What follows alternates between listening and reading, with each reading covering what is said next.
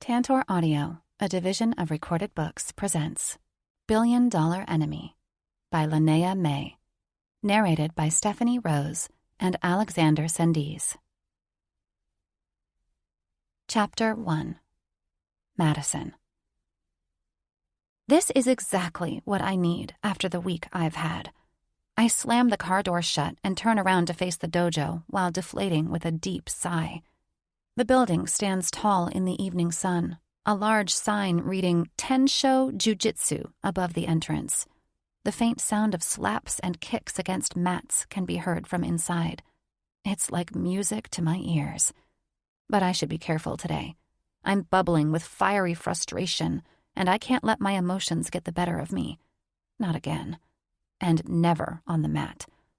This week has been one of the roughest ever since I took over the family company after Dad's death.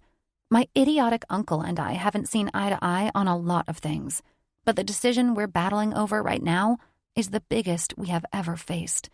And I'm not giving in to his will. Never. He may think I'm just a stupid little girl, not capable of leading the company and honoring my father's legacy, but I will prove him wrong. I will prove all of them wrong. After changing into my workout clothes, I head towards the mat, where people are starting to line up. My eyes wander around the room, scanning the faces for potential opponents. Usually we wear a gi, the traditional heavy cotton uniform of the jiu-jitsu practitioner, but today is a no-gi class. That means I can't tell people's level of expertise based on the color of their belt, but I know most of the regulars, and spot a few guys who should have no problem handling my fury. And then I see him. A new guy.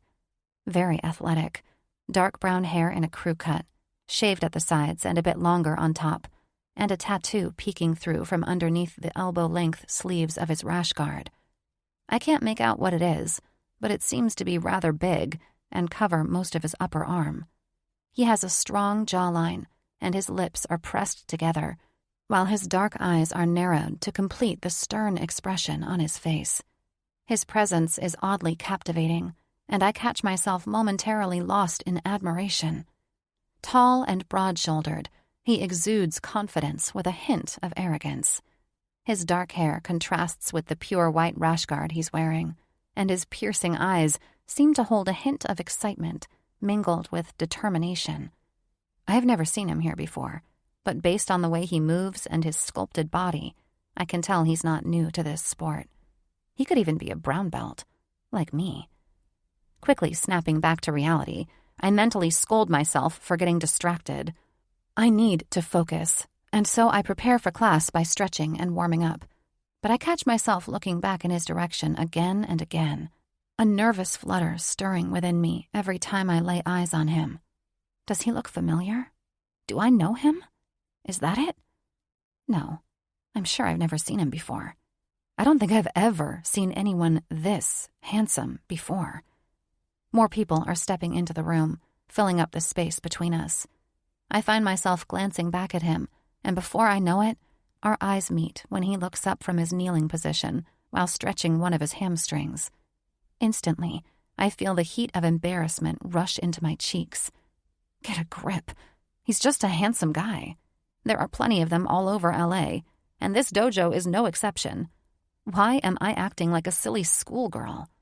And why does my ribcage feel like a garden of butterflies every time I look at him?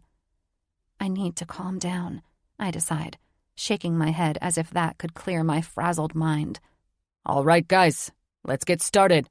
Raymond, our sensei, walks into the room, clapping his hands in an effort to get everybody's attention. Line up. We do as we're told, lining up in a random but orderly fashion, while collectively facing Raymond as he places himself in front of the large row of floor-to-ceiling windows. We have a new addition to the group today, he says, waving to the new guy, who is standing at the other end of the group, pretty much as far away from me as possible. Would you mind introducing yourself quickly, Chase? The guy, Chase, responds with a quick nod before he comes forward and turns around to face the group.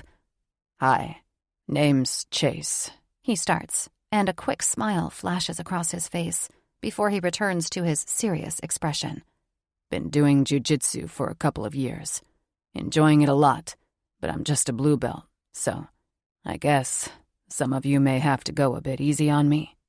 With that last sentence, he's casting his acknowledging looks in all the wrong directions, picking out the biggest and strongest guys in our group without ever looking at me, one of the very few brown belts around. I'm one of the strongest grapplers here tonight, but he's oblivious to that fact. "Looking forward to getting to know all of you," he concludes, and this time he looks straight at me. His gaze feels like a punch to the chest, and I have to force myself not to take a step back in intimidation. "Thanks, Chase," Raymond says, gesturing for Chase to step back. In keeping with our etiquette, the newcomer gives a subtle bow in Raymond's direction before rejoining the group. Class starts with a few repetitions and warm-up sequences before we are asked to pair up to roll together. The new guy, Chase, is far away from me, and I hate the surge of jealousy that spreads through my chest as I watch him pair up with another girl, Amy. She's a blue belt who was lucky enough to be standing right next to him when Raymond asked us to find a partner. Or maybe it wasn't luck, and Amy made sure to be in the right place at the right time. I wouldn't be surprised, because he's just so... Oh my God, I'm being ridiculous. Why do I care? I'm here to roll, to let off some steam, and turn my anger into sweat. I focus on finding that healthy outlet as I grapple with opponents of varying skill levels. But every now and then, I steal glances at the new guy, catching him executing techniques with precision and grace. When he's teaching us a new technique, Raymond always makes sure that we roll with as many different opponents as possible. We're asked to pair up anew after each grappling bout, and I find myself looking for him every single time. But while we seem to be moving closer to each other, we never end up together as the class goes on. I can barely focus on my own grappling and experience a tinge of embarrassment when Peter, a blue belt, manages to make me tap out with surprising ease. "You okay?" he asks as he jumps away from me. "Are you hurt or sick or something?" Honest concern graces his face when he looks at me. No, I insist. Just not on my best form today, I guess. Good job, though." He smiles with pride before he turns around to find a new partner for the last session of the day. Before I can do the same, I feel the touch of a finger on my shoulder, just as I get back up on my feet. My heart almost stops when I turn around and find him standing right in front of me. Chase towers before me, a mix of determination and a hint of a smile playing on his lips, as if he was mirroring my own feelings. "You up for this?" he asks, jutting his chin forward. He's even more attractive up close, so much so that his presence renders me speechless. Well, shit. A mute nod is all I can come up with as a response, and I'm suddenly feeling very, very dizzy. I hear our sensei's voice in the background, sharing observations and giving last-minute pointers to some of us, but his words are muffled and far away. I can feel my own heartbeat and a sense of unnerving excitement coursing through my veins. "All right. Shall we?" Chase asks, pointing toward the mat and raising an eyebrow. I don't like the condescending tone in his voice, or the way he looks at me, but I can't help the nervous flutter that rushes through my core at the sight of his muscular arms stretching the thin fabric of his rash guard as he gestures for me to come closer. But I know one thing. Nervous flutter or not, I will not let him get off easy. Chapter 2. Chase. I should have known better, but I just couldn't stop myself. I'm here to check out a new dojo, or rather, its sensei. Raymond Souza is a well-known jiu-jitsu trainer. He only accepts a few private clients a year, and I need to be one of them. Supposedly, he's one of the best. The world may try to apply the brakes on my professional growth right now, but I'm still in control of my personal growth, and Raymond and his vigorous training are just what I need to excel in this area. Today, I came here to check him out and see his dojo. I did not come here to flirt, but my gaze keeps gravitating back to her, the tall and lean figure that moves through the training area with an almost feline grace. Her long, straight hair is neatly tied back in a ponytail, revealing the elegant curve of her neck and the fierce determination etched across her features. It's a blessing that today is a no-G class. It means I get to see that much more of her irresistible body in those tight leggings and the equally tight-fitting rash guard. I sense her eyes on me at times, a subtle acknowledgement that we're both acutely aware of each other's presence. But it's not just her physical prowess that draws my attention. It's the fire in her eyes, the fierceness that laces her expression as she tackles her opponents. The battle inside my mind rages as I inch closer to her, the pull of attraction mingling with the knowledge that this is neither the time nor the place to indulge in flirtation. But now here we are. She hasn't said a word since I approached her, and her eyes shy away every time I try to catch her gaze. I can't blame her for being intimidated by me. Most people are, on and off the mat. I'm used to it. But seeing a girl like her react to me in this way is a special treat for sure. Don't worry, I'll go easy on you. I promise as we move to a corner of the room that provides enough space for us to roll. She raises an eyebrow when she looks at me now. You don't need to worry about me. All right, then, I retort, unable to suppress a chuckle at the sudden shift of attitude in her. I'm serious, she insists, looking at me through narrowed eyes. No need to hold back, unless you're afraid. She smirks at me as she plants herself on the ground and gets into position. Okay, apparently sweeping is not her strong suit, and she prefers to start on the floor, just like me. My promise to go easy on her was nothing but a half-hearted attempt to mask my curiosity about her abilities. She nods, and a smile is dancing at the corners of her lips when Raymond calls for the final session to start. As we begin to grapple, it becomes evident that my assumptions about her prowess were far from accurate. She moves with a fluidity that belies her strength, and her control is impeccable. Usually I'd have no problem keeping my cool and focusing on the athletic aspect of this encounter, but it proves to be impossible with her. Her body feels oddly familiar under my touch, constantly sliding away and freeing herself from any hold I try to maintain. I've rolled with a lot of women, but none were as skilled as her, and none of them ever felt this good in my hands. Despite the intimate contact that is inherent to this sport, I never perceived these encounters as anything sexual until today. The alluring way in which this girl moves her body around mine makes it almost impossible for me to focus.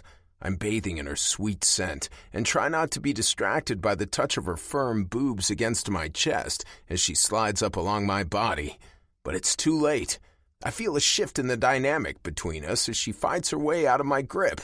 Her technique is solid, her movements precise, and it's clear that she's well versed in this sport. And then it happens. She transitions with a swiftness that takes me off guard. Her legs wrap around my head, and suddenly I'm ensnared in a deadly triangle choke, with my head locked between her legs. Her thighs squeeze together with a vice-like grip, locking around my neck as her foot presses against my hip. The sensation is immediate, a constriction that threatens to cut off my oxygen supply, while my face is pushed into her crotch with surprising force. My heart races as I assess my options, convinced that I can find a way out. I grit my teeth, pushing against her thighs, my fingers searching for an opening. But the more I struggle, the more I realize the gravity of my mistake. Her technique is flawless, her pressure unyielding. With each passing second, the darkness encroaches on the edges of my vision, and the realization sets in. I'm trapped.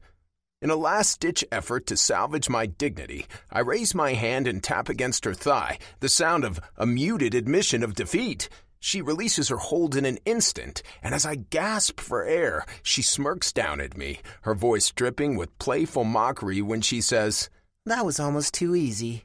Confusion swirls in my mind, mingling with a newfound respect. I underestimated her, and gravely so.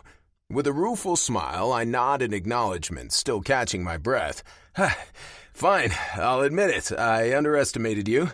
Most men do, she mutters, and her expression darkens for a moment as if a shadow was cast over her.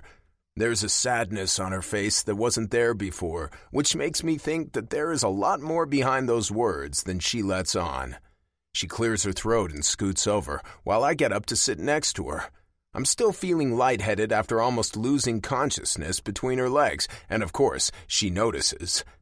You should have tapped sooner, She reprimands me. I was beginning to worry. I'm fine, I lie, blinking as I fight to at least appear fine. That was a fluke. I'll know better next time. Next time, She asks. I don't think we have... The sensei cuts her off. Okay, guys, that was it for the day. For those who want to leave... He's standing in the middle of the room, surrounded by people drenched in sweat and the sound of heavy breathing filling the air. This was today's last class, but I'm still going to be here for a while, so please, stay for another roll or two if you want. My eyes find her in an instant, and she nods before I can say a word. Looks like you'll get another chance right now, She says. if you're up for it. She doesn't even try to hide the taunt in her voice, and the way she looks at me is tempting me more than it should. Oh, most definitely, I say, as I place myself in position. I will not go easy on her this time. Chapter 3. Madison. I don't know what has gotten into me, but I know I don't want to leave yet. And I don't want him to leave either. 5 minutes? He asks as he sets his watch. Should be enough, I retort, throwing him a defiant look. No wonder you haven't had a boyfriend in ages. I can practically hear my friend Max's voice inside my head. He was a first-hand witness to the consequences of my unleashed temper and ill-considered behavior when both of us got booted from a party back in college. Another student, who was probably just trying to flirt with me, and I got into a very loud argument after he teased me about my uninspired major in economics. And the saddest part about this? I was attracted to the guy. I just couldn't handle his attention and reacted in the worst way possible. Just like now. Men don't like to be taunted, and they definitely don't like losing to a girl. My need to prove myself at any cost always turns too loud and vile when I lose my temper, and that happens all too easily. Sadly, provocative banter is all I can come up with when I find myself rattled by someone like Chase. At least he doesn't seem to be fazed by my brazen attitude. So far, at least. I agree, He says. I shouldn't need longer than that to put you in your place. Something about being put in my place by him sounds awfully intriguing. But I try to ignore the surge of excitement that flares up inside me. He is 2 belts below me, but he is a man. A strong guy whose upper arms are almost as thick as my legs. I'm no match for his strength, no matter how much better my technique may be. I could only submit him this easily during our first roll because he underestimated me. He almost looks angry when we get into position, and he regards me with a visible line between his brows. It's evident that he has no intention of holding back this time. Our bodies begin to move, a dance of controlled strength and strategy. I can feel his eyes on me, his determination palpable as he seeks to even the score after my previous victory. I seize the opportunity and attempt a guillotine choke, hoping to catch him off guard. But this time, Chase is quick to react, his well-practiced defenses coming into play. The sensation of his body against mine is electrifying. I can feel his effort to escape my hold, his breath warm against my neck as he counters my move. The feel of his hard muscles tensing under my touch makes my head churn, and I'm thrown off balance when his intoxicating scent envelops me. I can't help the heat rushing to my cheeks when I'm pressed against his rock-hard chest and my right hand gets stuck right at his crotch, firmly caressing his bulge. Squished in his grip, I try to free my hand, forcing me to slide it along his undoubtedly impressive length. Startled by the sensation, I lose focus for a second, which is just enough for him to turn the tables. In an instant, he's on top of me. Our faces are just inches apart, his intense gaze locked onto mine. Our breaths synchronize, the rhythm of our efforts creating an unspoken connection. The timer's abrupt chime breaks the charged atmosphere, signaling the end of our 5-minute round. Almost. He lets out a menacing whisper, and I feel his hot breath dance across the sensitive skin above my upper lip. A smirk plays at the corner of his mouth, and I swear he must feel my heart beating against his chest, considering the force with which my pulse is galloping at the moment. He holds me in place with his weight, as if we were still rolling, not making a move to let me go, while my body is turning to jello beneath him. "You didn't submit me," I remind him, relieved that my voice is not trembling as much as I feared it would. "That'll come. Don't worry," he vows. There's a sinister promise in his voice, and for a moment, I get the feeling he's not talking about jujitsu. I have to stop this. This is neither the time nor place. He rolls off of me when I begin squirming underneath him, and we separate, catching our breaths. As I look at him, sweat-damp hair clinging to his forehead, I can see the fire in his eyes. The humiliation of his previous defeat still lingers, and yet there's something deeper in his gaze, an acknowledgement of the growth that comes from such challenges. And it just makes him even more attractive. "What's your name?" he asks. "Madison." "Nice to meet you, Maddie." "No, Madison." I cut him off. "I hate it when people call me Maddie." He chuckles. "Fine, Madison. How long have you been doing this?" "Longer than you, I presume?" I reply, evidently unable to answer his question like a normal person. "You're a blue belt, right?" "Correct," he responds instantly. "You?" "Was just promoted to brown," I say, adding a wink that belies my fluttering nerves. "Told you." "Congrats. I'm not gonna lie. It's a relief hearing that." "It is?" "Yeah. No shame in being submitted by someone who is 2 belts above you, right?" he explains. "I'm not gonna let it happen again, though." Now he's the one winking, and I, of course, react like a nervous teenager by averting my eyes and hoping to God that he doesn't see the shades of red blossoming on my face. "Have you always been at this dojo?" he asks, gesturing around the room. We're not the only people left, but there are only a handful of other people around, most of them still engaged in a strenuous role. "I didn't get started here, but I've been coming here for a while," I tell him. "Today is your first time here?" He nods. "Heard a lot about that Raymond guy and came here to check him out. I hear he takes on a few private clients, and I wanted to see if he's as good as they say." "He's very selective." That doesn't seem to impress him at all, and he just shrugs in response. "Doubt he'd say no to me. I can pay." I shake my head at his arrogance. Money isn't all that matters. "It is, in my experience." I'm not sure whether he's trying to impress me, but if he is, it's not working. On the contrary, it makes me want to get up and leave. This city is full of arrogant alpha dudes like him, guys who think they own the world and everybody in it just because they're sitting on a successful business or an otherwise accumulated mountain of wealth. His eyes are latched onto me as I get back on my feet, awkwardly balancing around him. "I have to go," I announce. "Guess I'll see you around?" I'm trying to play it cool, unwilling to let him know how much his presence unravels me. But while I was able to display a level of confidence in my voice, the same doesn't hold true for my ability to walk straight, and I almost trip when I try to pivot on my toes. "I guess you will," he responds, looking up at me with a poised expression. For a moment, it looks like he wants to say something else, but he closes his mouth before the words can leave his lips.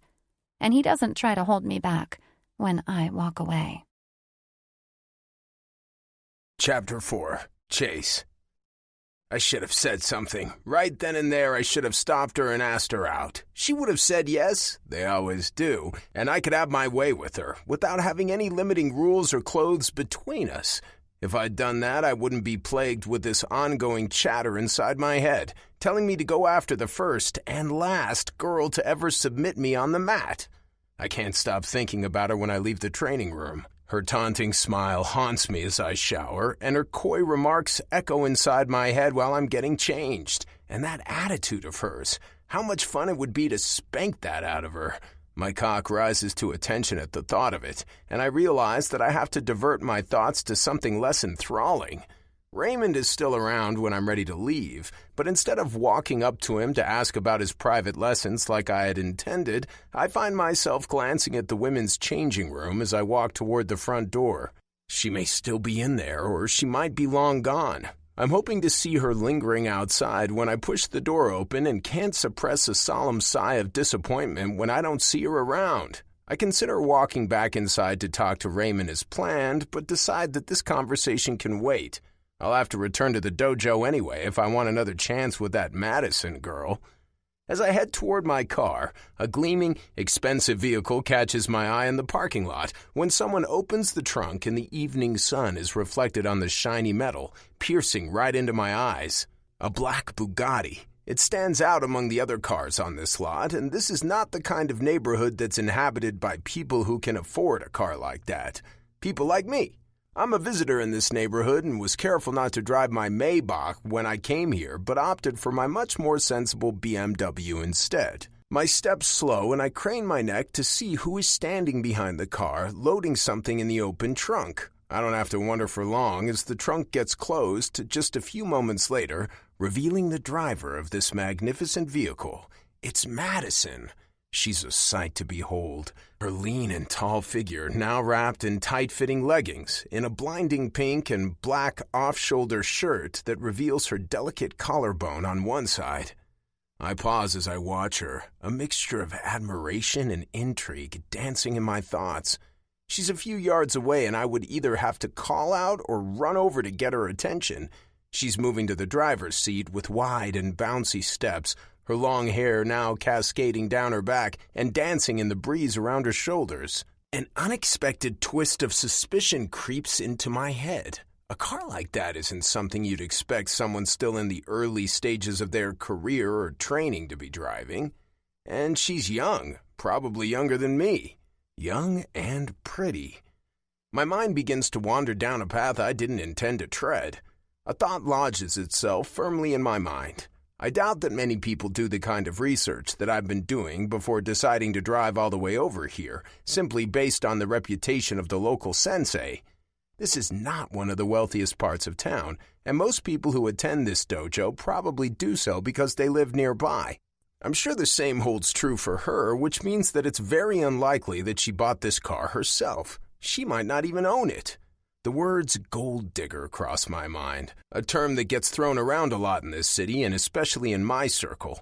I frown, frustrated with myself for letting my thoughts wander into such territory. It may not be true, but if it is, she's already committed to some wealthy douchebag, which would make things a lot harder, but not impossible. And if it's not true, she opens the door to the driver's seat, and as she's about to get into the car, I finally make up my mind and set my feet into motion. But just as I finally take action, my phone erupts with a tedious ring and stops me in my tracks. Diverted, I reach into my pocket and answer the call while I watch Madison from afar as she fastens her seatbelt. Fuck, it's too late now. Man, you wouldn't believe the shit I have to put up with, my friend Logan bemoans from the other end of the line. These vanguards are a real pain in the ass. Told you, a loaded bank account is not enough to convince those motherfuckers, I retort absent-mindedly, my eyes still locked on her. I don't even understand why you're so desperate to join their dumb club. Madison is still getting settled in her car, checking the mirrors and looking down at her phone before she places it somewhere next to the steering wheel. I'm not desperate, Logan insists. He's been trying to become a member of an illustrious douchebag club, the Vanguard Society, for ages because he thinks that joining them will clear his name from its association with his family's dirty business. A business that he never liked to talk about, even among our close group. The Plutus Boys is what we used to call ourselves back in college. Even if you do get in, you'll still be a Reed, I remind him after listening to another round of his ranting. Unless you marry and take your wife's name. Logan scoffs, and I think about our little get-together a couple of weeks ago. We all met up in Boston to celebrate the 30th birthday of Aston, the oldest in our group. The occasion was important to all of us because it marked a major milestone for a goal that each of us declared during college, to become a billionaire by the time we turned 30 years old. We all made it, and then drunkenly made another pact that might be even more ridiculous. I can hear Madison starting her car across the parking lot and her vehicle starts moving a moment later. Hey, I say, you know what? Why don't you just do that? Find a wife. You remember our pact, don't you? Just kill 2 birds with 1 stone. Solid advice, he laments. But you know I have no intention of hobbling myself with a nagging wife. Get one that doesn't nag then, I reply as I watch Madison leave the parking lot in her gleaming black Bugatti. She'd be a nag for sure, and a stubborn one at that. Not wife material, I decide, which is fine, because I sure as hell am not looking for a wife. Pact or no pact. Chapter 5. Madison. See? This is what you need, Max exclaims, twirling his hand in the air.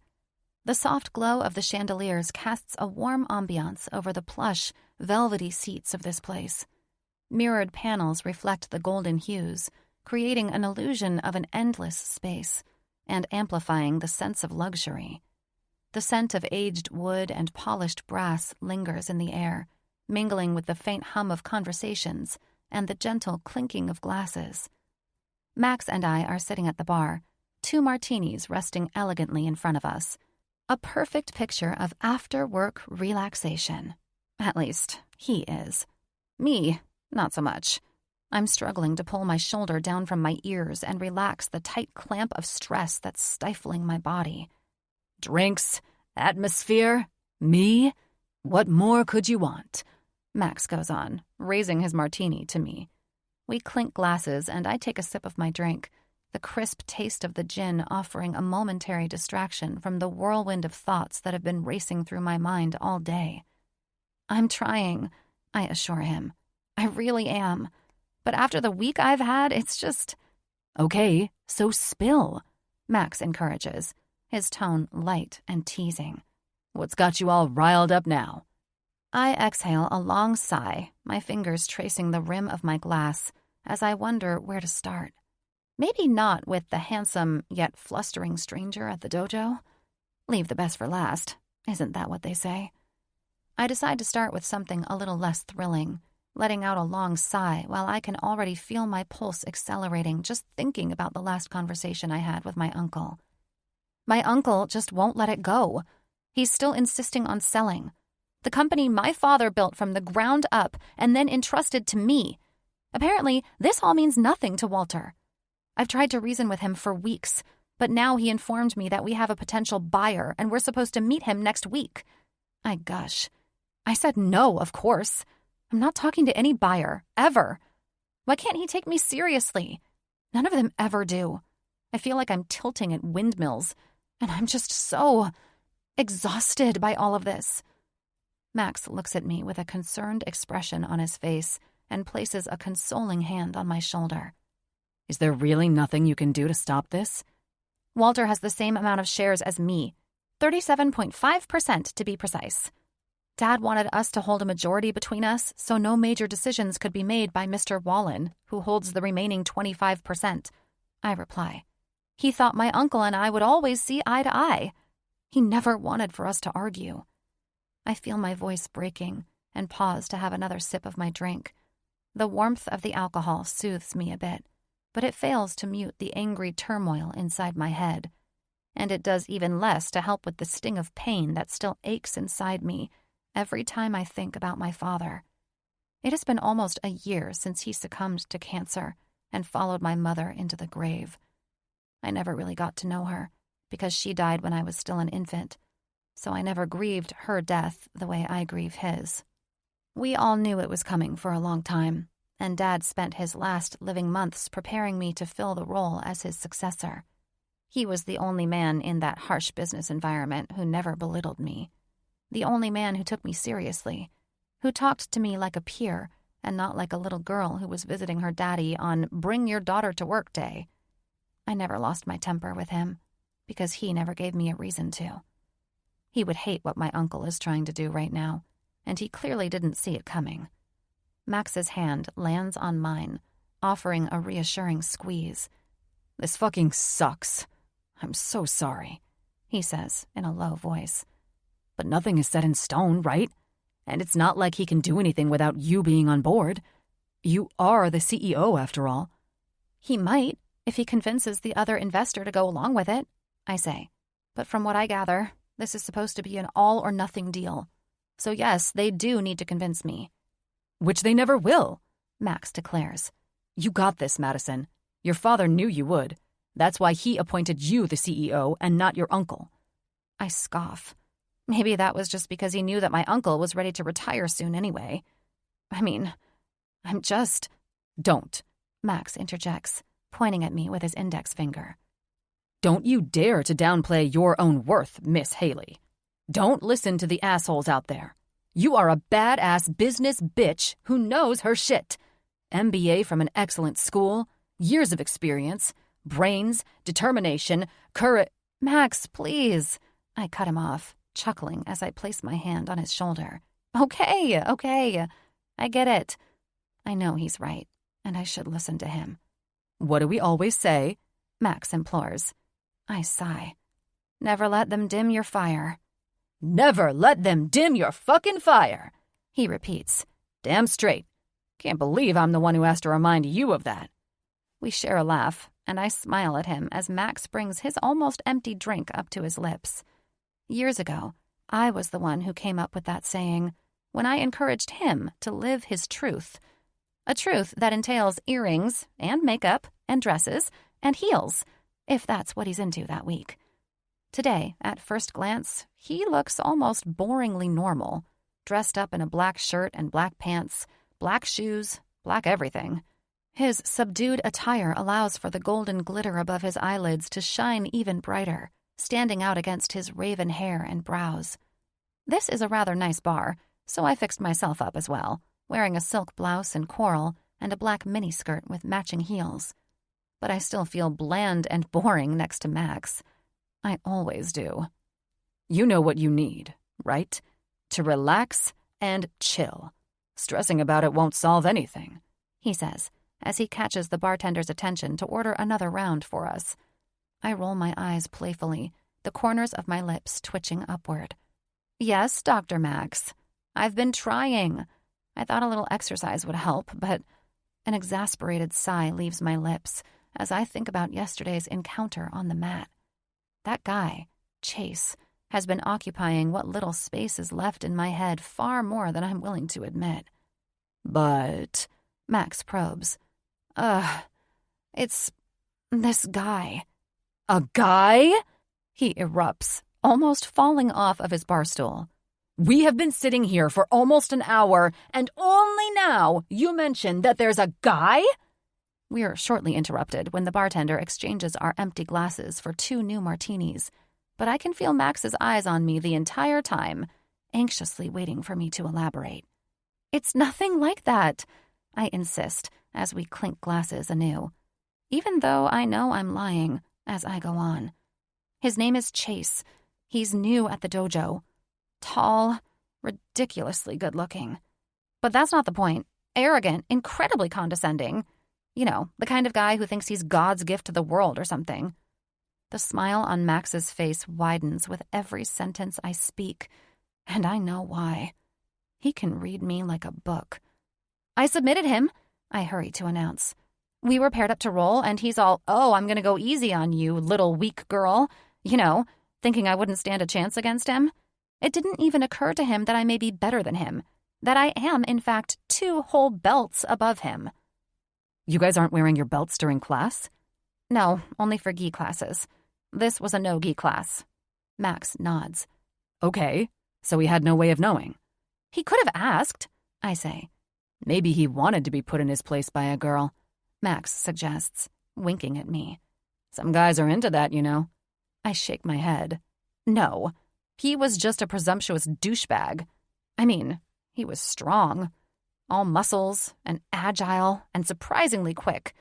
And he put up a good fight. We even stayed after class ended and... Oh, now you're talking, Max inserts, arching his eyebrows seductively. You stayed after class? To do what? It's not what you think. We stayed for another roll, I tell him, and he chuckles. Oh no, that is exactly what I was thinking, he says, visibly amused. You two, rolling together.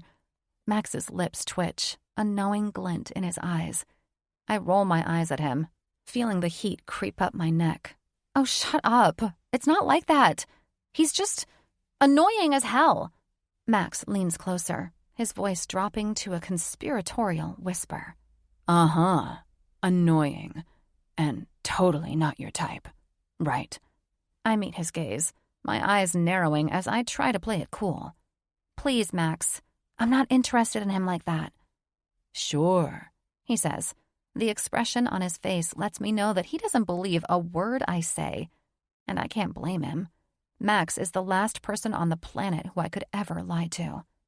You know, it's no shame to be attracted to other people, he says, almost sounding like a well-meaning aunt. I don't have time for a boyfriend, I argue.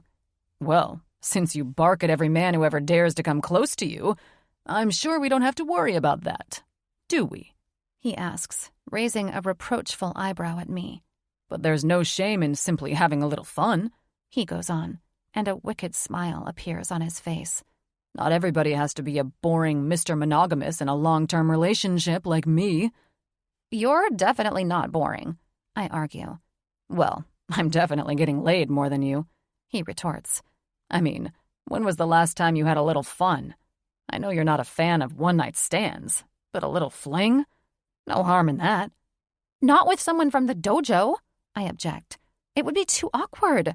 Way, way, way too awkward. Trust me. He sighs and rolls his eyes at me. What a pity, he says, and a part of me wants to agree. Chapter 6. Madison. The morning sun streams through the tall windows of the office, casting a warm glow across the polished floors. I've always appreciated these quiet moments before the chaos of the workday descends upon me. Today, however, that tranquility is short-lived.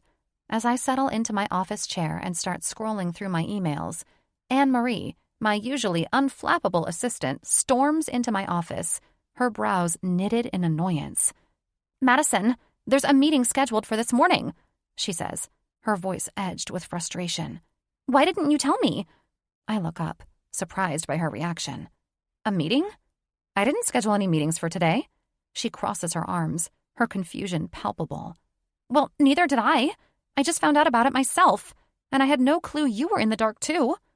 I furrow my brow, my concern deepening. "What kind of meeting? And when? Pretty much right now, at 9:30? Anne-Marie shrugs, her confusion mirroring my own. "I don't know what this is about. I only got a vague notification about it from your uncle's assistant. It's in the conference room." I know right away that something isn't right here.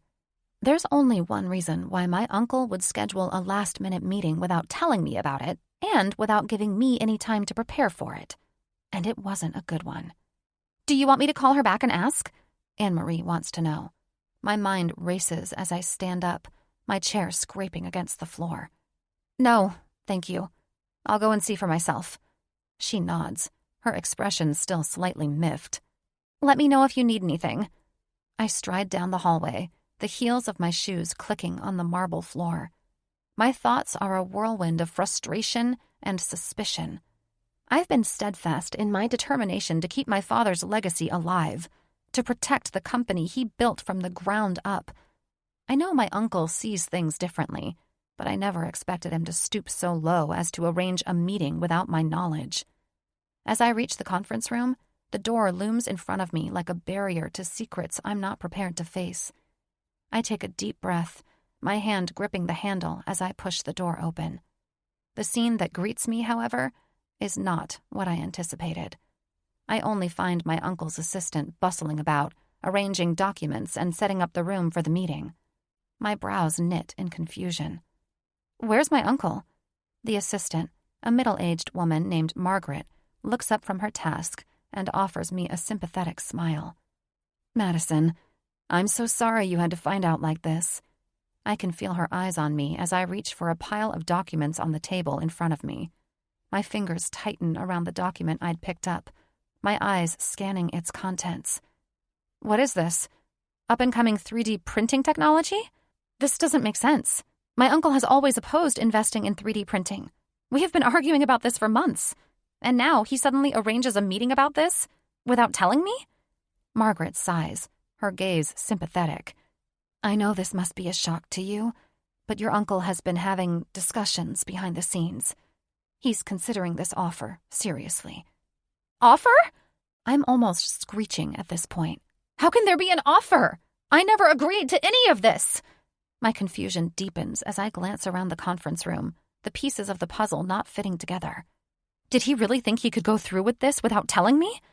Margaret's expression grows rueful. He gave me strict instructions to not let your office know until this morning. I'm really sorry, Madison.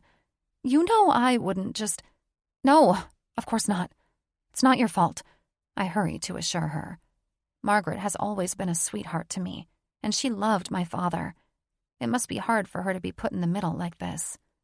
I lower my head to look at the document in my hands again. The irony isn't lost on me. My uncle, who'd always criticized my ideas about 3D printing, is now secretly considering a deal centered around that very technology. A bitter taste rises in my mouth as I realize the extent of his deception. Is there anything I can do for you? Margaret asks, already standing by the door and ready to leave. Thank you, Margaret, I say with a nod, my voice tinged with frustration. I'll handle it from here. She offers me an apologetic smile before quietly leaving the room. As the door closes behind her, I'm left alone with my thoughts and the documents that hold the key to this unexpected turn of events. Sinking into a chair, I read through the papers, absorbing the details of the potential deal. It's a lucrative offer. Very lucrative, in fact.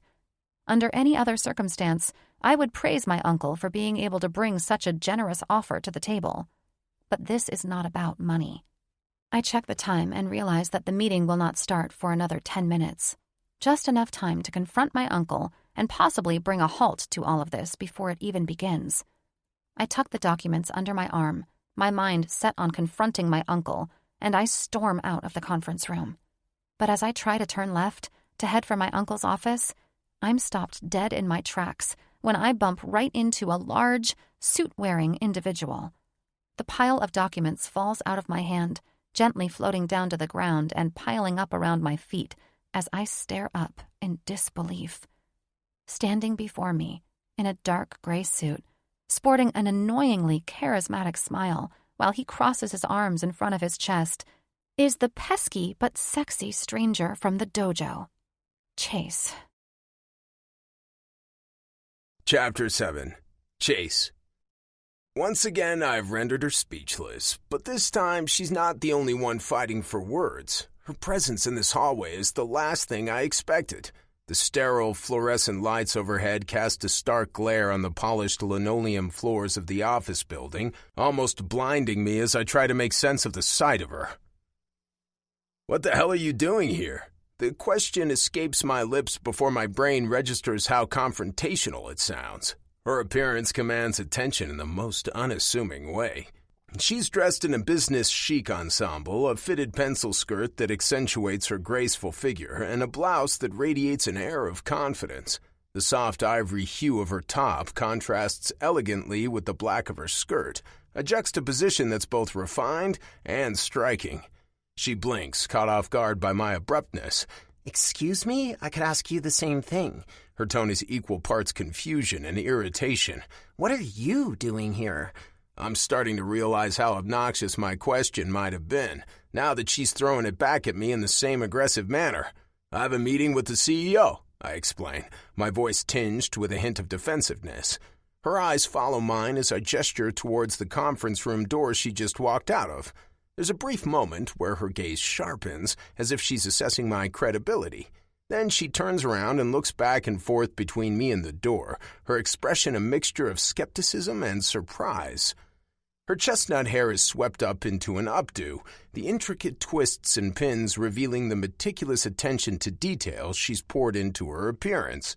The updo highlights the graceful curve of her neck, drawing my gaze to the delicate line where her skin meets the edge of her blouse. With the CEO? Here.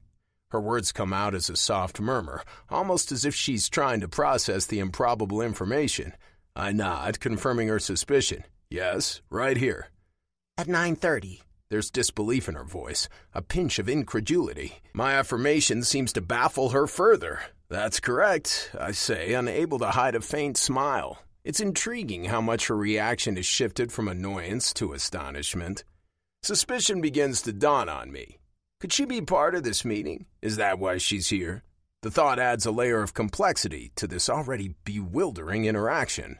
She looks at me, her brow furrowed, and I can't help but notice how her eyes narrow slightly when she's trying to figure something out. She's beautiful, even in her confusion, and I can't help but be captivated by the intensity of her expression. I can't believe this, she whispers, more to herself than to me. Then she looks up at me, incredulity lining her face when she asks, "Who are you?" I'm taken aback at her question and just shake my head in confusion. I decide to lighten the mood, my lips curving into a playful smile. Well, considering we met a few days ago at the dojo, I'd say my name is still Chase. She rolls her eyes at me and crosses her arms in front of her chest, inevitably drawing attention to her cleavage as her tits get pushed together under the thin fabric of the silky blouse. She manages a small smile, the tension between us slightly easing. But her curiosity doesn't wane, and she's quick to pry further. Okay, Chase, why are you here and who are you meeting with? I just told you I'm meeting the CEO, I repeat. Why is this so hard to believe? Do you think I'm lying? The CEO of Mednex Solutions? That's the one. I'm starting to get irritated at her behavior, and she only makes it worse with her next question. And you don't know that person's name? She pierces me with a stern look, her eyes narrowed and the hint of a line between her brows, while she waits for me to speak. Haley, I respond. His name is Mr. Haley. I feel like you should know that. Don't you work here? Are you his secretary? I only venture a guess at that last part because she knows about the meeting and I saw her coming out of the conference room just now, which would indicate that she was getting the room ready for her boss's meeting. She sighs and rolls her eyes even harder before pinching her nose as she lowers her head. That is just so... Mr. Keaton! A man in his late 60s is marching toward us, followed by a middle-aged woman in a brown pantsuit. Atop his head, a well-polished, balding crown reflects the overhead lighting as he comes to a halt in front of me. Walter Haley, it's so nice to finally meet you in person, he says, stretching his hand out for me to shake. He stands with a slight stoop, his demeanor a mix of authority and experience. His tailored charcoal gray suit drapes his slightly rounded shoulders and his more rounded belly, softened by years of hearty meals. I'm just about to follow his invitation and reach out to shake his hand when I'm interrupted by Madison, who steps between us in a sudden and surprisingly fierce motion. You! She yells, pointing at him with her index finger. How dare you do this? How did you think this could ever work? Good gracious, Madison, Mr. Haley says in a low voice, casting me a quick side-eye. This is no way to introduce yourself to... Are you seriously gonna lecture me about how we do things around here? She interrupts him. You know I'm not on board with this. You know I don't want to sell, and you definitely know that I have no intention whatsoever of talking to a potential buyer, because we are not selling. Her voice raises by more than a few decibels, causing the other woman to take a step back while her hand flies up to her chest and her lips part with a shocked gasp. Madison, control your temper, Mr. Haley snaps back at her while casting a worried look in my direction. He has every reason to be worried because I sure as hell am very confused and angry right now. Madison's nostrils flare, her anger unfurling like a storm. Control my temper? You arranged this meeting behind my back. What? What the fuck is going on here? He scoffs, his voice dripping with condescension. You have no idea what's best for the company. This is a strategic move. I can't believe what I'm looking at right now. I've had my fair share of wild business encounters, and I knew this meeting wasn't going to be easy sledding, but I did not see this coming. In fact, I still don't know what exactly this is. But I do know that I can't help but admire the fire in her heated temper coloring her cheeks with an endearing blush and making her blue eyes stand out even more. My lips curve into an appreciative smile as I step forward to place a hand on her shoulder. She flinches under my touch but doesn't shy away. Instead, she turns to look up at me, fire still burning and eyes narrowed to slits. Her lips are trembling and once again she's struggling to find the right words. I'm sorry, but could someone enlighten me as to what exactly is going on here? I say in the calmest manner possible. Oh, I'm very sorry about this, Mr. Haley says. I notice the way his eyes flit to my lingering hand on her shoulder, but he doesn't say anything about it. Instead, he glances at me with an apologetic smile. This is my niece, Madison, he says, and I remove my hand from her shoulder. Your niece? I repeat in disbelief. If she's this man's niece, that means... And the newly appointed CEO of this company, Madison concludes. Of course she is. I'm too baffled to hide my surprise at that revelation, and she is visibly enjoying the look of astonishment on my face, apparent from the winning smile that emerges on hers. You are the CEO? I blurt out, sounding like an idiot. Well, like she said, Madison's newly appointed and still learning. Which doesn't mean I can be excluded from the planning of a meeting like this, she interjects, and I have to agree. If what I'm hearing right now is true, Madison has every reason to be furious at her uncle's behavior. That man made me believe he was the person in charge, overruling the CEO's voice of this company. He planned all of this behind my back, probably hoping I would change my mind about selling, she explains to me, pointing an accusing finger at her uncle.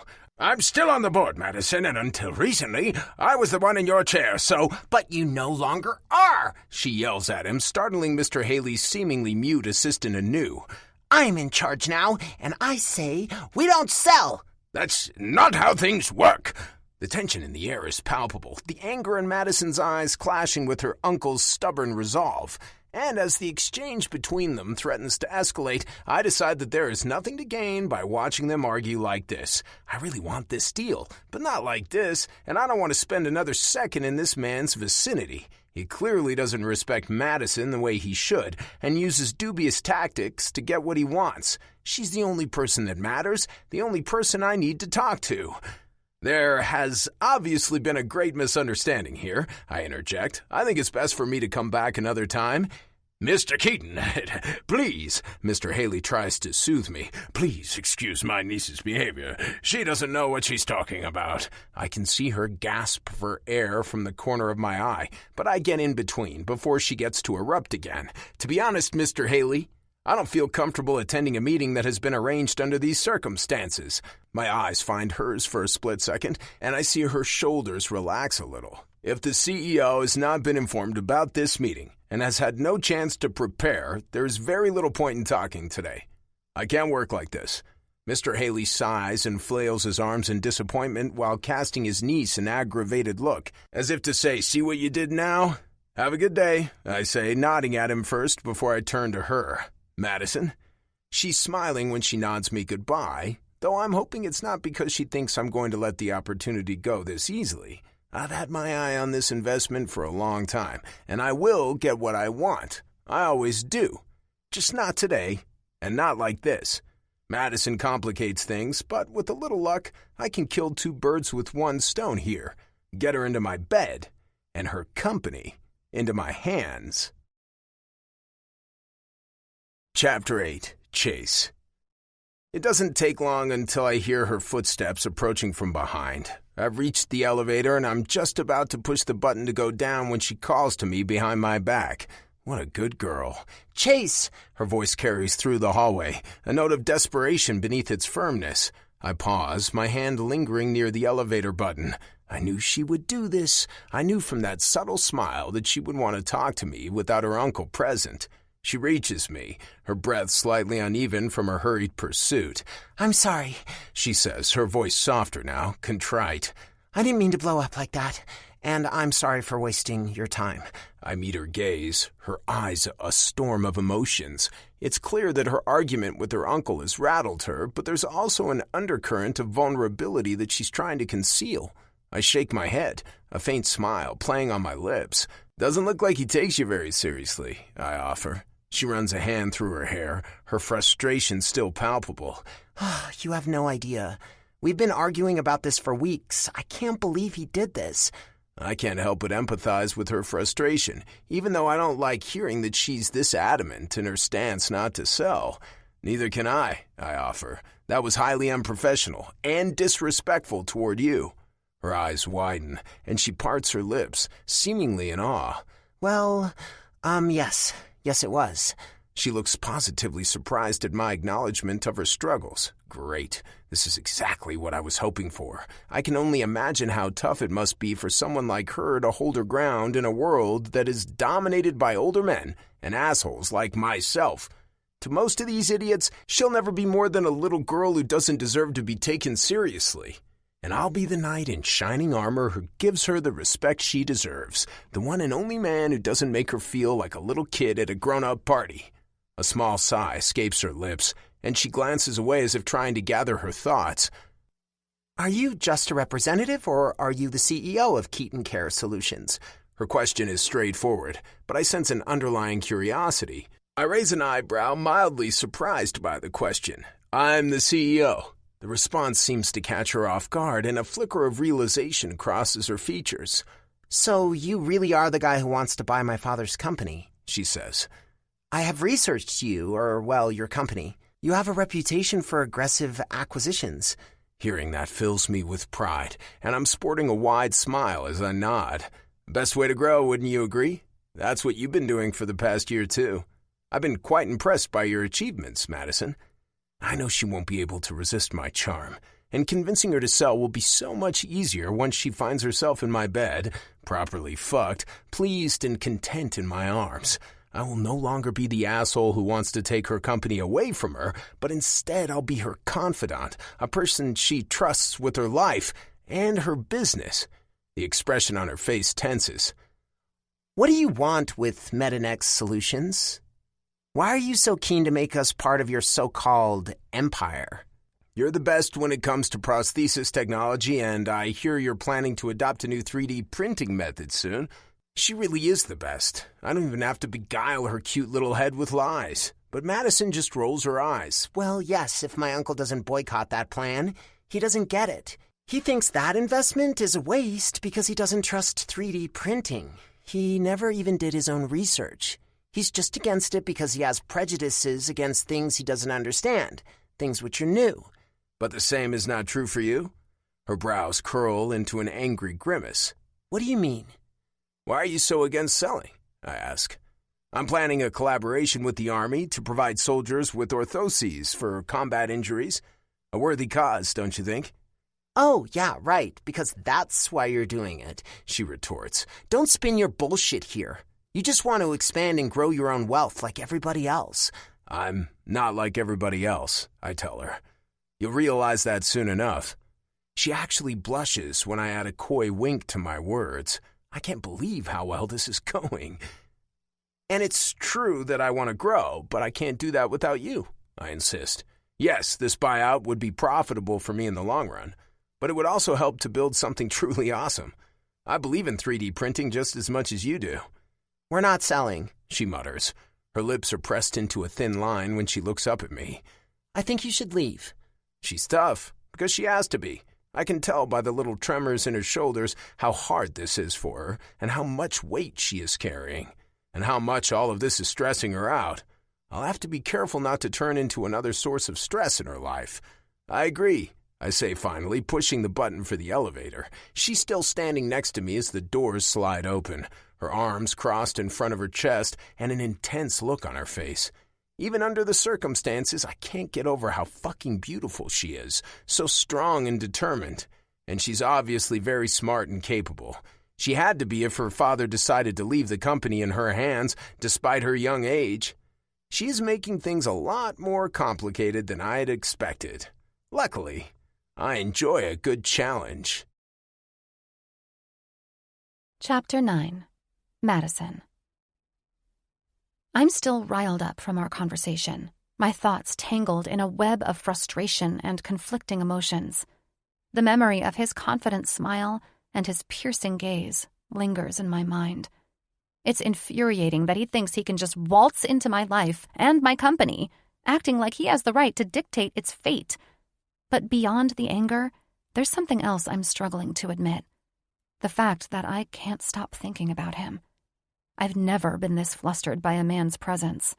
I've worked so hard to act practical and level-headed, and allowing myself to be attracted to someone who's set on buying my father's company is anything but practical. He left when I told him he should. but his departure didn't feel like a final goodbye. That's fine with me. There's a twisted part of me that wants to see him again, to unravel the enigma that is Chase, as dangerous as that path may be. Thank God he's not here today. I looked for him when I entered the dojo, as if I wanted him to be here today. Which, of course, I don't. If anything, I need a break from him. I've been submitting one guy after another, barely giving them a chance to even react to my vicious attacks. I know I should go easier on blue belts like the one I'm grappling with right now, but the thought of having to tame myself just enrages me more. Damn it, the guy hisses underneath me, his face pressed against the mat, while he manages to tap the floor with his one remaining hand. His other arm is locked in a tight and unforgiving hold in my hands. We're both breathing heavily when I let go of him, and he regards me with an annoyed look while climbing back into a seated position. Madison, I hear Raymond's voice behind me.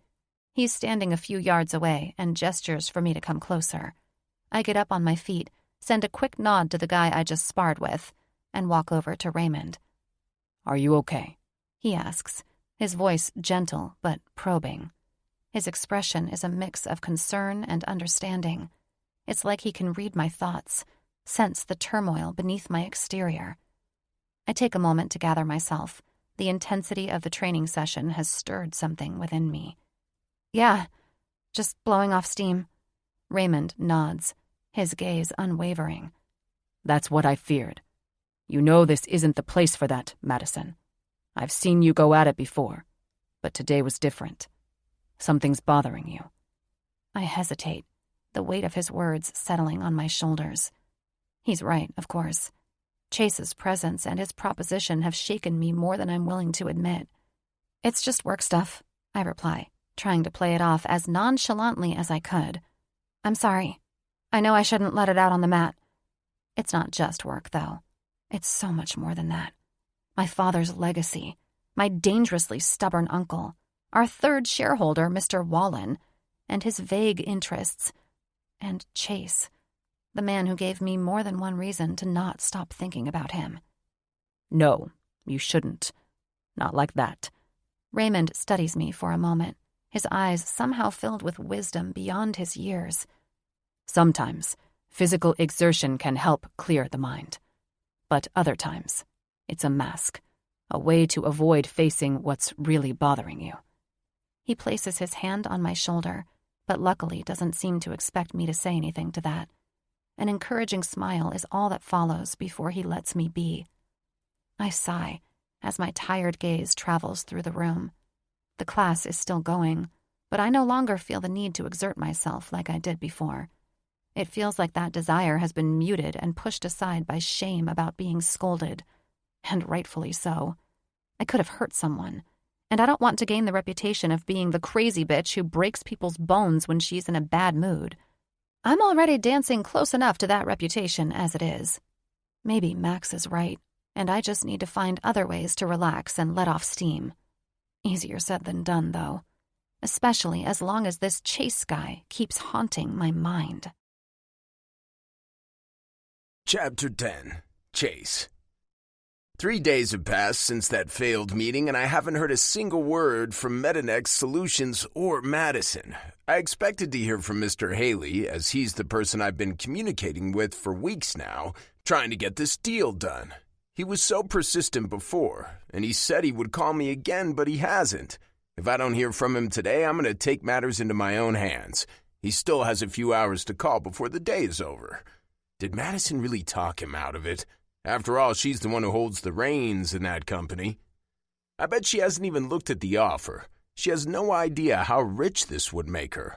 Why is she fighting me so stubbornly if she doesn't even know what's on the table? Why does she have to be so difficult?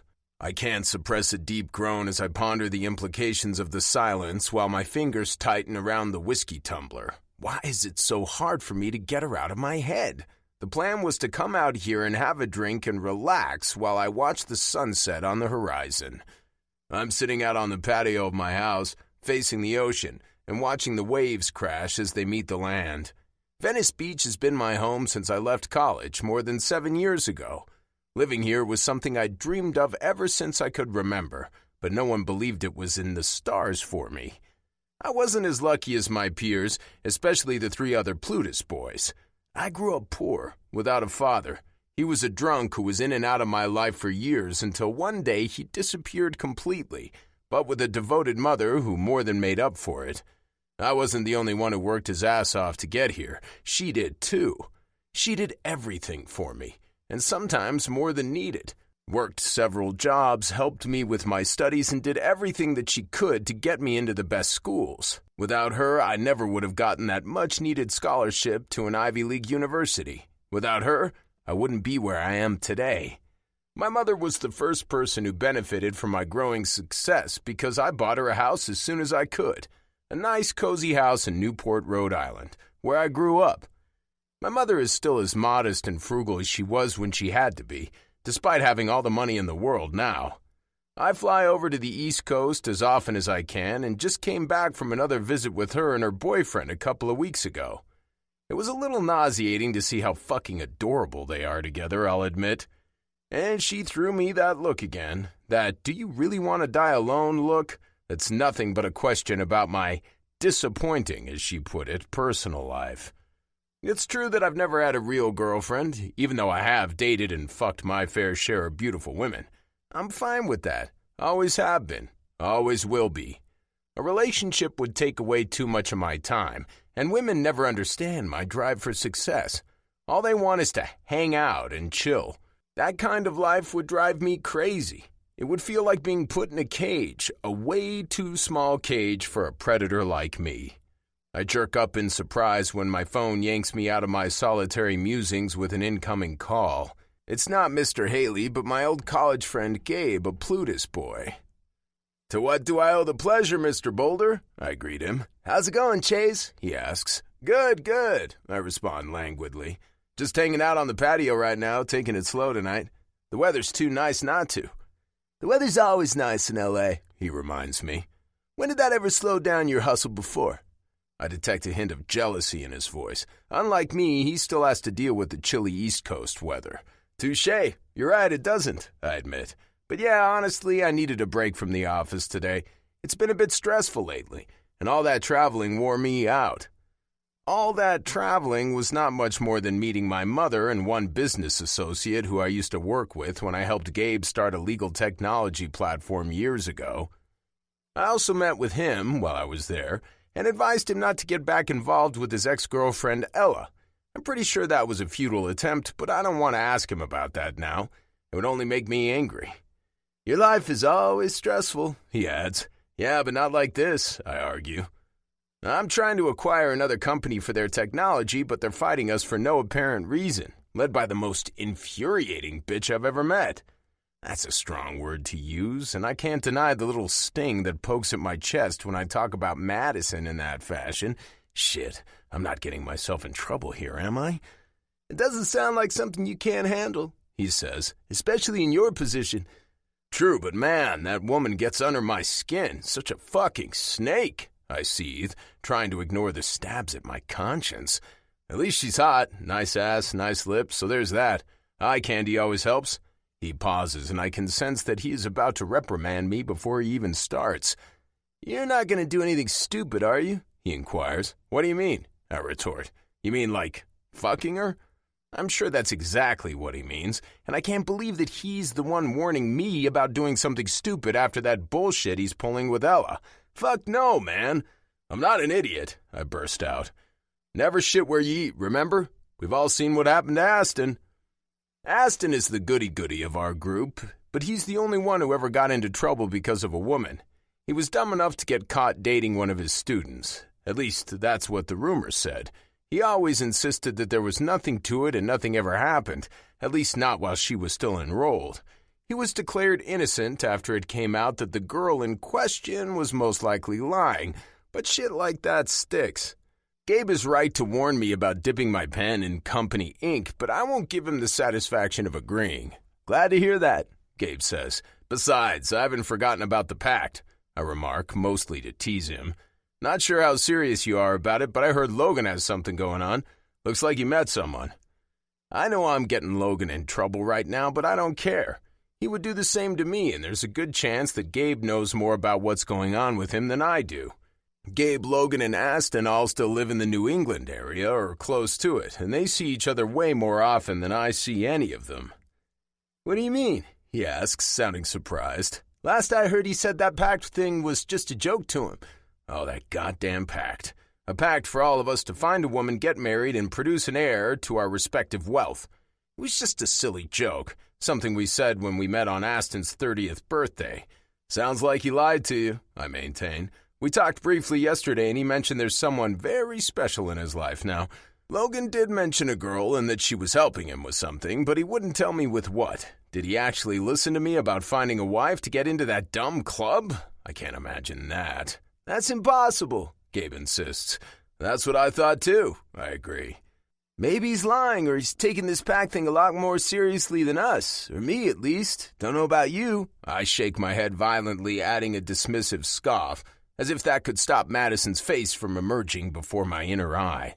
"No, man, I have other things on my mind. We were only joking about that anyway, weren't we?" I hear another call coming in, which brings an abrupt end to our conversation. This could be Mr. Haley. "I'm getting another call. Sorry, this could be important. Can we talk later?" "Sure, no problem," he replies, and I breathe a quick thanks and bye before I hang up. And it's a good thing I did, because the call is in fact from Mr. Haley. Chapter 11. Madison. I promised my uncle that we would sit down and talk about what happened, now that I've had some time to calm down from our encounter. I doubt that it will be enough, though. Things have not become easier since the introduction of a potential buyer who keeps turning my head. I haven't seen or talked to Chase since that day, but his presence inside my mind has been uncomfortably loud, nevertheless. It's 10 o'clock in the morning, and I'm waiting for Walter in my office. I told him that this is where I would see and talk to him. A total power move, I know. It's something a man would do, intimidating his counterpart by inviting them to his own territory.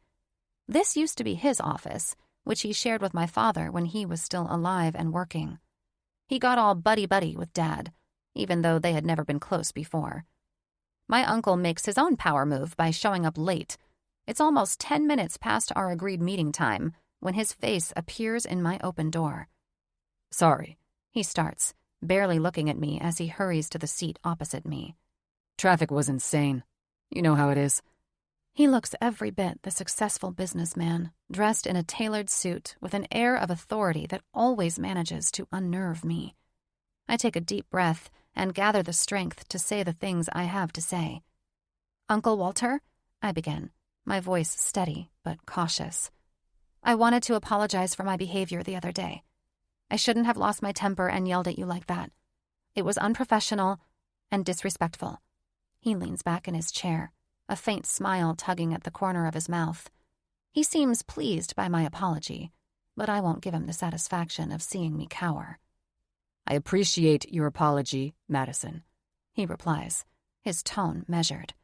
"It's important to control your emotions in a professional setting. Your impulsiveness really is a weakness you need to address."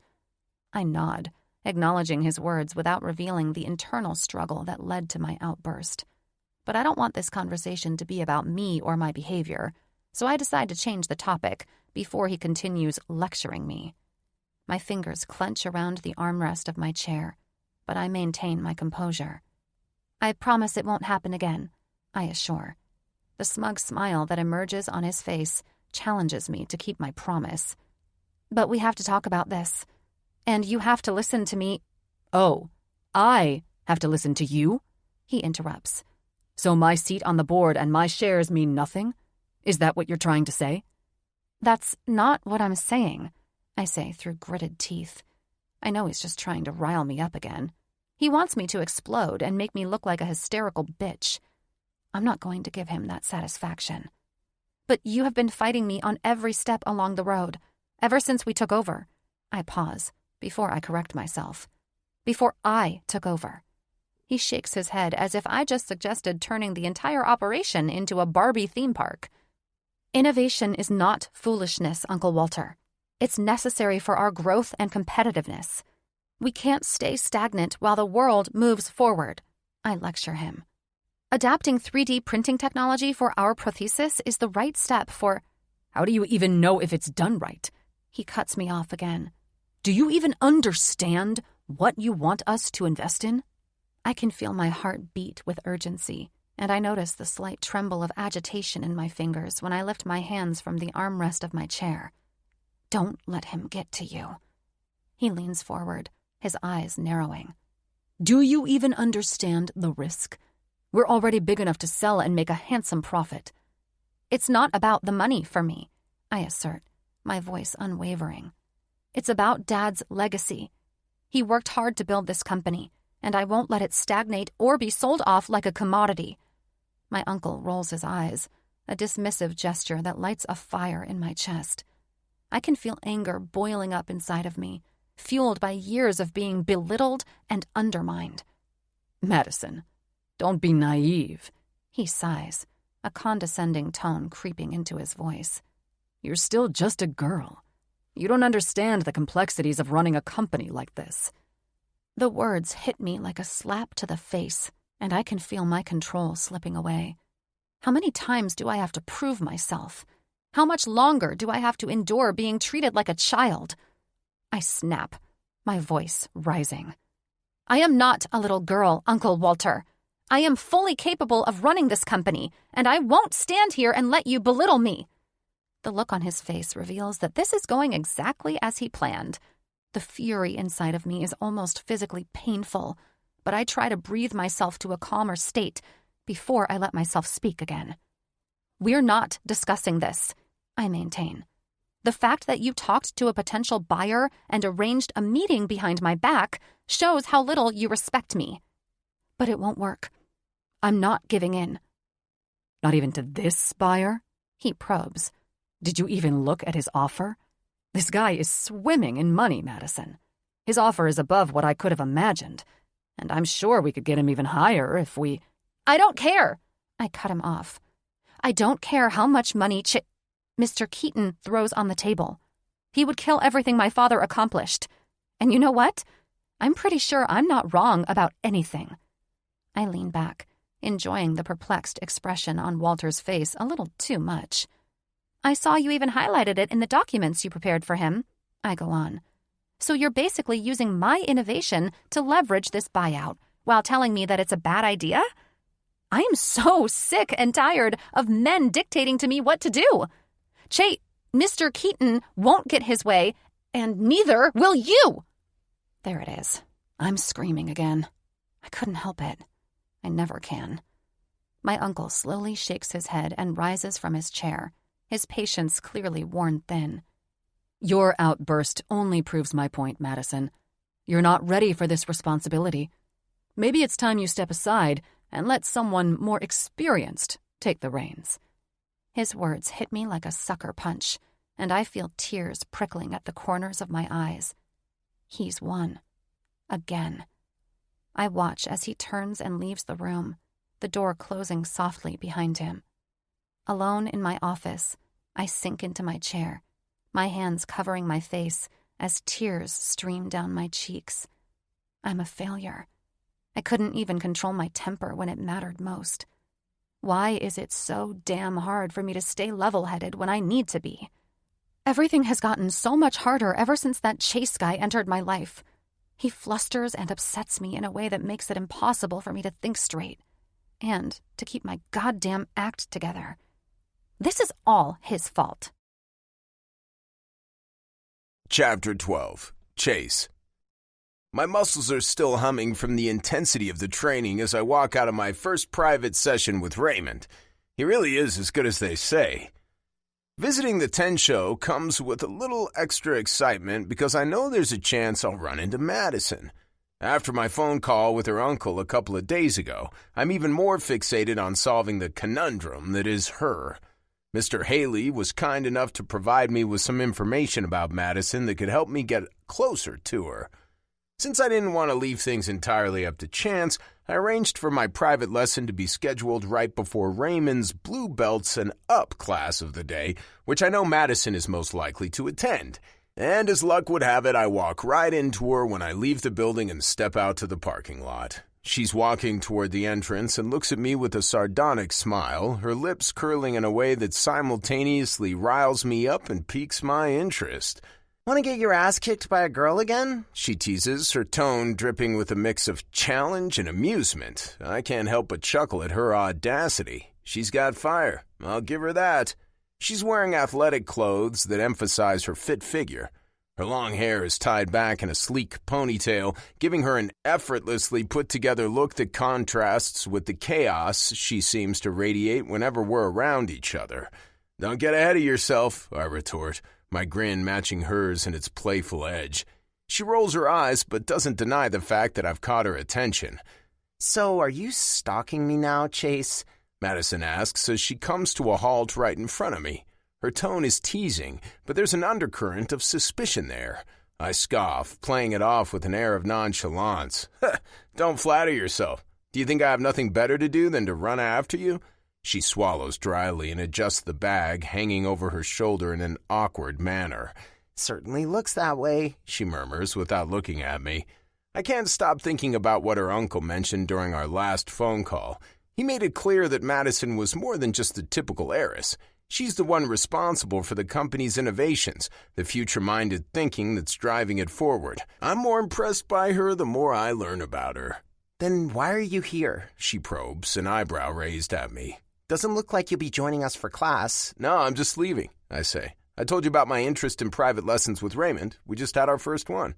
She doesn't respond to that, but just looks at me, piercing me with a cautiously expectant look on her face. "I've been reading a bit more about MetaNext solutions. Looks like you're quite the force behind all those innovations," I say. "You're definitely more than just a pretty face." She raises an eyebrow, a mixture of surprise and skepticism in her gaze. "Is that supposed to be a compliment?" she asks. "I'm just being honest, Madison. Forward thinking is something I can get behind. It's exactly what makes your business so competitive." "Try telling my uncle that," she laments. "And stop calling me by my name. I know what you're trying to do." "Is that so?" I ask, and she takes a visceral step back when I come closer. "What do you think I'm trying to do?" Her cheeks darken, and I notice her knuckles turning white as her grip on the strap of her bag tightens. Then she sighs, and for a moment the walls seem to drop between us.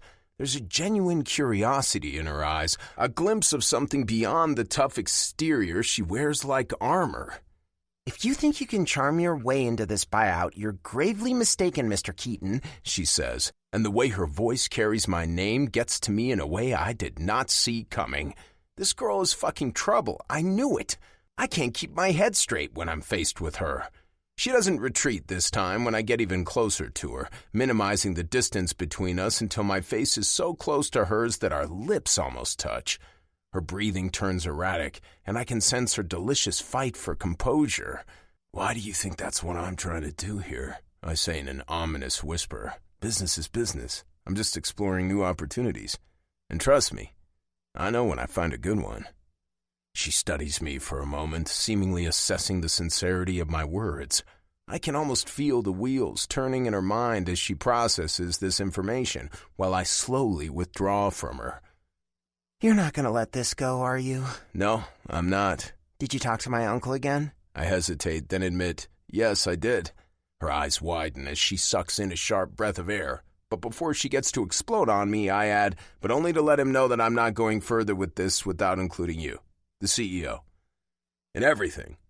I agree that what he did was wrong and, quite frankly, unprofessional. "Yes, it was. And you should know that he's not the one who has the last word in this." "I'm aware of that now," I tell her. "I wasn't aware of a lot of things coming into this, but I am now. I know I'm not going to convince Madison by upping my offer or anything like that. Money is not what she's after, which is why I have to gain her trust in other ways, and after what her uncle told me about her, I now have a pretty good idea of what my next step should be. She will look at me through different eyes when my plan is enacted. I'll no longer be the evil asshole trying to take her father's legacy away from her. She will be at my feet, just like every other woman who piqued my interest in the past, and soon enough, her affection for me will cloud her mind and impact her decision-making in my favor." "What's that supposed to mean?" she wants to know, a deep line separating her brows. "You'll see," I retort, already taking a few steps away from her. "I think you have a class to get to." I wave her goodbye, relishing the flustered look that spreads across her pretty face as she watches me walk away. Chapter 13. Madison. The luxurious fabric of the evening gown drapes around me as I step out of the changing room, my reflection in the full-length mirror revealing a sight that looks foreign, even to my own eyes. The long, soft, champagne-colored dress clings to my curves in all the right places, the intricate beading shimmering under the store's warm lights. Yet it doesn't feel quite right. I look at Max, who's sipping champagne by the dressing area with an appraising grin on his face. "Nice one," he purrs, his eyes shining with approval. "Quite sparkly. Looks good." I spin around, the dress swirling around me, and I can't help but feel a surge of incredulity. This dress is a head-turner, sparkling, like Max said. But is it a little too flashy?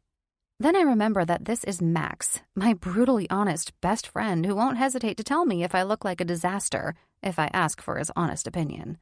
And his first assessment wasn't overly enthusiastic. I narrow my eyes at him. "You're not just saying that to make me feel good, are you?" Max feigns innocence, placing a hand over his heart in mock sincerity. "Madison, would I ever lie to you about fashion?" He pauses to scan me again from head to toe before he concludes, "But, yeah, I think we can do better." I smirk at his theatrics before disappearing back into the dressing room to try on the next dress. This one is more demure, a deep navy with delicate lace detailing. When I step out again, I notice the hint of disappointment in Max's eyes. "It's too tame, isn't it?"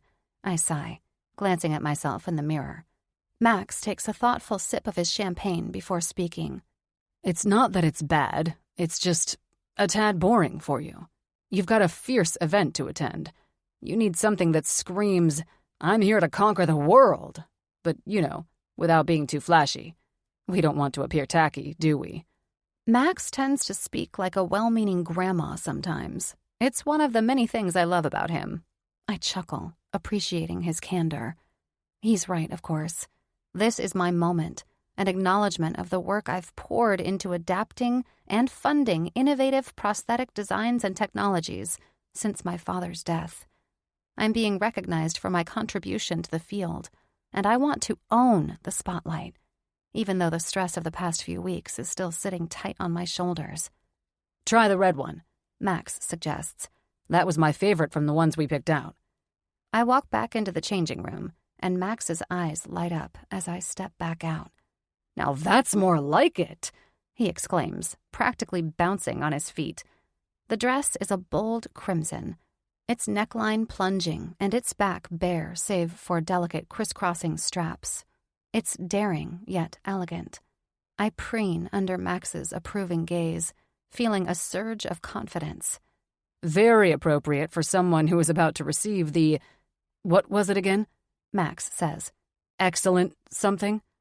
"Innovator's Excellence Award," I say, knowing that he's playing dumb and simply wanted me to say the words again. "That's it. Innovator's Excellence Award," he repeats with emphasis. I'll never get tired of hearing that. It's just so... "Ridiculous?" I jump in, but he shakes his head. "I was going to say big or important," he says. "They don't just hand these out to anybody." I walk over to the seating area, where Max is sipping champagne while I try on dresses, to take a sip from my own flute. "It sounds bigger than it is," I say, though he is not completely wrong. And it's not like it changes anything. The lavish gala that is held to hand out these awards is one of the biggest and most important events of the year for people working in the public health sector. There will be a ton of influential people and representatives, and a lot of opportunities to network, especially for those who are lucky enough to receive one of the awards that are handed out each year. I have been attending these events for years, initially accompanying my father when I was still a student, and then in my own capacity as a figure in the industry. And I've been dreaming of being one of the people on stage for just as long. Still, there was little more than a tiny hiccup of excitement when I received the call that I was one of the winners to be honored this year. It feels wrong to receive an award like this when I don't even feel like I have my business under control. The dispute with my uncle has dampened my spirit for so long, and now this infuriating Chase has joined him in reminding me that I'm just a stupid little girl who has no idea what she's doing. Chase, who just won't leave me alone. It was bad enough that he seems to manifest wherever I go, but now he's also invading my dreams. I still feel the heat rush to my ears when I think about this morning. I woke up with a racing heart, the skin on my face covered with a thin layer of sweat, and my core throbbing with a desire stronger than anything I have ever felt. And it was his face that I saw in my dream, his hands that trailed across my body, that grabbed me and pulled me closer until I was pressed against his iron chest. It all felt so confusingly real. I can still feel his hand at the back of my head, his fist closing around a hank of hair, before he yanked my head up, forcing me to look up at him before we... "Earth to Madison," I hear Max's voice, muffled as if it was coming from far away. I blink and turn around to him. "Sorry, What?" "Damn, girl, where did you disappear to?" he asks, almost spilling the champagne in his hand because he's laughing so hard. "Nowhere. I was just thinking about..." I murmur, unsure how to finish that sentence. Max raises an eyebrow at me, and I hurry to say, "It's just that I could use a fun night out after all the stress I've been under lately." Max raises an eyebrow, a mischievous glint in his eyes. "Does any of that stress have to do with a certain guy named Chase?" I freeze, caught off guard by his question. Max seems to have an inexplicable ability to look right into my head, no matter how much I try to deflect. Chase. His name lingers in the air, and I can't help but feel a pang of irritation mixed with something I'm not quite ready to admit. "Why would you say that?" I counter, my tone a little too defensive. Max just grins, sipping his champagne. "Oh, come on. I know you better than you know yourself." I let out a half-hearted laugh, a mixture of exasperation and amusement. "Fine. Maybe he's been a small part of the chaos." Max raises his glass, offering a playful toast. "To the chaos, then. And to you, my fabulous friend, who's about to sweep everyone off their feet at that gala. Especially with that dress." As I clink my glass against his, I can't help but smile. In this extravagant store surrounded by beautiful dresses and the comforting presence of my best friend, the stress seems a little more manageable. And maybe, just maybe, the chaos isn't all that bad. I carefully sit down in the seat next to Max and reach for my champagne flute to clink glasses with him. "So, will I be meeting that handsome Chase at the gala?" He wants to know, his lips curved into a devilish smile. I shake my head violently. "Absolutely not. Why would he be there?" "Because he works in the same sector? Because he seems to be quite a big shot in that realm?" he suggests. "Or because you invited him?" My indignant gasp makes him laugh. "Why would I invite him? Have you not listened to what I told you about him? He's obnoxious, arrogant, and..." "Handsome, tall, athletic, and you love to roll with him," Max jokes, laughing when he notices the heat on my face. "Oh, Madison, you're adorable. It's obvious that you're intrigued by the guy." I stutter, unsure how to finish that sentence without lying to Max. I hate that he's not wrong about this. He's annoying." "And a challenge," Max concludes. "And when has Madison Haley ever shied away from a challenge?" He throws me a provocative look, one eyebrow raised as he tilts his head to the side. "And trust me, if he saw you in that dress, I'm sure you too would..." "Stop it!" I interrupt him, already feeling my ears turn red at the thought of it. I can't let my mind wander to that again. I can't control my dreams, but I can control what my mind latches on during the day. And I don't want it to be him. "He's not going to be there," I say. "And that's a good thing, because you know what I really want?" "What's that?" "A fun night out with my best friend. No stress, just great food, bottomless champagne, and maybe a little tipsy networking. I tell him. Don't forget about being celebrated, Miss Excellent Innovator, Max reminds me. You will be the star of the night. I can't wait. I smile at him, already feeling some of the stress depart as my shoulders relax, and I exchange a smile with my supporting friend. The best I could ever ask for. With Max, there's a guarantee that the night is going to be nothing but fun. Chapter 14. Madison. I feel queasy. My words are barely more than a whisper, but don't go unheard by Max. He steps out of the cab and offers me a hand, like the gentleman he is. Of course you do, he says. I would be worried if you didn't. He helps me out of the car, and I straighten my dress while he fixes his suit jacket. As always, Max exudes an air of effortless elegance. Tonight, he's dressed in a way that perfectly embodies his personality, a blend of extravagance and class that only Max can pull off. His tailored tuxedo fits him like a glove, the deep black fabric offset by a crisp white shirt and a bold red bow tie that, not surprisingly, matches the color of my dress. His dark hair is artfully styled, a sophisticated contrast against his pale complexion. I found it odd that he's not wearing makeup tonight, but when I asked him about it, he insisted that it was because eyeshadow and tuxedos simply don't mix, accompanied by a playfully condescending eye roll. He offers me his arm, and I tuck mine into his, once again glad that I brought him here tonight. You're not a well-functioning robot, Madison, as much as you'd like to be, he elaborates, throwing me a warm smile while placing his hand on mine. It's only human to be nervous about having to go up on stage. Being honored for personal awesomeness can be rather daunting. He winks at me, and I can't help but chuckle at his words.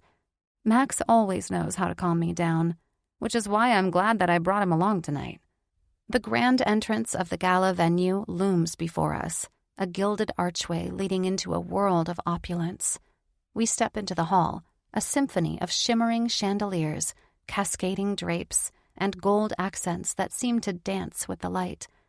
People dressed in their finest evening gowns and tuxedos mingle, their laughter and hushed conversations creating a backdrop of sophistication, accompanied by the gentle sound of a string quartet that plays at the far back of the hall, right next to the stage that I will have to step on in a few minutes. The grandeur of the hall momentarily takes my breath away. Maybe this occasion and the honor that comes with it is a little bigger than I anticipated. As we move further into the hall, I notice familiar faces among the crowd. I nod in acknowledgement to a few of my colleagues and industry contacts, exchanging polite smiles and pleasantries.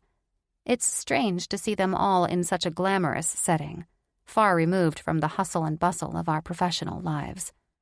Max nudges me playfully with his elbow, a knowing grin on his face. Enjoying the spotlight? He asks in a whisper. Everybody is looking at us. It's like you're a freaking star. His eyes are wide, like that of a child in a candy store, and he squeezes my arm in excitement. Max is the kind of person who effortlessly commands attention with his presence, not just because of his striking looks, but because of the genuine charisma he exudes. Unlike me, he relishes being the center of attention. I think you're enjoying this a little more than I am, I admit, still dizzy with nerves. Max giggles and nods in response. Maybe I am, yeah. I force a nervous smile, my gaze flickering around the room. It's true that many eyes are on me, whispers and sidelong glances following my path. But even as I'm surrounded by the trappings of success, I can't shake the feeling of unease that's been lingering in the back of my mind. Max's voice breaks through my thoughts. You deserve every bit of this attention, you know. Enjoy it. I meet his gaze, gratitude warming my heart. Max has always been my biggest cheerleader, my voice of reason when self-doubt starts to creep in. I offer him a small smile, appreciating his words even if I can't fully embrace them at the moment. I'm trying, Max, I reply, my tone soft. It's just a lot. He chuckles, wrapping an arm around my shoulders. Well, let's embrace a lot. You've earned it. And who knows, maybe you'll actually have some fun tonight. He looks around, ostentatiously craning his neck. Then he asks, "So, where's that champagne you promised?" I release a genuine laugh, the sound carrying a hint of relief. Max has a way of making everything feel a little lighter, a little more manageable. As we continue to navigate through the crowd, I can't help but steal glances at the people around me, their glittering gowns and confident smiles a stark contrast to the turmoil that's been brewing within me. As we pass by a group of elegantly dressed women, their heads turn to watch us, their murmurs growing louder. I hear snippets of conversation. Madison Haley, knack for innovations, honoree tonight. The attention is flattering, but it's also a reminder of the weight on my shoulders. I may be honored for my achievements, but the reality is that my confidence feels fragile, especially in the face of the ongoing struggle with my uncle. The lavish surroundings may mask the turmoil, but they can't erase it entirely. How am I supposed to live up to this hype if I can't even keep the company under my family's name? It feels more and more like my father wouldn't be the only person I let down if this sellout really happens. But it won't. I have to make sure that it won't. "Oh, there we go," Max exclaims, and when my gaze follows his, I spot a waiter balancing a silver tray filled with sparkling champagne flutes at the other end of the hall. "You stay here. I'll be right back," Max announces, before he hurries toward the waiter. I manage a cautious smile as I watch him meander through the crowd, smiling and nodding at people as if he knew them. With him by my side, this evening might actually turn out to be fun, despite my strained nerves. A sigh that tastes of relief leaves my lips, and I can feel the tension leave my neck for the first time since we got into the cab. But this moment of ease is short-lived, and my body stiffens when I hear a familiar voice behind my back. "Well, if it isn't Madison Haley, the star of the evening." No. God. No. This can't be true. I turn around, only to have my suspicion confirmed. It's him. Before me stands Chase Keaton, my too-hot-to-be-true nemesis, his presence radiating an insufferably assured air. His lips curve into a maddeningly confident smile as he delivers his words with a touch of sardonic charm. "What an honor." And his smile widens. Chapter 15, Chase. I'll never get tired of that face, this wondrous blend of shock, confusion, and a kiss of awe adorning her beautiful features every time we run into each other. And I knew she would look amazing tonight, but she exceeds all of my expectations. The crimson evening gown she wears is molded to her figure in a way that leaves little to the imagination, embracing her curves with a tantalizing grace. Her sleek brown hair is meticulously gathered into an updo, exposing the graceful curve of her neck. Delicate yet tasteful jewelry adorns her, accentuating her beauty without overpowering it. What the hell are you doing here? And the way she always greets me with that unparalleled kindness in her voice, accompanied by that cute little frown, I doubt I'll ever get tired of it. Is that just your usual M.O. when greeting people, or do I get special treatment? I ask. She scoffs. Oh no, that's just for you, trust me. She crosses her arms in front of her chest, and I feel a magnetic pull tugging at me as my gaze sweeps over her. She looks hot, beyond doubt, igniting a torrent of thoughts that shouldn't surface in this refined setting. My mind begins to wander, tracing lines of temptation as I imagine the things I'd like to do to her. I take that as a compliment, I say in a low voice, and her frown deepens. You shouldn't, she barks at me. I'm beginning to think you're really stalking me, Mr. Keaton. Hearing my name drip from those pretty lips only amplifies the battle between desire and restraint that's silently waging within me. It's like she's decided to just become more and more enticing with each encounter. Don't flatter yourself, Miss Haley, I retort. Then why are you here? Why wouldn't I be here? This is one of the biggest events of the year for influential figures in the public health sector. The same sector you and I both work in, I remind her. We're colleagues, remember? Oh, we're definitely not colleagues, she objects. And whatever you're planning to achieve here tonight, I can promise you it won't change anything. I'm not selling. If she's already this agitated about seeing me, I'm eager to see her in a few minutes when she'll be asked to get up on stage to receive her award. I can't wait to see her reaction to the surprise that's waiting for her. What makes you think I'm here for you, or that I'm trying to achieve anything? I ask back. I'm here to network, and for the excellent catering. She rolls her eyes at me. It makes me want to grab her by that pretty neck and pull her close until that delicious body is pressed up against mine, her heart beating against my chest, while I watch her face move in reaction to my whispered threats. Well, fine, go network then, she says. You certainly don't need me for that. We have nothing to discuss. Oh, we do, I tell her, but not here. And not now. That's right, you're not ruining tonight for me, she says, and I notice by the way her eyes linger on me for a second, just long enough to let me know that she likes what she's seeing, despite her dismissive attitude. She nods, then swallows dryly before ripping her gaze away from me and scanning the room, doing her best to avoid looking at me. I grit my teeth, the slight frustration from our conversation still prickling beneath my skin.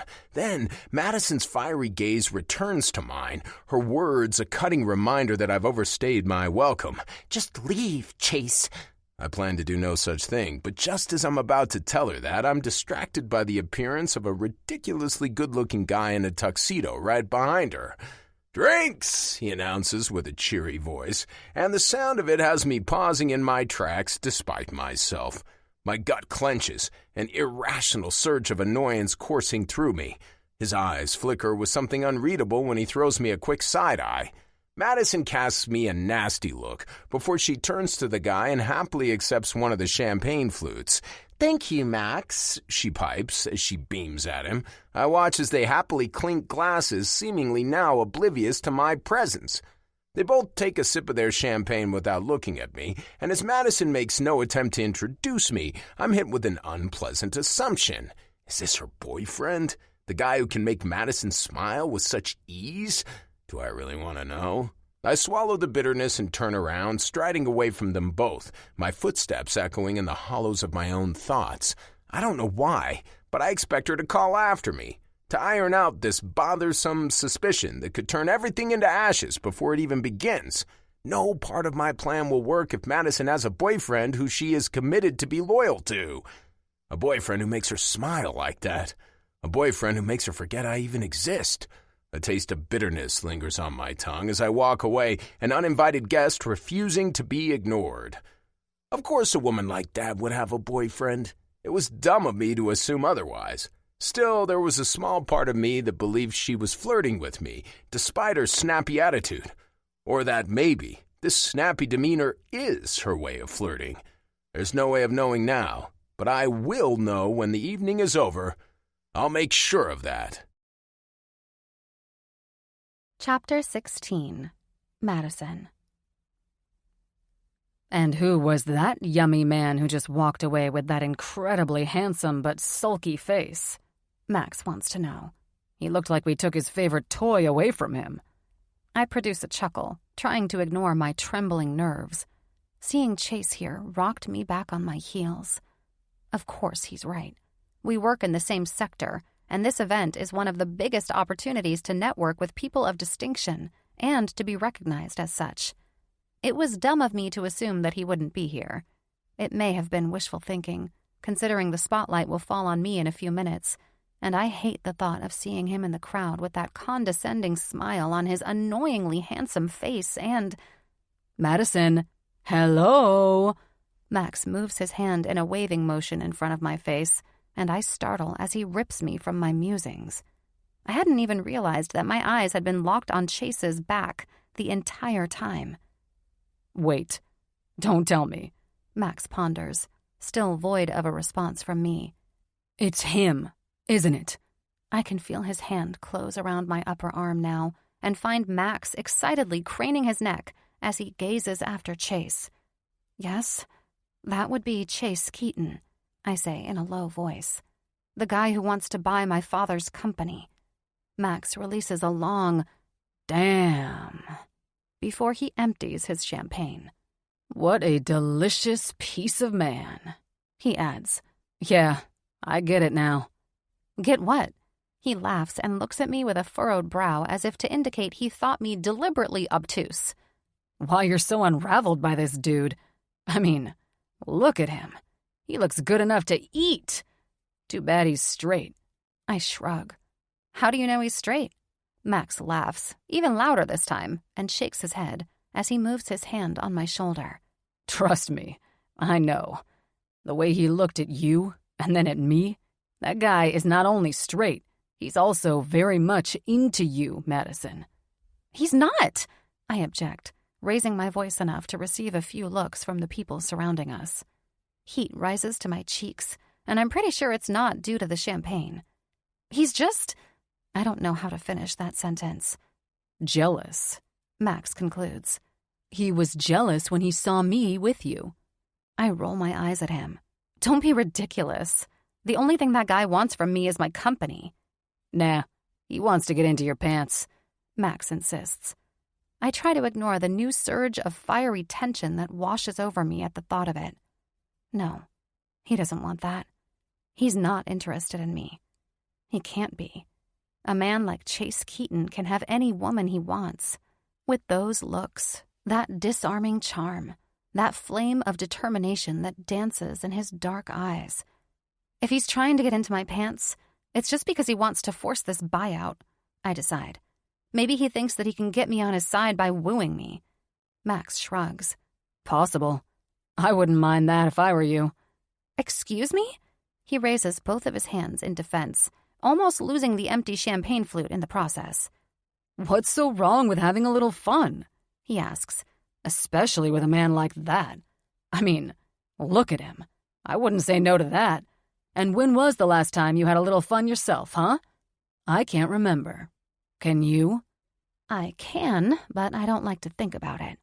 My last fun was a rather disappointing one-night stand a few months ago with a guy who was clearly not worth it, and who ghosted me after he got what he wanted. Not a lot of fun, if you ask me. It would only make things even more complicated. The words leave my lips before I can think twice, and, of course, Max laps them up like a treat he's been waiting for all evening. The grin on his face could not be any wider when he nods at me. So you do want to get a piece of that? I knew it! He exclaims, a little too loudly. I gesture for him to quiet down, as people are glancing curious looks in our direction, and he ducks with an apologetic smile on his face. Sorry, he whispers, raising his empty glass. Shall I get us another? I glance around the crowded hall and notice that they've already turned on the stage lights, suggesting that the award ceremony will begin any moment now. I don't know. I'm not sure if we have time. I'm interrupted by a sudden hush that sweeps through the festive hall. All eyes turn toward the stage. The soft glow of the chandeliers casts an ethereal aura upon the figure stepping onto the stage, and my breath catches.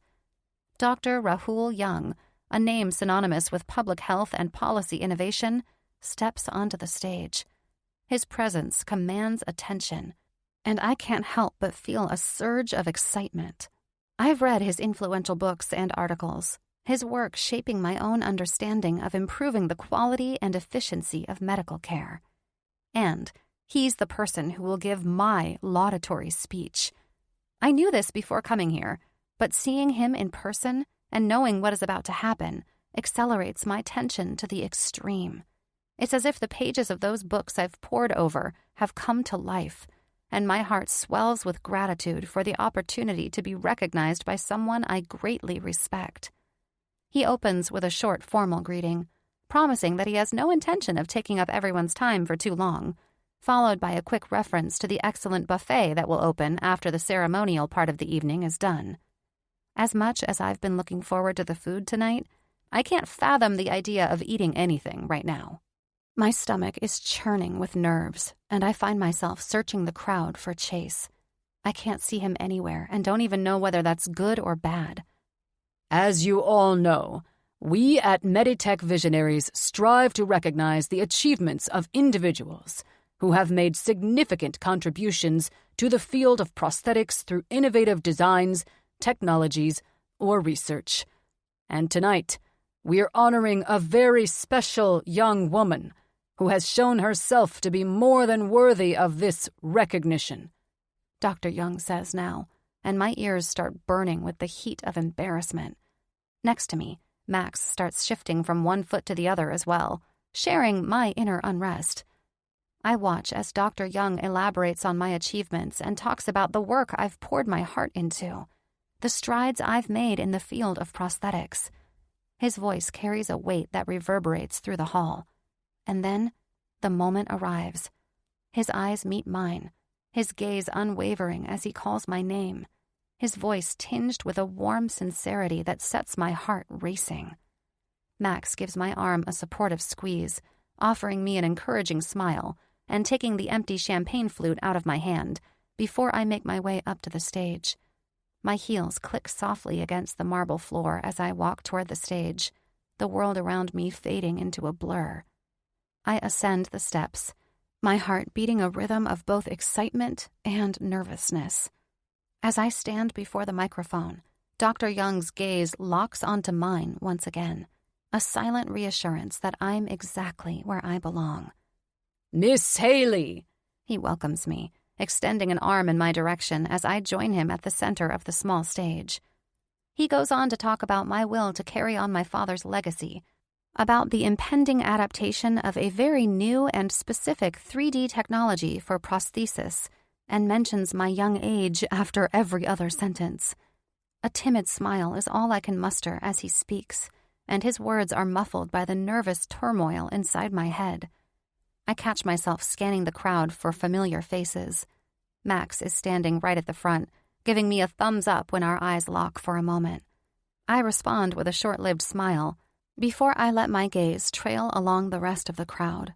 They are quite visible, despite the intense spotlight, and I shy away from locking eyes with anyone else because it makes me feel uncomfortable. I can't find him. Chase Keaton is nowhere to be seen, and I'm surprised at the kiss of disappointment that pecks me at this realization. Where did he go? And why? Could it be that he had no idea that I'm this year's honoree before coming here, and he simply couldn't stand witnessing this? Applause from the audience washes over us, and I realize that I've been lost in my thoughts again. I had barely heard all the nice things that Dr. Young just said about me. But now, he raises his voice to share an unexpected twist to the evening's proceedings.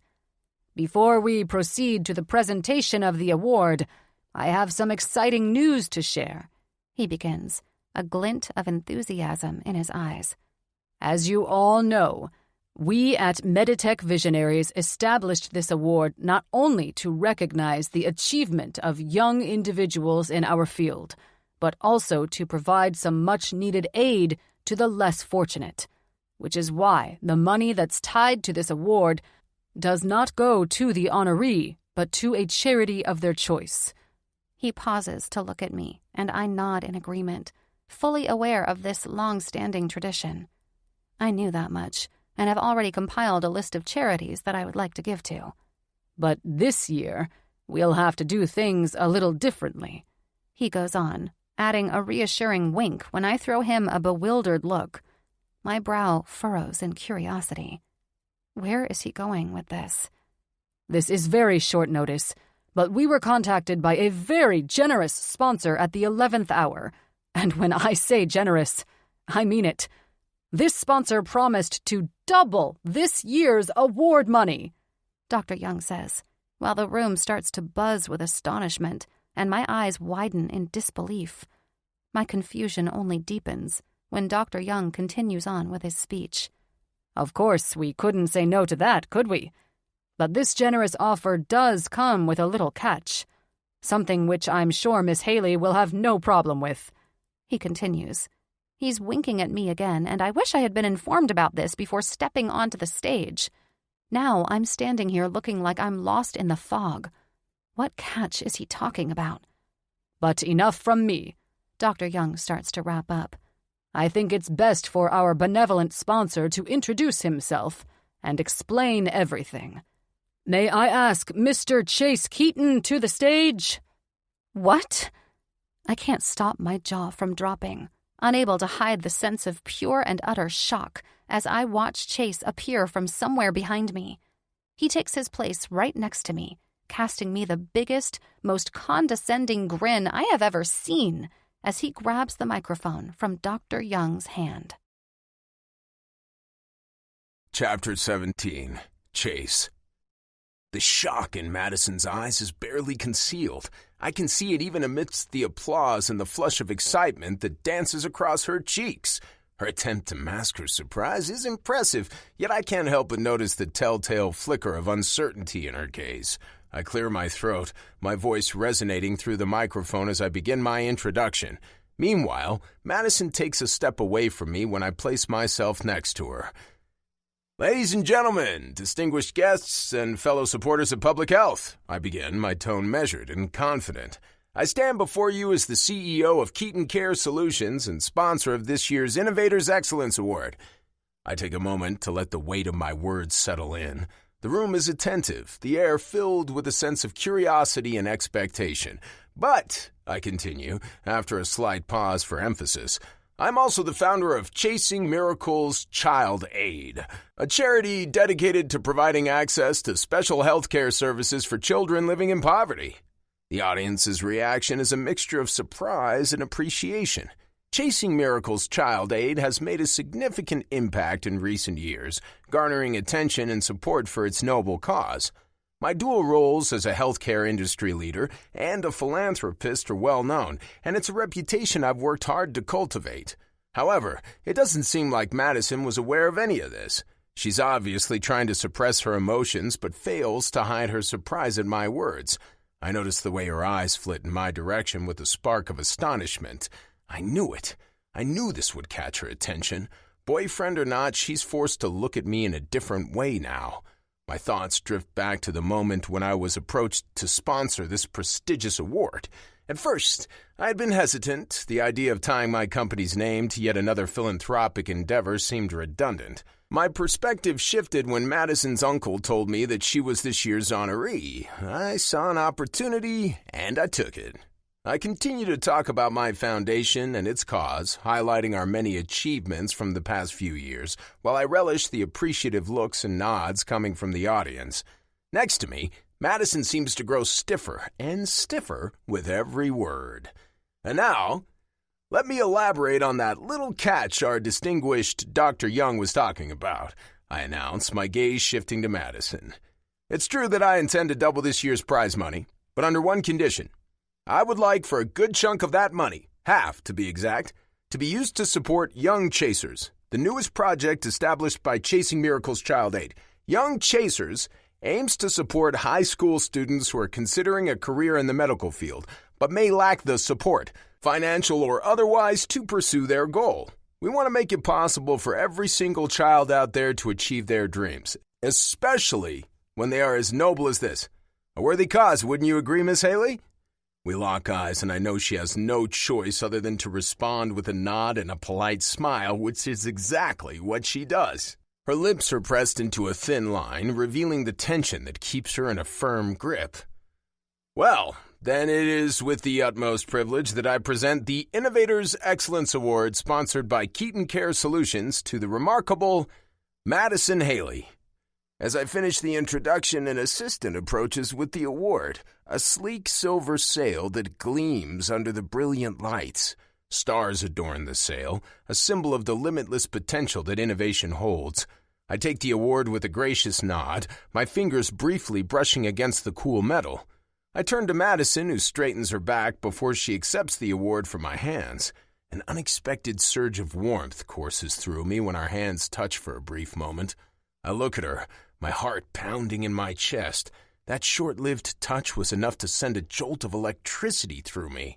I'm reminded of the heat that simmers between us, the undeniable pull that I've tried so hard to resist. Madison takes the award, her fingers curling around it as her gaze meets mine. She must feel it too. I can see it in the way her pretty face derails for just a split second, and in the way she pulls away from my touch within an instant. There's a fire of confusion dancing in her eyes when she looks up at me now. Her smile is short-lived, a glimpse of the warmth I've seen before, but it's tinged with a clear edge of irritation. She's mad at me, that much is evident, and the tension between us hangs in the air like an unspoken challenge. I step back from the podium, my eyes still locked on Madison, while I join in the applause that erupts through the hall. 1,000 thoughts race through my mind, a whirlwind of confusion and attraction that I can't seem to escape. This girl is trouble. I knew that from the beginning, but up until now, I don't think I realized how deeply in trouble I am. Standing a few feet behind her, my eyes are locked on her athletic back, adorned with seductive stripes and revealing the fact that she's not wearing a bra tonight. I feel myself drawn to her, and my body aches as I control the urge to step forward and tear that dress from her alluring body and have my way with her. All of that will happen. Right now, I can't care less about all the business bullshit standing between us. I must hear this girl moan while she's wrapped around my cock, arching that beautiful back for me as I watch her explode again and again. But first, I'll have to figure out who the hell that guy is. That ridiculously handsome man in a tux who's clapping with more vigor than anybody else in the room while beaming at this marvelous woman on stage. He loves her, that much is obvious. But who is he to her? I hate how much I care. My gaze wanders back to Madison. I'm standing a few feet behind her while she visibly enjoys the appreciation of the audience, each clap a sparkling testament to her moment. And from what I know about this girl, she deserves nothing less. And I might be the biggest idiot ever known to mankind, but right now, my claps of acknowledgement might be the loudest of them all. Chapter 18. Madison. The applause still is echoing in my ears as I flee from the stage, my heart pounding and my thoughts in disarray. What the fuck was that? What in the world is Chase thinking? Who does he think he is? I clasp the award in my trembling hands, my fingers tracing the sleek lines of the sail-like trophy. But my mind is far from the accolade I've just received. It's consumed with the enigmatic man who just turned my world upside down with his unexpected appearances. Just when I thought he couldn't get any more annoying, he shows up and does this. As I navigate through the crowd, I can't shake the sensation of heat that lingers from our brief touch on stage. The undeniable attraction I've been trying to suppress is unsettling. I'm sure everybody saw it. It feels like they must have.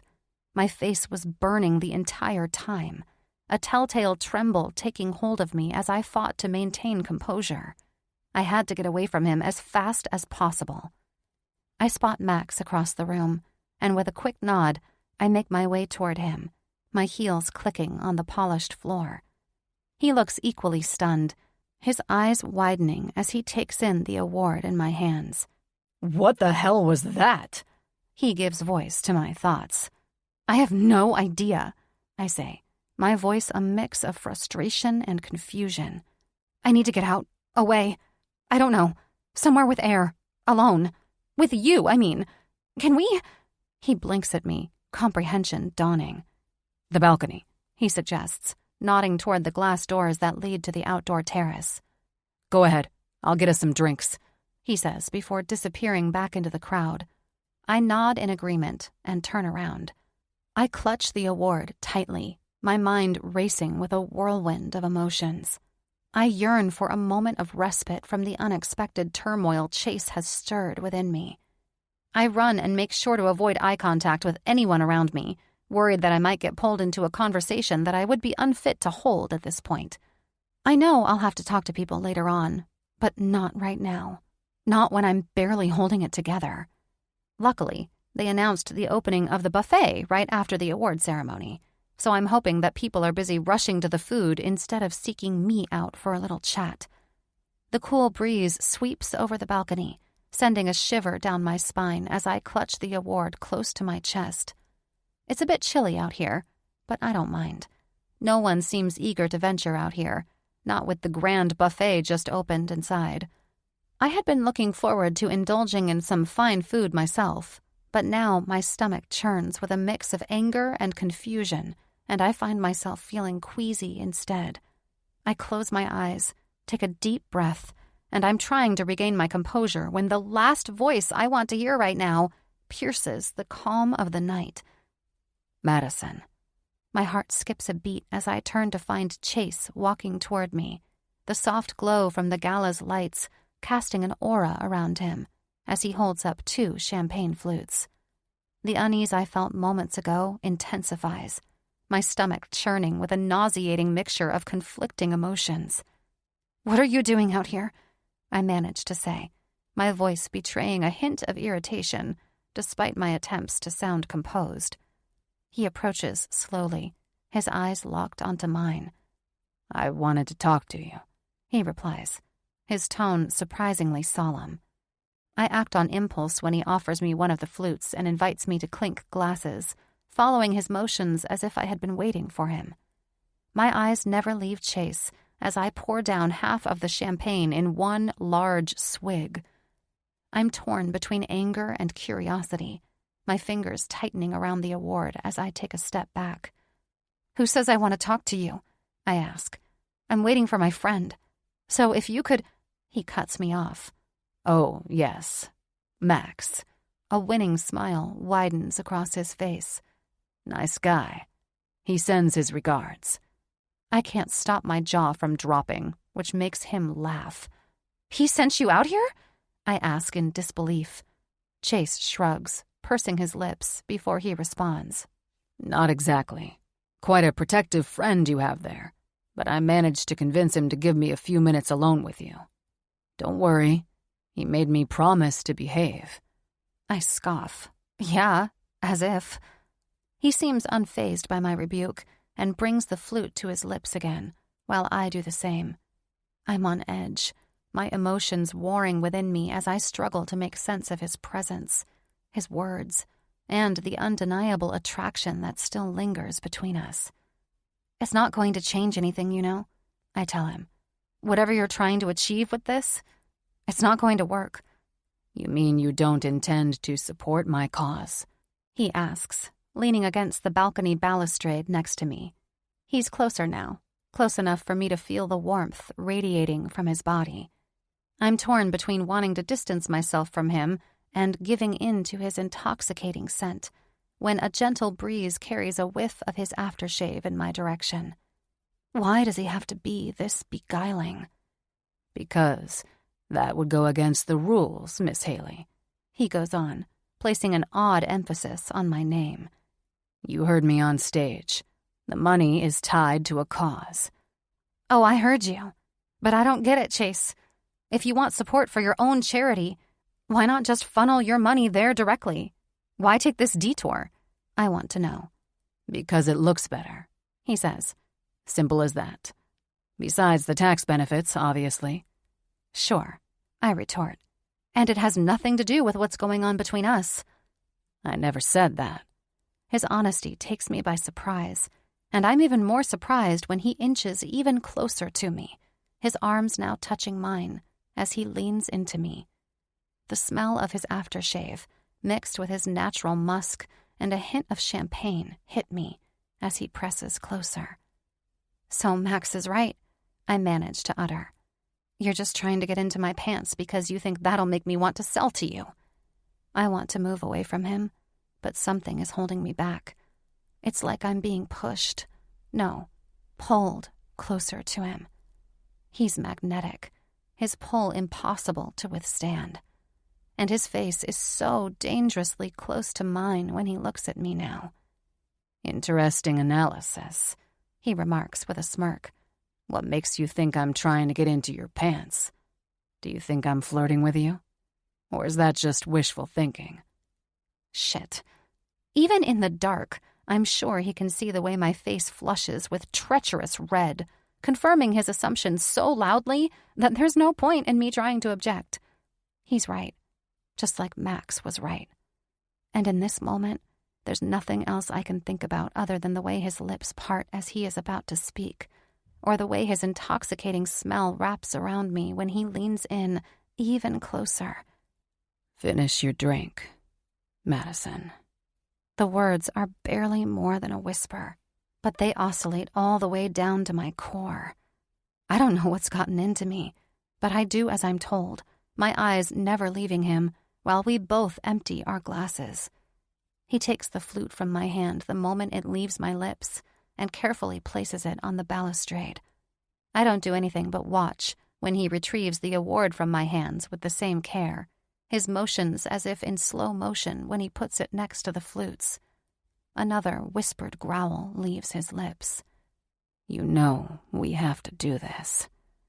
Then he pulls me in for a kiss, one hand firmly placed at the back of my head as our lips meet with voracious need. Chapter 19. Chase. Any doubts whether this was the right move or not are dissolved the moment our lips meet. She welcomes me with impatient need, tugging at the thick fabric of my suit jacket. She pulls me in closer, wanting, taking just as much as she's giving. Our tongues entwine in a sensuous dance, exploring the uncharted territory of each other's mouths. Her taste is exhilarating, a sweet symphony of lust and champagne, tinged with taboo. We lose ourselves in a passionate kiss, a testament to the connection we both fought to deny. And yet, it's not enough. Tasting Madison only makes me want her even more, and she seems to feel the same way. Her body wraps around mine, the perfect curves of her hips grinding against me, while my hand trails down along her athletic back. The tips of my fingers trail across the crisscrossing straps of her dress, sending electric jolts through me every time I come in direct contact with her warm skin.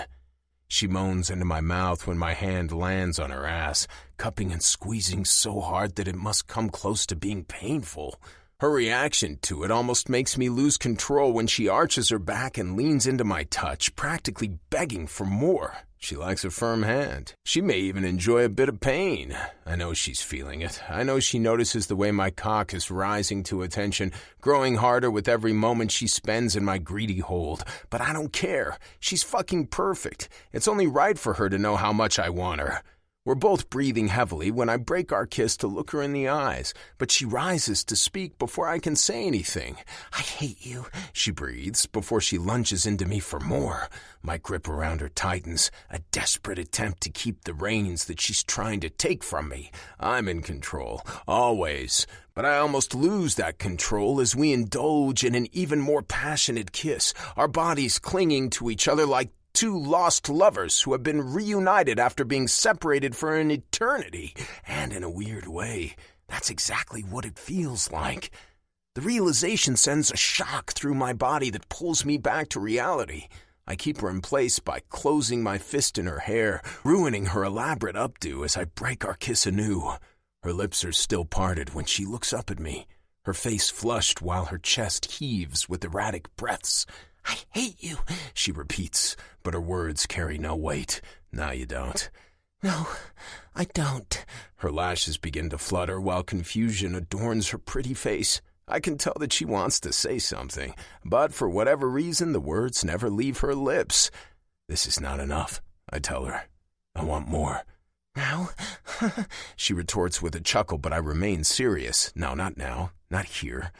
I'm not going to fuck you against the balustrade or in a random bathroom," I say nonchalantly. I relish the way her body twitches at my lewd words. For a moment, it almost looks like she's about to moan at the thought of being fucked by me. "But I will fuck you," I add, moving closer to her face, so close that our lips are touching as I speak. "I will fuck you like there's no tomorrow." Her eyes widen when I let go of her and lift my hand to play with the strand of hair that has fallen from her updo. She sucks in a sharp breath of air when I tuck it behind her ear, and the tip of my finger gently dances across her cheek before I journey down along her neck to her collarbone. "You sound awfully sure of yourself," she retorts, shuddering with tension. Her voice is trembling, just like her lips when she speaks. She swallows dryly, and her eyes flit back over her shoulder, landing on the award as it glistens in the moonlight next to us. She never leaves my embrace, and even ignores the hand that is still cupping her firm ass. "Why?" she wants to know. "Why that charity?" "What do you mean?" I ask back, curious as to why she's changing the subject now. Is she really this embarrassed about what just happened? Does she intend to ignore what just happened between us? "Why children in poverty?" she asks. "Did you think that would make you look the best?" I look at her with narrowed eyes. Is that really all you can see? The cold-hearted businessman who thinks of no one but himself? To be fair, she wouldn't be entirely wrong. It's all I've seen from you so far, she says.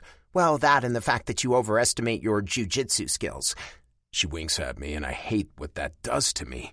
My grip on her ass tightens, squeezing even harder than before, and she releases a sigh that makes me even harder.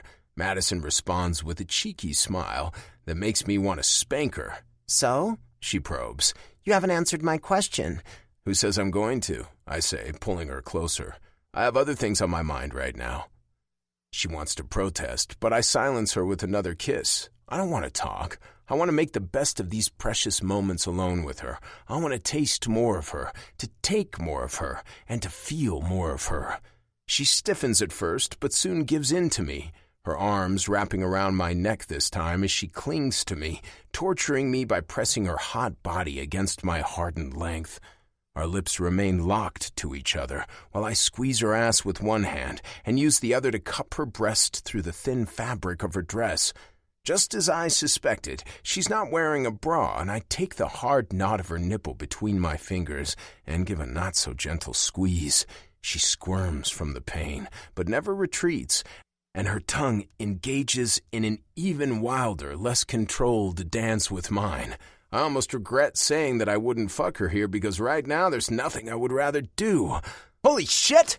The sudden exclamation parts us as quickly as we came together. She jumps away from me with flailing arms while I try my best to hide the obvious bulge at my crotch by slouching against the balustrade at my back. "Max!" Madison shouts at the figure who is standing in the door, eyes wide and his mouth forming a perfect O, before he erupts with laughter. "I'm sorry to interrupt you, little lovebirds," he says, almost choking from laughing so hard. "But I couldn't keep them away any longer. Madison, they need you for that interview." He nods toward the hall behind him, an apologetic expression replacing his apparent amusement from before. "Shit!" Madison hisses next to me as she hastily fixes her dress and tries to arrange the strands that have fallen out of her updo during our little encounter. "Don't worry, you look great," I try to assure her. "Yeah, good enough to eat," her friend Max adds, winking at me. "Shut up, both of you," she barks without looking at either of us. I try to catch her gaze, but she's determined to avoid eye contact and keeps her head down as she hurries inside, practically pushing Max to the side, who throws me a facial shrug before he follows her inside. Chapter 20. Madison. My mind is a whirlwind of emotions, and my cheeks burn with a flush that I can't hide. What the hell just happened? Why did I let this happen? Making out in secret with someone who is practically a stranger at one of the worst times and places anyone could think of. It's so not me. Then again, this totally is me. My quick temper has gotten me into all kinds of awkward situations, but this is a new one.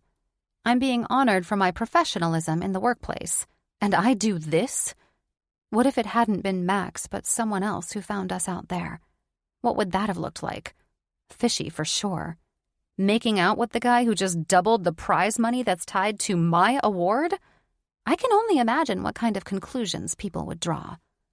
Did Chase plan all of this? Is he trying to humiliate me? Or is he really trying to get into my pants because he thinks that will make me want to sell to him? My thoughts are still swirling when I step back into the hall, the vibrant energy of the gala once again enveloping me. All around, people are engaged in conversations, savoring the sumptuous feast that has been laid out. But at this moment, I feel as though I'm in a world of my own, detached from the festivities and ensnared by the memory of Chase's lips on mine. Max is right next to me, gently pointing toward the journalist who has been asking to see me. "That's Judy. She's writing for CareQuest," he whispers, shortly before we reach the young woman with a black pixie cut, who beams at us as we're approaching. "Thanks," I breathe, grateful for the reminder. I can barely walk right now, let alone think straight. I can't help but feel a twinge of anxiety about keeping my composure. "Hey there, I'm Judy for CareQuest. It's such an honor to meet you, Miss Haley." She greets me, and I shake her extended hand. Max quietly retreats, leaving me alone with Judy. "A pleasure," I manage to produce, but barely. My voice is hoarse, and I have to clear my throat before I find myself able to add, "Should we find a quiet place somewhere?" "Yes, sure," she says, pointing to a deserted table close to the entrance. "It's not going to take long, I promise. I don't want to keep you from the buffet for too long." The buffet, right. I wonder if I'll even be able to enjoy the magnificent food after what just happened. My stomach is still upside down, churning with nervous butterflies instead of yearning for fuel.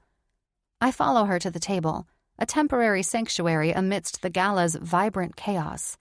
She asks questions about my work, my motivations, and my vision for the future of prosthetics and public health. But it's a struggle to focus on her words, as my thoughts continually drift back to the balcony and the enigmatic man who has unraveled me so completely. I want to look for him, see his face again, as if to make sure that this kiss really happened. It feels so unreal now that I'm back in the vibrant and busy hall with all of these people. I'm sitting with my back to the wall, with a perfect view across the entire hall, and it takes all my strength to keep my focus on Judy, who holds me in place with her super attentive and friendly smile. I try to answer with poise, to convey the passion that drives me in my field, but my mind keeps wandering, remembering the taste of Chase's kiss and the sensation of his touch. What does all of this mean? He seems to be such an open book on one hand, but a great danger on the other. Is he playing me? Is he just trying to soften me up and get that buyout he so desperately wants? Somehow, it doesn't feel that way. If he's really just trying to get into my pants for that reason, he's a great actor for sure. His interest in me seems real. He has a way of making me feel seen that I've never experienced before. I feel unraveled, as if the carefully constructed walls I've built around myself are crumbling in the wake of his presence. Where is he now? Is he watching me from somewhere? Is he even still here? Or did he leave and flee from the embarrassment of being caught with me like that? Is he even embarrassed? Does he care? "Okay, I think I've got everything," Judy says, pointedly closing her notebook. "Thank you very much, Miss Haley." I return her thanks, and I'm glad that she lets me go without any attempt at redundant small talk. We shake hands, and she gets up from her seat, leaving me alone for just a split second before Max comes running toward me from God knows where. The wide grin on his face tells me that he has no intention of letting me off easy. "So," he begins, as he hooks my arm into his, "we are getting some food and more drinks, and then we will sit down somewhere and you're going to tell me everything. No objections." "Fine," I nod, but can't stop myself from scanning the room for Chase as we walk. "I think he left," Max tells me in a low voice, adding a consoling tap on my forearm. "I'm sorry. I really am." I'm not sure whether he's talking about the moment when he caught me and Chase together, or if he's referring to the fact that Chase has left the scene right after kissing me like that. The latter certainly leaves me with a sting of disappointment. Of course he left. He got what he wanted, and now he's leaving the scene, confident that he's left me wanting more.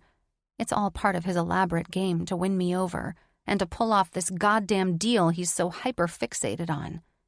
I squeeze my best friend's arm and try to swallow the lump that has formed in my throat as we make our way over to the buffet. Chapter 21, Chase. I shouldn't have left like that. It's been a couple of days since the gala, and I can't help but feel a nagging sense of discomfort as I sit at the desk in my main office in downtown LA. It's still morning, and the city is hustling and bustling a few hundred feet below me, the sun bouncing off moving cars and still windows. The memory of Madison's lips pressed against mine on that moonlit balcony is still fresh in my mind, but so is the regret for how hastily I left, something entirely uncharacteristic of me. I've always been one to face situations head-on, not one to run away when things get uncomfortable. But with Madison, it was different. I was different. I've been wrestling with my own thoughts since then. I haven't spoken to her, haven't reached out. I know I should have, and I wanted to. But the truth is, that kiss floored me, and it wasn't meant to feel like that. Like so much more than just lust.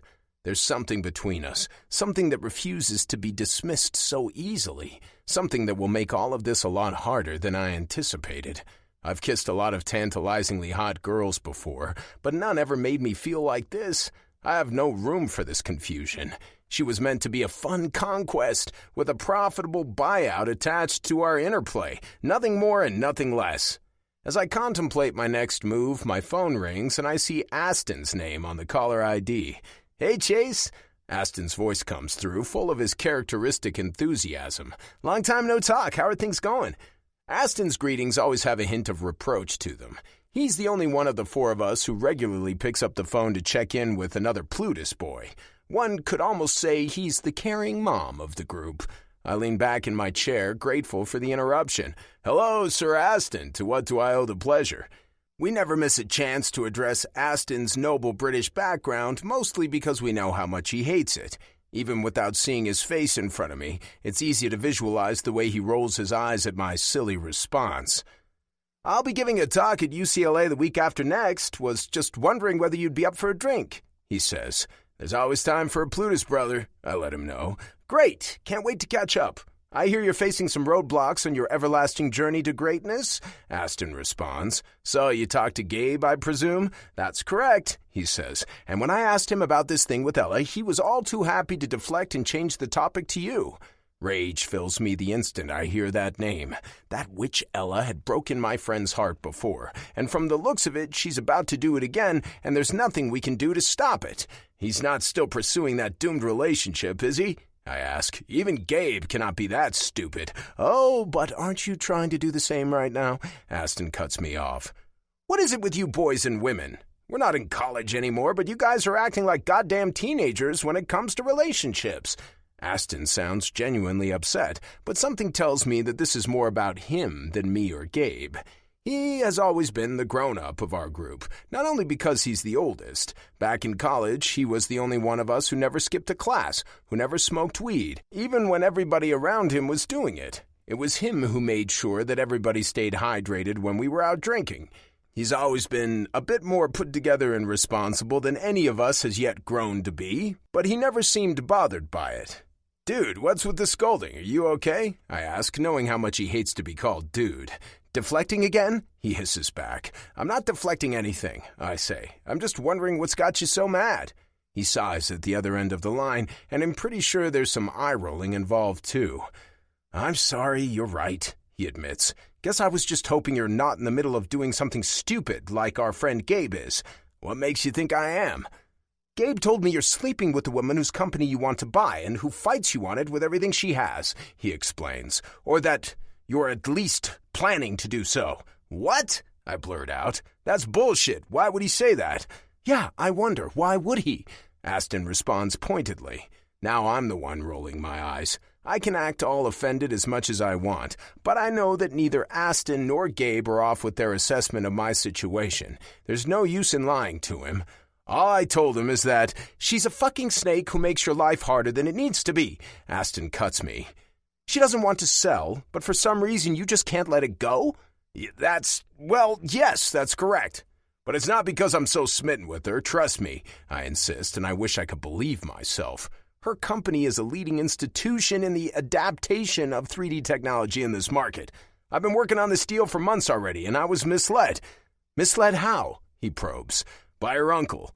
He wants to sell, and he made it seem like he's the CEO with the final word, but it turns out Madison is. Madison, huh? He repeats suggestively.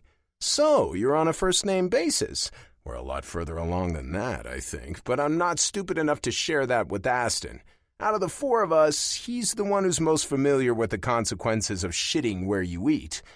She must be quite a strong character to stand up to you like that, he goes on. Yes, she is, I say through gritted teeth. Strong and stubborn as hell. A challenge, he adds. And you love a good challenge. You always have loved a good challenge, especially when it comes to women. God damn it, is he reading my fucking mind? I move my lips as if to speak, but words escape me. Aston is right. But I didn't need him to know what I already know. Madison embodies everything in a woman I find attractive and then some. Shit. I can't stop myself from giving voice to my realization. You don't have to tell me that I'm right, he says, chuckling now. I wasn't going to, but I am right, aren't I? An annoyed growl is all I can muster in response before I realize that there really is no use in lying to Aston. She's quite something, yeah. Won't leave my goddamn head no matter how much I try, I finally admit, unsure what to do with that realization myself. You've got yourself in quite a pickle there, young man, he jokes. But can I give you a piece of advice? I have a feeling you're going to either way. Correct, he says. If you really like this girl, don't play around. Don't mess it up by being your stupid teenage boy self. Forget about the company for a while and see what happens when you two aren't fighting about this buyout. I'm not so sure that's a smart thing to do, I say. I don't want to lose out on this. Do you want to lose out on a chance with her? He cuts me off. If she's that special, isn't she worth a little risk? His words hit me by surprise. Of all people, Aston is the last person I expected to hear these words from. That's what you did back then, I say cautiously. And don't you remember how that ended? He groans as if in pain, and I almost feel sorry for what I said. That was different, he says, and you shouldn't let my personal experiences scare you. I don't regret what I did back then, and I would do it all over again despite everything that happened. Who says I'm scared? I object, even though I know he's right. We both know you are, Aston says calmly. Do the scary thing, my friend. It might be worth it. Thanks, Dad, I joke, and we both laugh. My thoughts are still racing after Aston and I end our conversation shortly after. Do the scary thing. The scary thing would be to ignore all that stands between us and pursue Madison like I would pursue any other girl. A girl who is not, coincidentally, the CEO of a company I want to acquire. A girl who I just happen to run into. She could just be the girl I met at the 10 show.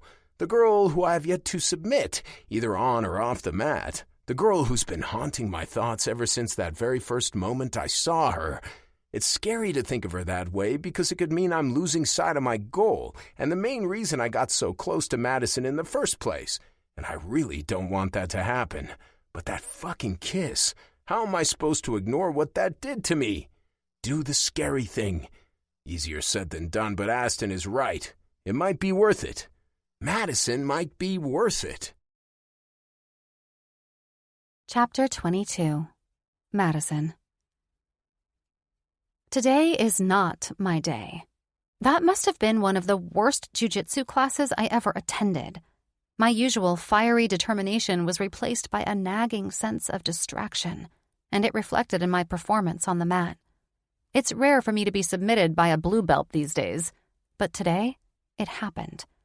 I can still feel the heat of shame radiating on my cheeks as I make my way out of the 10 show, hastily darting through the door with a slumped posture. I glance around the parking lot, hoping that he might be around. Chase has been taking private lessons with Raymond, so I've never seen him in one of our classes again. But there's always a chance of running into him in the parking lot.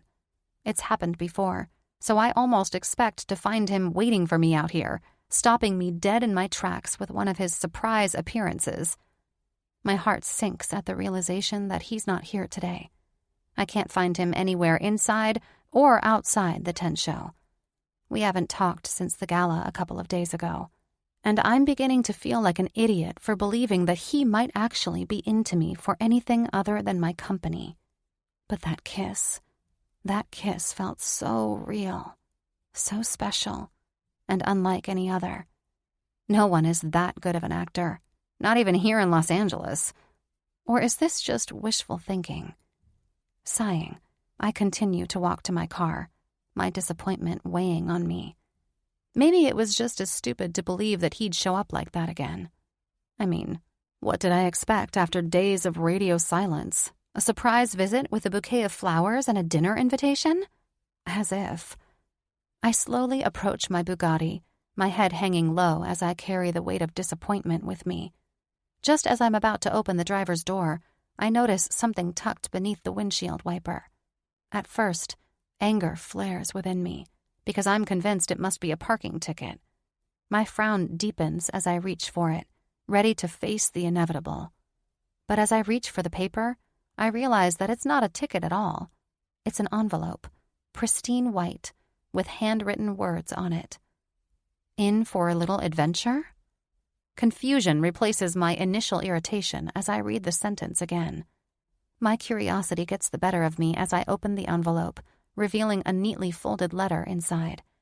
My heart quickens as I start reading, my emotions shifting from frustration to intrigue. Let's talk. Meet me at LAX, Atlantic Aviation, Thursday morning at 10 a.m. Pack lightly. The message is signed with Chase's name and 3 perplexing words. It might be worth it. It might be worth it, I read out loud. What the? I mull over the note, my mind racing with questions. What is this supposed to mean? Why does he want me at the airport? And if I'm not mistaken, Atlantic Aviation is not a regular terminal but a hub for private jets. Does he really think I'm crazy enough to hop on a private plane with him for a little adventure? Because I just might be. He may just be playing with me to get what he wants. But Max is right. There could be something in it for me, too. Even if it's just sex with the hottest man on earth. But what's with those words at the end?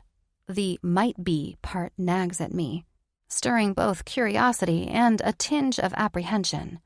Chase has always been unpredictable, and this message is no exception. And what does he mean by let's talk? About what? About the buyout? About the kiss? About us? Why does he expect me to pack for a trip and meet him at the airport if this is just about the buyout? Who the hell does he think he is? He must know that this kind of game could never work with any halfway reasonable person. However, I'm not sure if I would consider myself reasonable when it comes to him, because I'm already considering going along with this. I'm actually considering following the demand in this short and presumptuous note. It's as mysterious as him, a risky riddle that I need to solve. His message gives rise to even more questions than I had before. But despite the uncertainty, I can't help but feel an undeniable pull, a desire to unravel this enigma. Shaking off my bewilderment, I slip the note into my bag and slide into the driver's seat of my car. Fine. Let's go on an adventure, Mr. Keaton. As I pull out of the parking lot, I make a mental note to call Anne-Marie first thing in the morning. Clearing my schedule for Thursday is the first step in this intriguing journey, and I'm curious to see where it will lead. Chapter 23, Chase. The minutes tick by, and I scan the crowd for any sign of Madison. I've been standing here for more than 10 minutes like an idiot because my dumb nerves drove me out of the house way too early. I haven't heard a word from her, but I know that she found the note because I was acting like an idiot on that day too. I knew what classes at the 10 show she attends, and so after I attached the note to her Bugatti, I hid behind the wheel of my own ride, parked as far away as possible while still remaining in view of her vehicle, and waited. It felt like an eternity until she finally emerged from the 10 show, her pretty lips pressed into a thin line and the hint of a frown gracing her features. She looked tense and unhappy as she hurried toward her car, her gaze trailing across the parking lot as if she was looking for something or someone. She barely looked in my direction, but I still found myself ducking behind my wheel every time she glanced my way. The expression on her face had darkened when she spotted the paper under her windshield wiper, but it changed entirely when she opened the envelope. She read the note with narrowed eyes, and then she smiled. She shook her head, but she was smiling. She liked what she saw. But does that mean she'll show up today? I checked the time for the umpteenth time and almost groaned in agony when I realized that only 2 minutes have passed since I last checked. It's a minute past 10 a.m. already, and I'm beginning to feel uneasy. But just as doubt begins to creep in, there she is. Madison steps into the terminal, looking absolutely stunning in a breezy summer dress that clings to her in all the right places. Her long hair is pulled back into a ponytail, her eyes hiding behind oversized sunglasses, adding an air of mystery to her presence. Relief washes over me, and a smile tugs at the corners of my lips. She's here. She actually showed up. My breath catches in my throat as I watch her approach, pulling a small carry-on behind her and balancing an iced latte in her other hand. As she gets closer, I admire the effortless grace with which she moves. Her confidence shines through, and I can't deny that I'm captivated by her presence. You know, I should call the police on you. She greets me as she comes to a halt in front of me. And why is that? Because you are in fact a stalker, she says in a matter-of-fact voice, tilting her head to the side. You know what my first thought was after reading your note? I shrug and shake my head, curious to hear her answer. That it's pretty bold of you to assume that I could just up and leave town for a few days, she says. As if I don't have a company to run, meetings to attend, work to do. She pauses and takes off her sunglasses before she pins me with her blue eyes, framed by winged lashes and a hint of sparkling eyeshadow. So imagine my surprise when I called my assistant to make sure my schedule is clear for today and tomorrow, and she told me that my schedule has been cleared for the next couple of days, as requested, because I'm on a work retreat with Mr. Keaton. She arches her eyebrows and sucks at the straw of her iced latte while casting me a contentious look. Well, I had to make sure you didn't have any excuses not to come, I retort. But I must warn you, I may have told your assistant that this is a business trip, and that's not what this is about. What is it about, then? She flinches when I take a step closer, but doesn't move away from me. Her lips part as she looks up at me, practically inviting the kiss that was coming either way. As I reach out, my fingers gently graze her cheek, and she leans in, closing the distance between us. Our lips meet in a passionate kiss, a simple connection that carries the promise of something deeper. It's calmer this time, less greedy and a little more cautious, but still eager for more. The hint of a moan blends with the sound of our lips touching, and I almost lose myself when she rises on her toes, seductively arching her back as she grinds against my body. She sighs with disappointment when I break our kiss, the need for more clearly written in her eyes as she looks up at me. So I guess we're on the same page then, I say. Depends on what you mean, Madison responds, and the early harbinger of a frown adorns her features. That this will not be about business, I clarify. I don't even know what this is. You haven't even told me where we're going or for how long, she laments. We are going somewhere, right? Her gaze trails to the building behind my back. It looks quite plain from the outside, concealing the luxury that awaits within. This is the private aircraft fixed base I like to use when flying out of Los Angeles. They're usually quick to service my demands, which often arise from a spontaneous spark, just like this one. Yes, we are going somewhere, I tell her, and you will find out more about our destination soon enough. Let's go inside for a little welcome drink first. She rolls her eyes at me and laughs. All right, Mr. Mysterious. Can I at least know for how long I'll be gone? My uncle will... Don't worry about him. I cut her off. We'll only be gone for 4 days. Think you can handle that? Her lips move as she contemplates her response, her eyes moving anywhere but to me before they rest on the entrance to the private charter base. This is crazy, she whispers, seemingly more to herself than to me.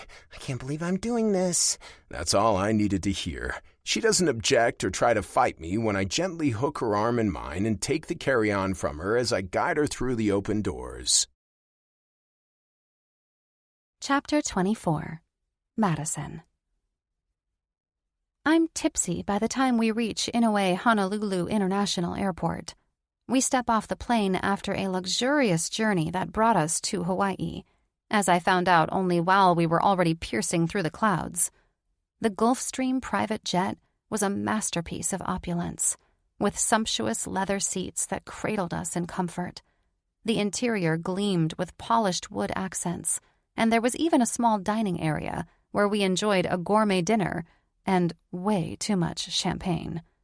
"You're trying to get me drunk," I commented as Chase emptied the remains of a bottle into my flute.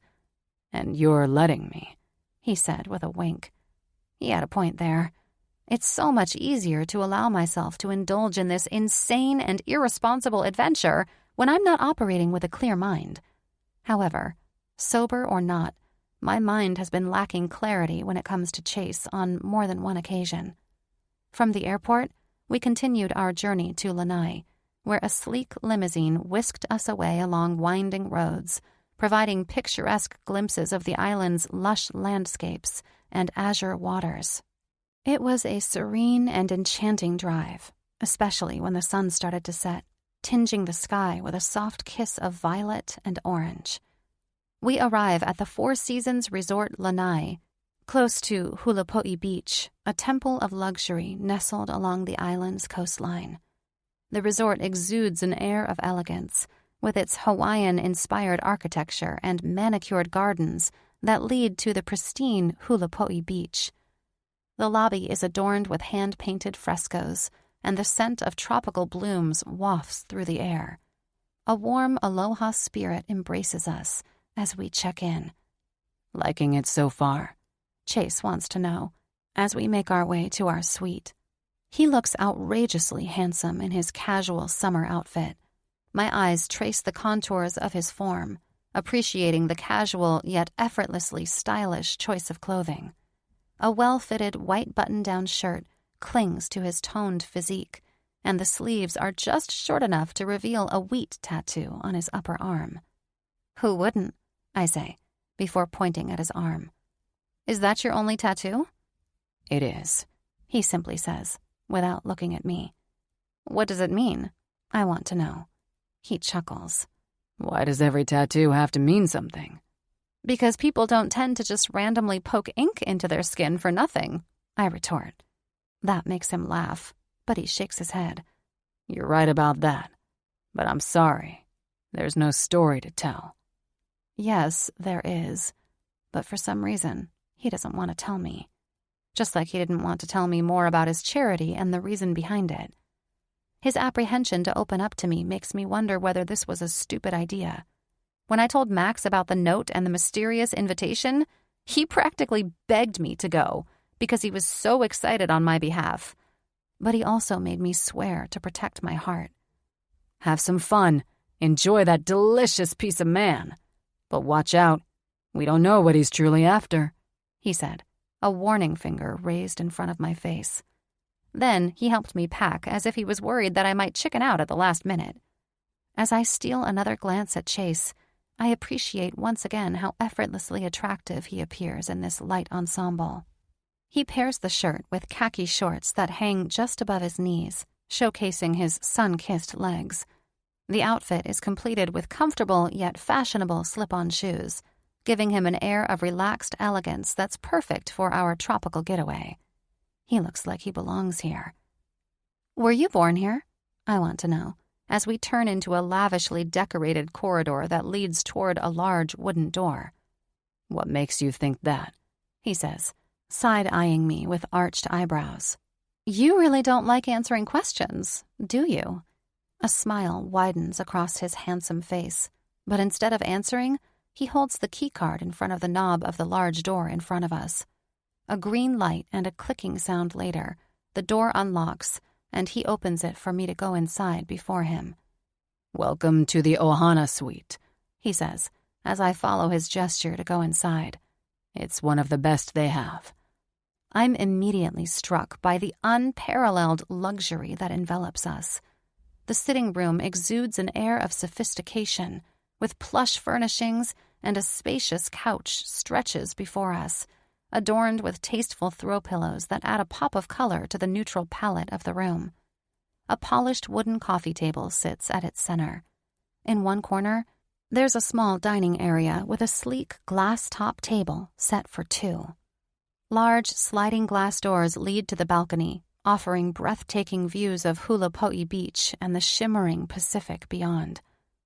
"So you've been here before?" I ask when he follows me out onto the balcony. "A couple of times, yes," he says, leaning against the balustrade. "Not a lot, though." "Some people would call a couple of times a lot," I say. "I've never been to the same place twice." "You haven't?" he asks back, visibly surprised. "Didn't your family have some sort of go-to spot or something?" I shake my head. "My mother died when I was still young, and my father, well, he was working all the time. I spent most of my time with my nannies."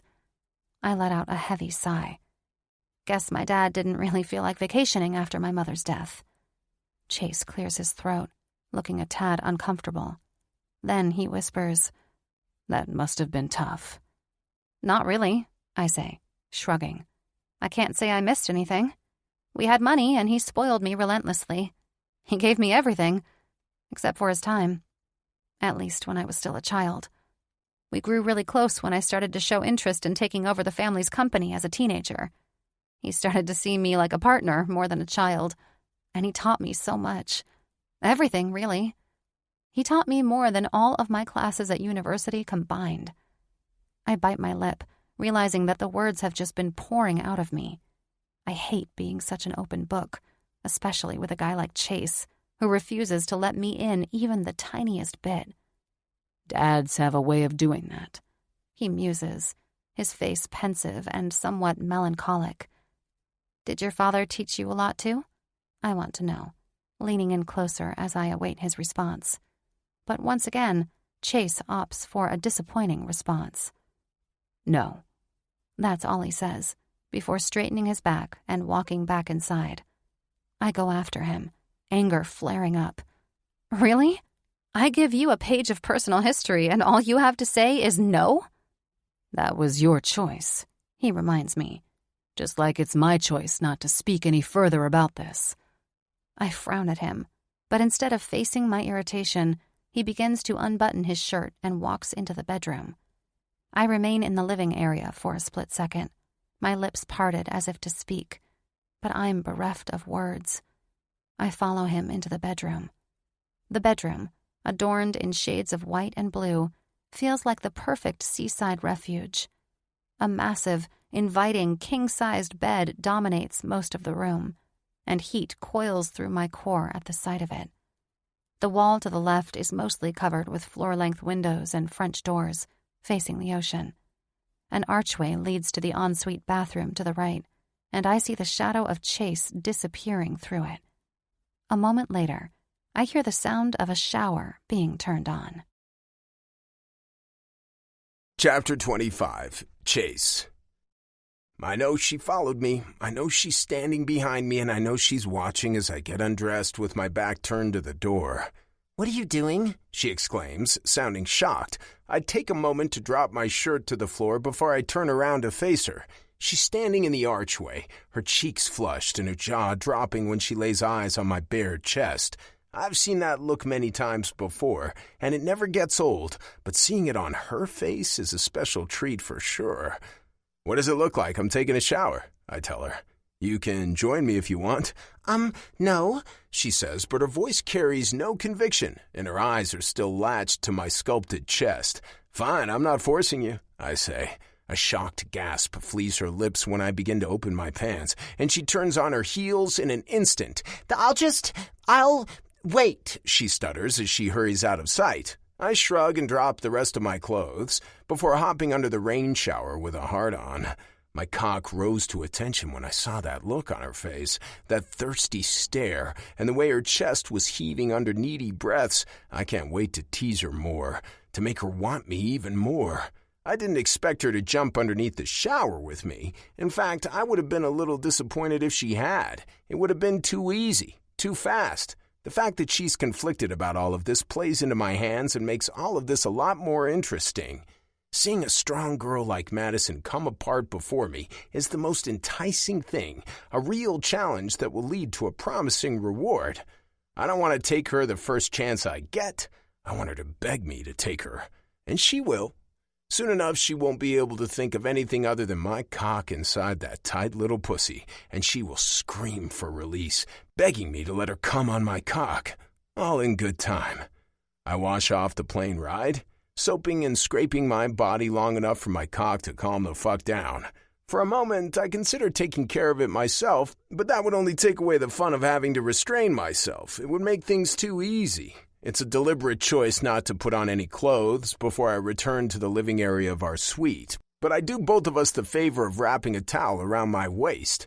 I find her sitting out on the balcony, hiding in the shade and sitting cross-legged on one of the lounge chairs, her laptop resting on her legs and her shoulders slumped, in the middle of typing something. She barely looks up, even though she must have noticed my presence. "Didn't I tell you this was no business trip?" I say, languidly walking toward her. She looks up at me, and I relish the way her lips twitch at the sight of me. Her gaze travels across my chest, rising to my face only slowly and with effort, as if she was forcing herself not to linger. I just wanted to... She gasps when I fold her screen down and lean over to fetch the closed laptop from her lap. Hey! She protests, and her hands fly up, awkwardly flailing against my chest as she tries to grab the laptop from my hands. No work, I insist, throwing her a warning look. There's no need for you to check your email or extinguish any non-existent fires back home. You are officially on vacation. She scowls at me, but I can tell that she has no fight left in her. She doesn't need to work, and she doesn't want to work. She's just looking for something to distract herself from the temptation that is me, and I won't let her do that. Fine. Her eyes are flitting back and forth between my chest and the ocean, where the sunset is now in full progress. Let's go for a walk on the beach, I suggest, before it gets too dark. She scans me from head to toe. Okay, shouldn't you get dressed then? I think you should get a little less dressed, I tell her. I hope you brought your bikini. I don't wait for her response, but turn on my heels, feeling her eyes on my back as I walk back inside. Though it probably doesn't matter, we have our own private beach right downstairs. No need for clothes there, I add. I can only imagine the look on her face right now, but I resist the allure of turning around to see. Still, I do her the favor of putting on a short-sleeved shirt above my swim trunks. The warm Hawaiian evening sun greets us with a gentle embrace when we step out of our suite, taking a private path down through the greenery to the beach. Madison has changed into a green bikini, her sun-kissed skin radiant against the backdrop of the island's lush landscapes. A light cover-up gracefully drapes over her shoulders, the sheer white fabric revealing more than it conceals. A surge of desire courses through me, and I find myself grappling with the urge to reach for her hand as we walk along the path. Her presence has a magnetic pull, one that's impossible to resist. But she's not my goddamn girlfriend, and we're not here on our honeymoon or some bullshit like that. This is just a fun little getaway to have my way with her, and if things go the way I hope they will, this trip might open more than one door. Instead, I take a step closer to her, matching my stride with hers as we make our way to the beach. Where are we going? She wants to know. It seems like she's sensing that I have a specific destination in mind, which I do. I want to show you something, I say. Down at the beach. The sunset? She asks. That's just an added bonus. But you won't tell me what it is, will you? She probes, one eyebrow raised and her arms crossed in front of her chest when she looks at me from the side. That's correct, I tell her.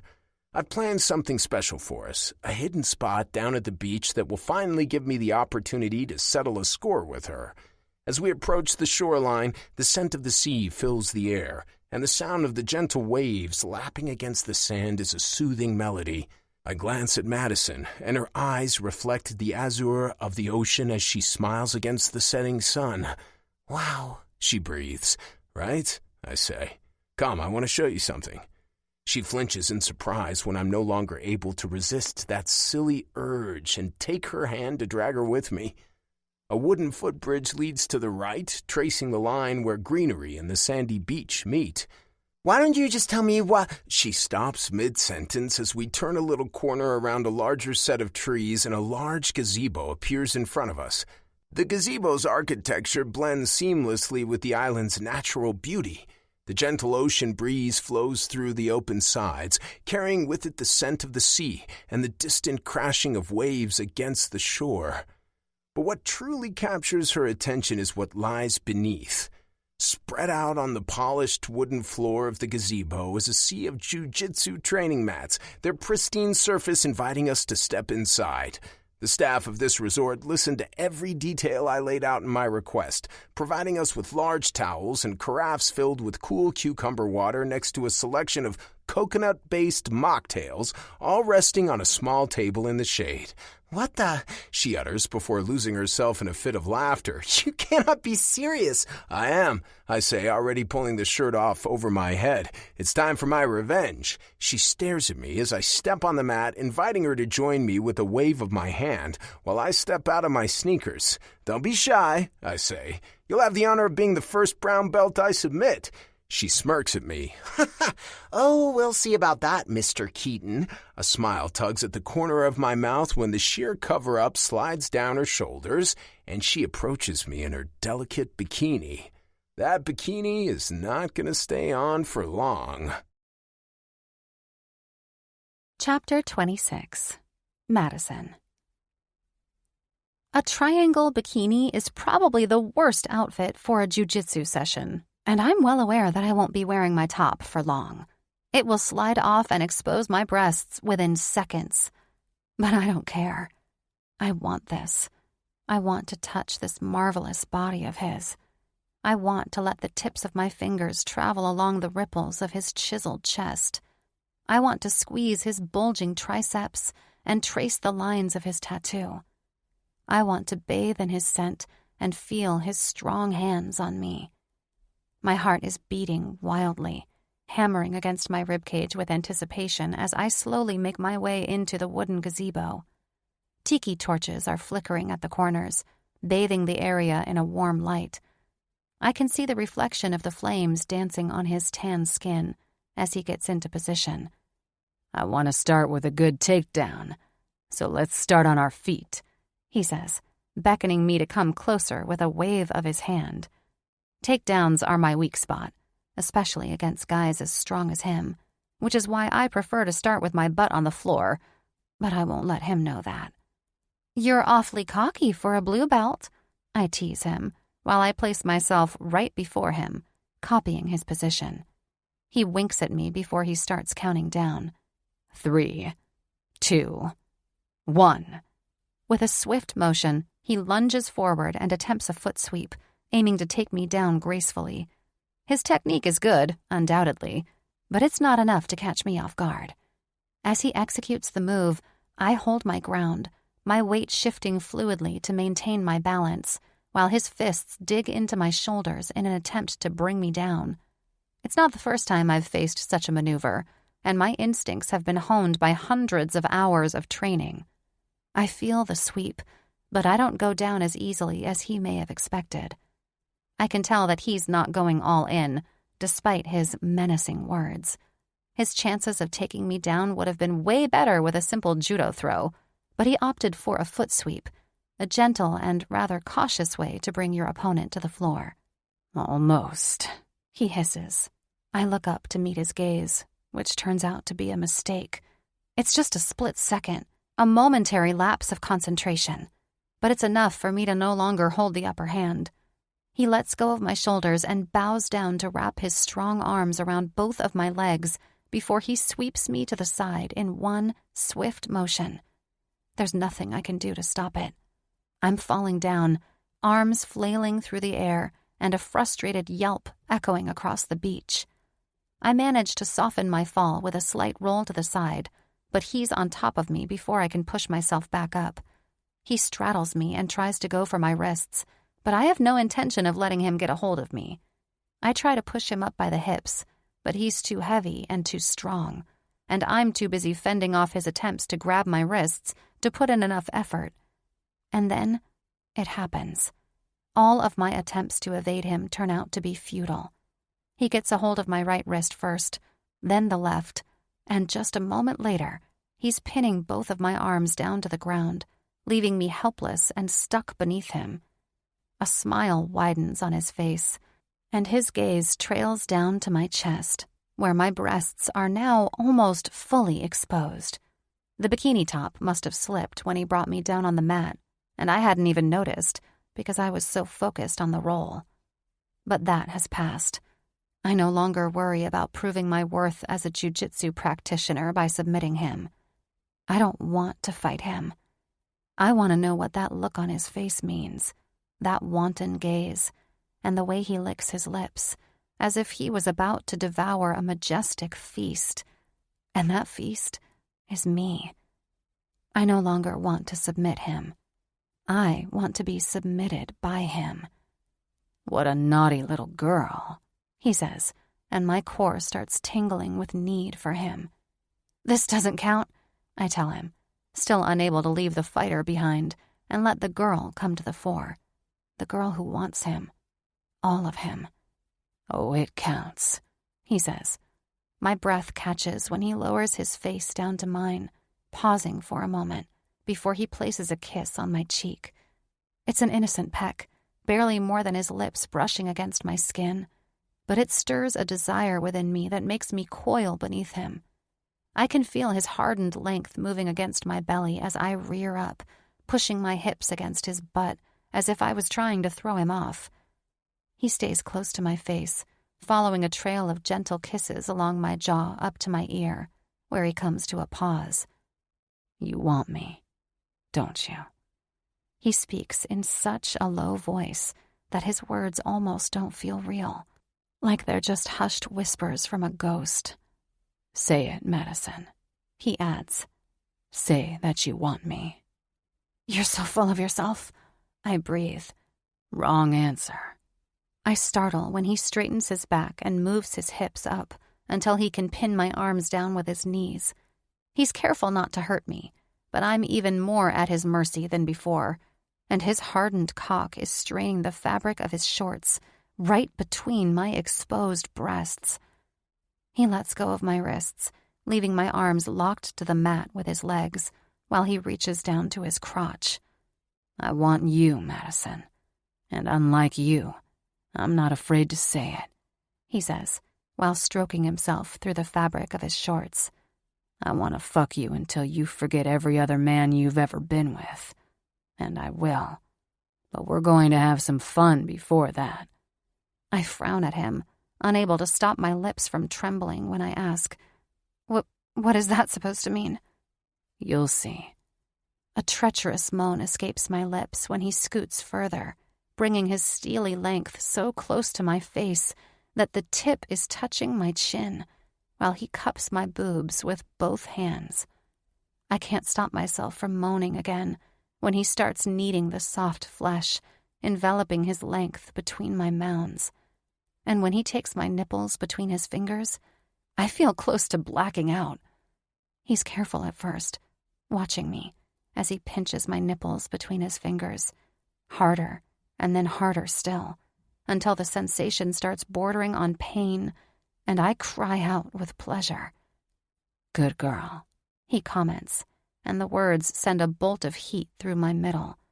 This is even more fun than I expected. He squeezes both of my nipples between his fingers, and the fiery pain makes me shriek, blinding me with its intensity for a split second, before I'm left with the aftermath, a warm sensation pulsating through my tortured buds. Lovely, he says, while his eyes rest on my hardened nipples. Like playing an instrument. I'm not your personal keyboard, I stutter, heaving underneath him. The sensation of his hardened length nestling against my boobs renders any coherent sentence impossible. He shifts on top of me, and my gaze trails down to the considerable bulge below my chin. You want to see it, don't you? He asks. My cheeks flush, and I nod, bereft of words. Say it, he demands. My eyes find his, and I'm momentarily baffled by what I'm seeing. His expression is not stern, not condescending, or provocative. Instead, there seems to be honesty and curiosity, almost like he's afraid of making a mistake. Are we making a mistake here? Probably, but it's very hard to care right now. Say it, Madison, he urges, his hand already playing with the hem of his shorts. The sight of it, the promise that comes with that motion, finally pushes me to speak. I want to see it, I blurt out. And I hesitate. Why is this so hard to say? I want you, Chase. I know what I want, and I've never been this dumbfounded and mute when it comes to giving voice to my desires. But I've also never met a man like Chase, a man who throws me off course like that. Our eyes lock again, and it seems like he understands. He suggests a subtle nod, an acknowledgement of my struggle. I want to see it, I repeat. Please. We're both smiling, and my breath catches when he pulls at the hem of his shorts to reach underneath the fabric. Chapter 27. Madison. He's huge. That's the only coherent sentence my brain can come up with upon seeing his massive size. I've never been with a man this big, but the thought of it turns me on even more. He chuckles, and I'm very aware that my amazement must be clearly visible on my face as I stare at the tip of his erection. He wraps his hand around his length and begins stroking himself in slow and deliberate motions while moving his cock closer to my face. He's so close now that I could touch him with my tongue if I tried. But when I open my mouth and jerk my head up, he withdraws, accompanied by tisk-tisk sounds. Did I say that you were allowed to touch me, let alone suck me? He asks in a menacing voice. I frown at him. No, but why wouldn't you want me to? Who said I didn't want you to? Why is he being so difficult and infuriating, even now? I do want you to, he goes on, but on my terms and my timing. He smirks at me before he adds, I'm going to take my sweet time with you, Madison. Why? The question sounds so stupid when it leaves my lips, but I can't stop myself. Because you're worth it, he says in a whisper, bowing down a little to bring his face closer to mine. You're worth every delicious second of this, and I hate to rush. We stare at each other, and it takes everything within me to not let my eyes wander back to his crotch, where he continues to stroke himself, only inches from my face. You want to play with it, don't you? God, yes, but I could never admit it. He moves his hips forward, which causes the tip of his cock to brush my chin before he places the tip on my lips. Don't open your mouth, he warns. Don't move until I tell you to. I don't know why, but I comply with his wish. My heart is beating so wildly now that I'm beginning to feel dizzy. I guess it's a good thing I'm already lying on the floor. He goes on to stroke himself while his thick tip rests on my closed lips. I want nothing more than to open my mouth and bring his length between my lips, and I don't understand why he wouldn't want the same. I want to call him a tease, but I don't dare to part my lips to speak. So I just watch, my heart beating with excitement and my core throbbing with need for him. The urge becomes almost unbearable, but just as I'm ready to give up my self-control and do whatever I feel like, he stops stroking himself. Open your mouth, he demands, and I do as I'm told in an instant. He shoves his tip between my lips the moment they part. A groan escapes him when I begin to circle his thick head with my tongue, taking in more and more of him as he thrusts his hips in rhythmic motions. Fuck, he growls before pulling back. I almost sigh with disappointment, especially when I see the strained expression on his face. Did I hurt you? Fuck no. He cuts me off brusquely. It's not that, Madison. He glares at me, looking so angry that I'm almost losing myself in self-doubt. I don't want to come just yet, he explains, narrowing his eyes as he looks at me. And not like this. He hoists himself from me, pulling up his shorts as he gets up on his knees, lifting his weight from my body and letting go of my arms. I feel weirdly exposed, lying beneath him with my bare boobs and my askew bikini bottom. Let's see if I'm the only one suffering here or not, he says, and before I can ask what he's talking about, I can feel his hand on the inside of my upper thigh. Part your legs. His voice sounds different now, deeper and with a kiss of welcome menace. I consider objecting to his demand, just to see what he'll do, but the desire to be touched by him is stronger than any thought of playful defiance. I obey and move my legs apart, while he places himself between my legs, his gaze firmly fixed on my core. I'm trembling with need when his hand starts moving closer to my middle, softly caressing the sensitive skin on the inside of my thighs, while he comes closer to my most sensitive spot. I moan in anguish when his hand circumnavigates my core, steering clear of my pussy until he reaches my belly button above the hem of my bikini bottoms. Don't move, he reprimands when I begin squirming under his touch. I groan in torment and throw my head back, staring up at the wooden ceiling of the gazebo while I feel the tip of his finger circle around my belly button.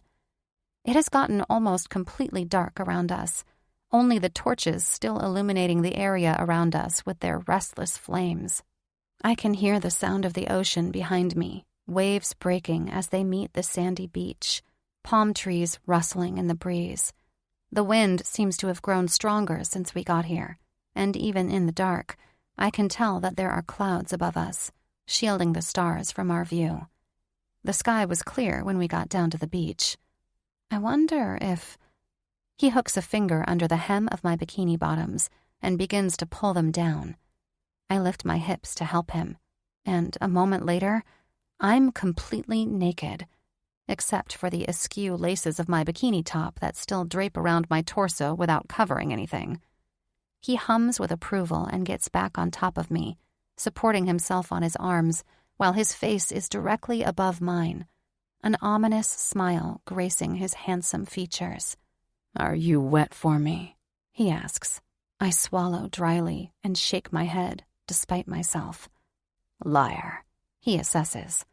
I gasp when he lifts his left hand, now only supporting himself with his right arm, and reaches down to my core.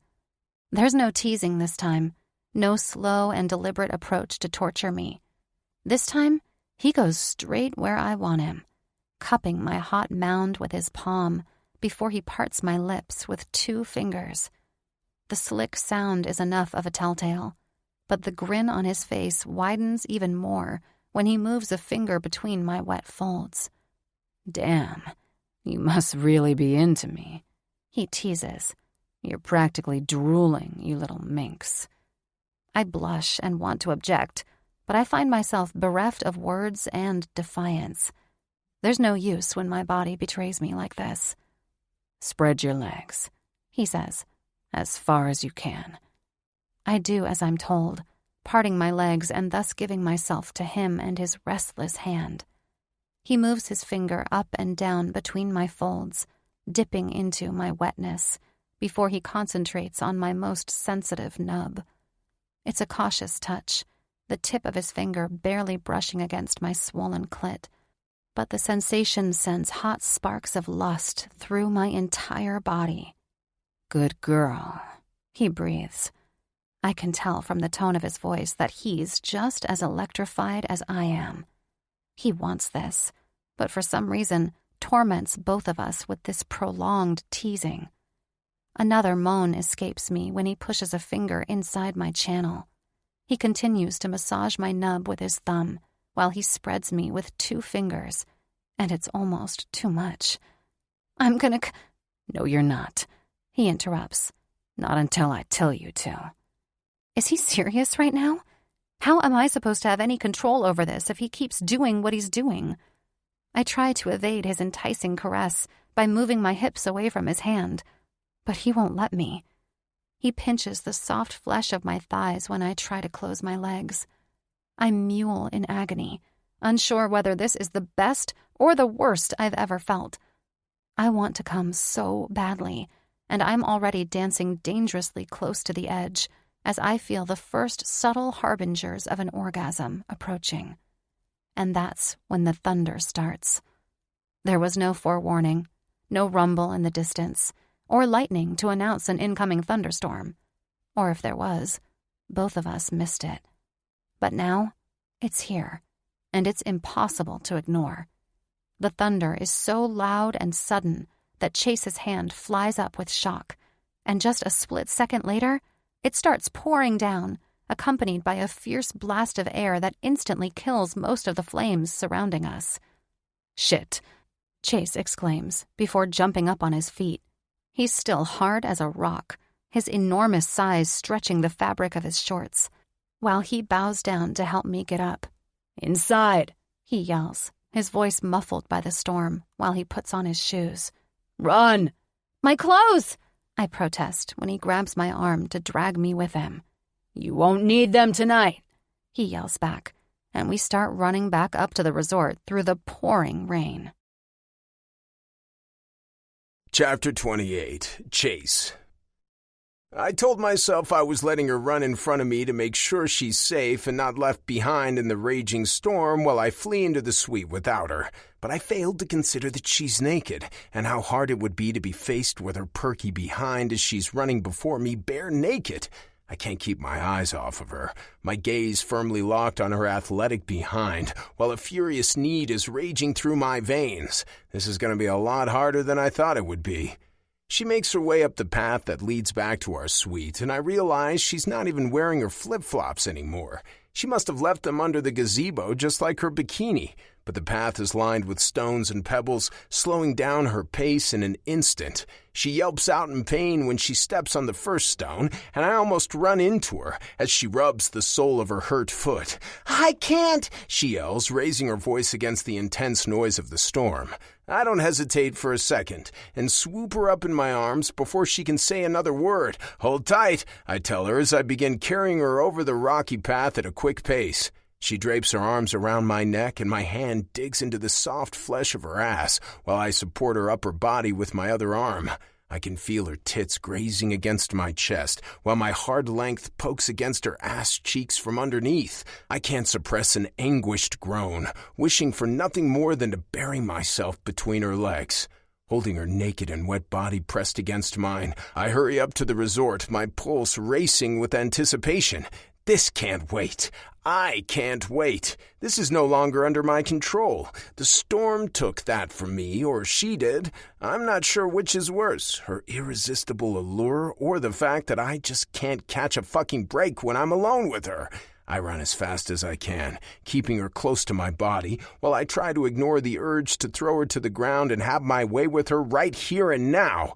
The door to our suite is already in sight, but still seems too far away. Slowly, it draws closer, and another blast of lightning and thunder gives me a much-needed push to hurry the fuck up as the sky shines bright above us. Madison gasps in my arms, tilting her head back to stare up at the turmoil above our heads. Finally, I reach the doorstep to our suite.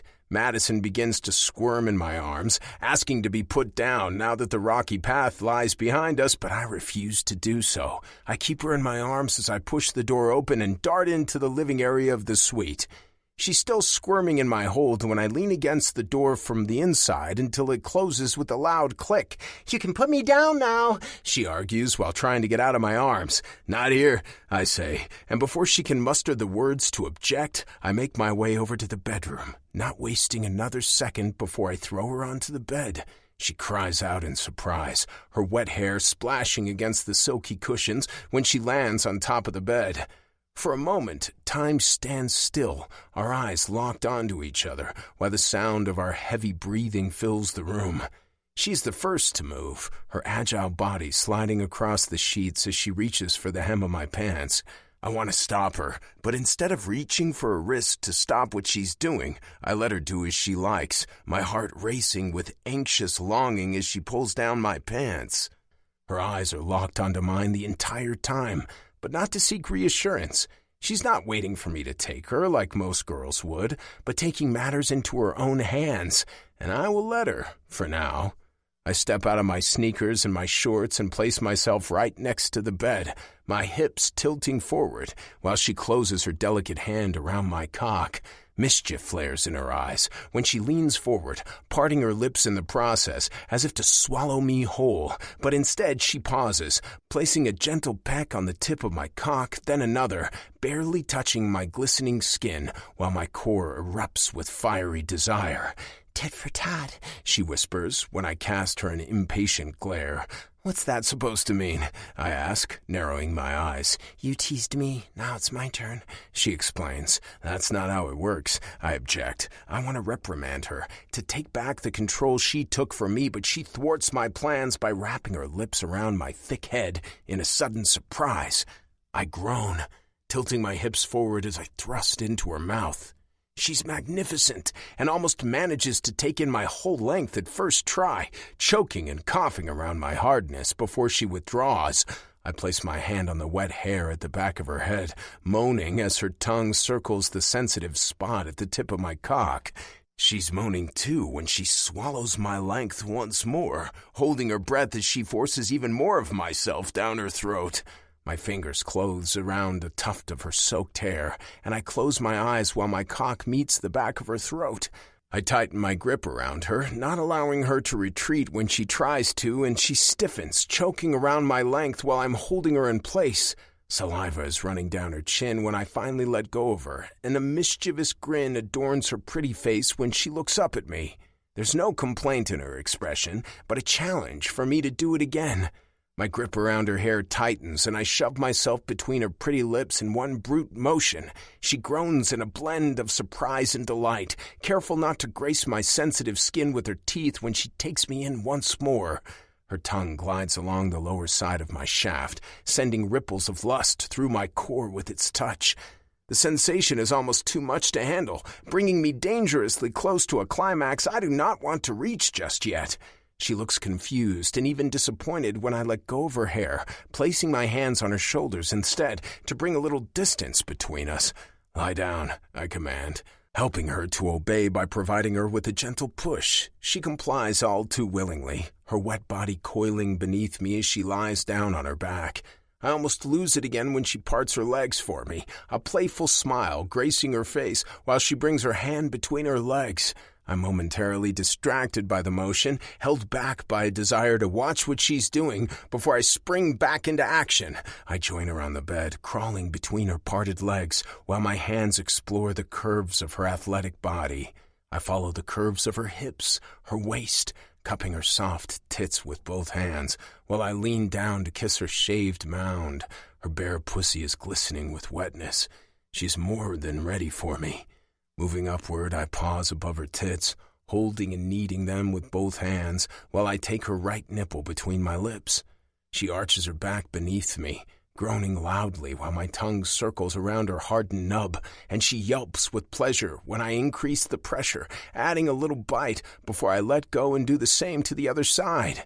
I can feel her scoot down, moving closer to me, while her restless hand searches for my length. "Fuck me," she pleads. "Now." There it is. I've been waiting to hear that sentence, but I was expecting it to be phrased like a plea, not a command. I don't take orders. I breathe as I bring my face up to hers. She guides my cock to her pussy, placing my tip right at her entrance before she's smart enough to let go of me.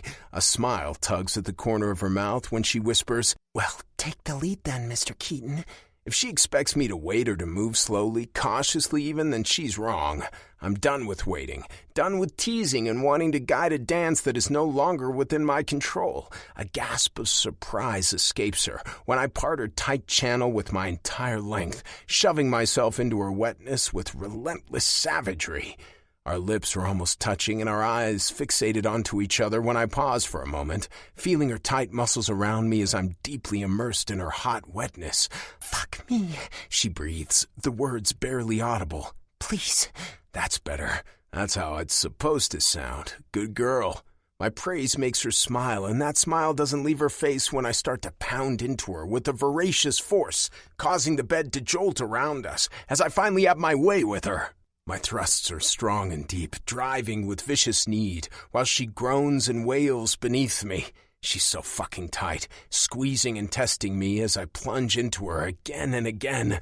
I lose myself inside her, suddenly overcome with the urge to be even closer to this infuriatingly strong girl, who now wraps her arms around my upper body, her nails leaving trails of deep scratches across the skin of my back, while she aggressively pulls me closer.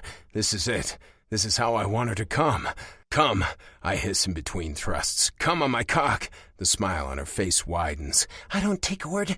She stops mid-sentence, cut off by her own rapture, while I can feel her muscles clenching around my length. Her eyes roll back into her head, and she loses herself in a wanton groan. The sight of her pure and unbridled ecstasy brings me over the edge, and I join her, slowing down my pace as I reach my own climax in a couple of final and extra deep shoves. Her fingernails are still digging into my back when I lower myself on top of her, my cock still throbbing inside of her, as our lips meet for a passionate kiss. Chapter 29. Madison. I want more. That's all I can think of when I wake up the next morning. The sun is shining through the partly opened curtains, after the storm has raged around the resort all night long. But now the sky seems clear, the clouds gone, and the sun up and stronger than ever. It must still be early, because the breeze that kisses the room through the open window is rather chilly. Why is the window open? Did Chase open it in the middle of the night while I was sleeping? He's passed out next to me, the ruffled sheets barely covering his godlike body as they drape around him. Just like me, he's completely naked and hard as a rock.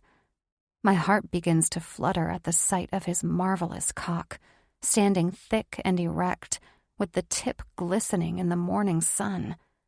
My core starts throbbing with demand, yearning to repeat last night's encounter. I sit up, supporting myself on my elbow, while I reach over to his hardened length.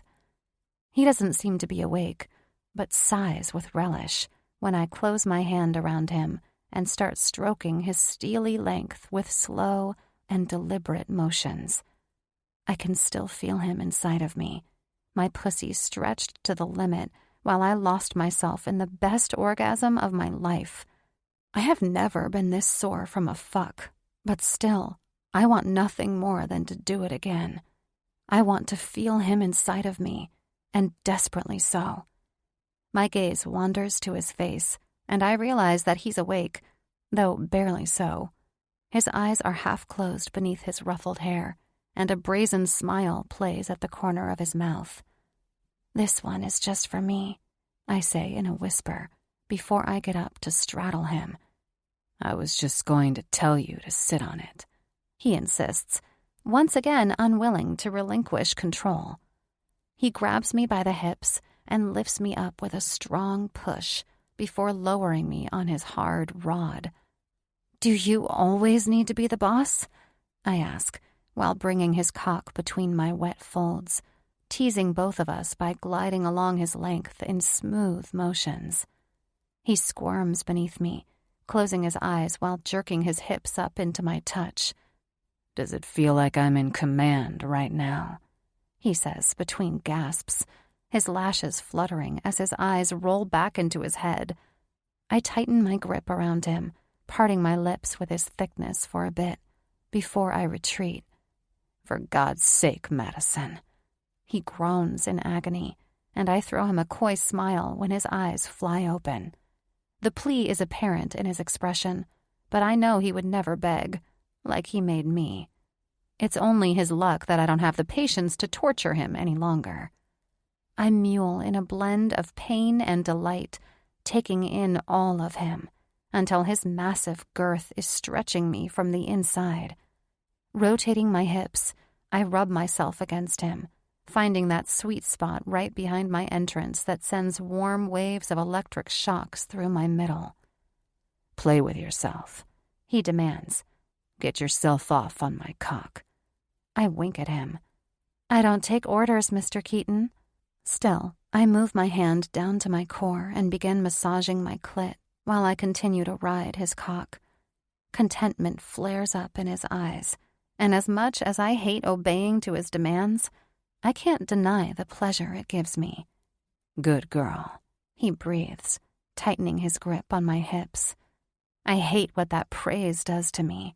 It's so patronizing, so typical Chase, and so condescending.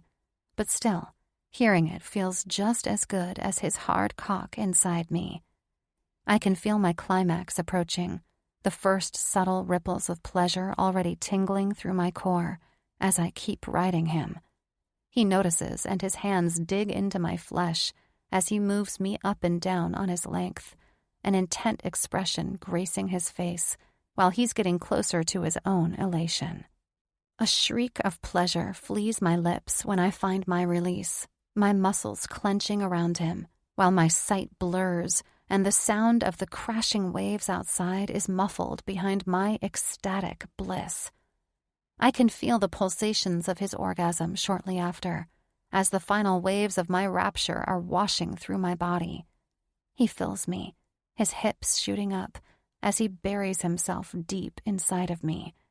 "Fuck, Madison," he gasps, as droplets of sweat purl around his temples. Thanks. I grin at him and lean forward to plant an innocent kiss on his cheek. Good boy, I tease, adding a wink to my words. He shakes his head, a menacing smile on his face. Oh, don't you dare, he says. Don't dare what? Calling me that, he says. Or else? I probe. Are you going to punish me? Would you like that? He lifts his hands to cup my boobs, kneading and squeezing them before he takes my nipples between two fingers and starts pinching them. It's merely a warning at first, a slight nip, a flirtation with pain, but not real anguish. That changes when I raise an eyebrow at him, challenging him to give me more. He closes his fingers around my hard nipples with such force that I'm momentarily blinded by pain, unable to stop myself from shrieking out. Beautiful, he assesses, now softly caressing my tortured nubs with the tips of his fingers. There's more where that came from. A lot more, if you keep teasing me like that. Good to know, I say. I get up from him and lie down in his arms, my fingers absent-mindedly traveling across his muscular arm. His eyes follow when I begin to trace the lines of the wheat tattoo on his arm. Why do you not want to tell me about this? I ask, as I admire the delicate work. It's an elegant tattoo, drawn in fine line and with a lot of detail.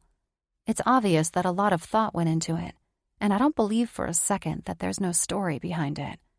He just wouldn't share it. Why do you need to know? He asks back. So there is a story, I retort. Let the music unwind the tension of the day, making space for the next chapter to arrive with clarity.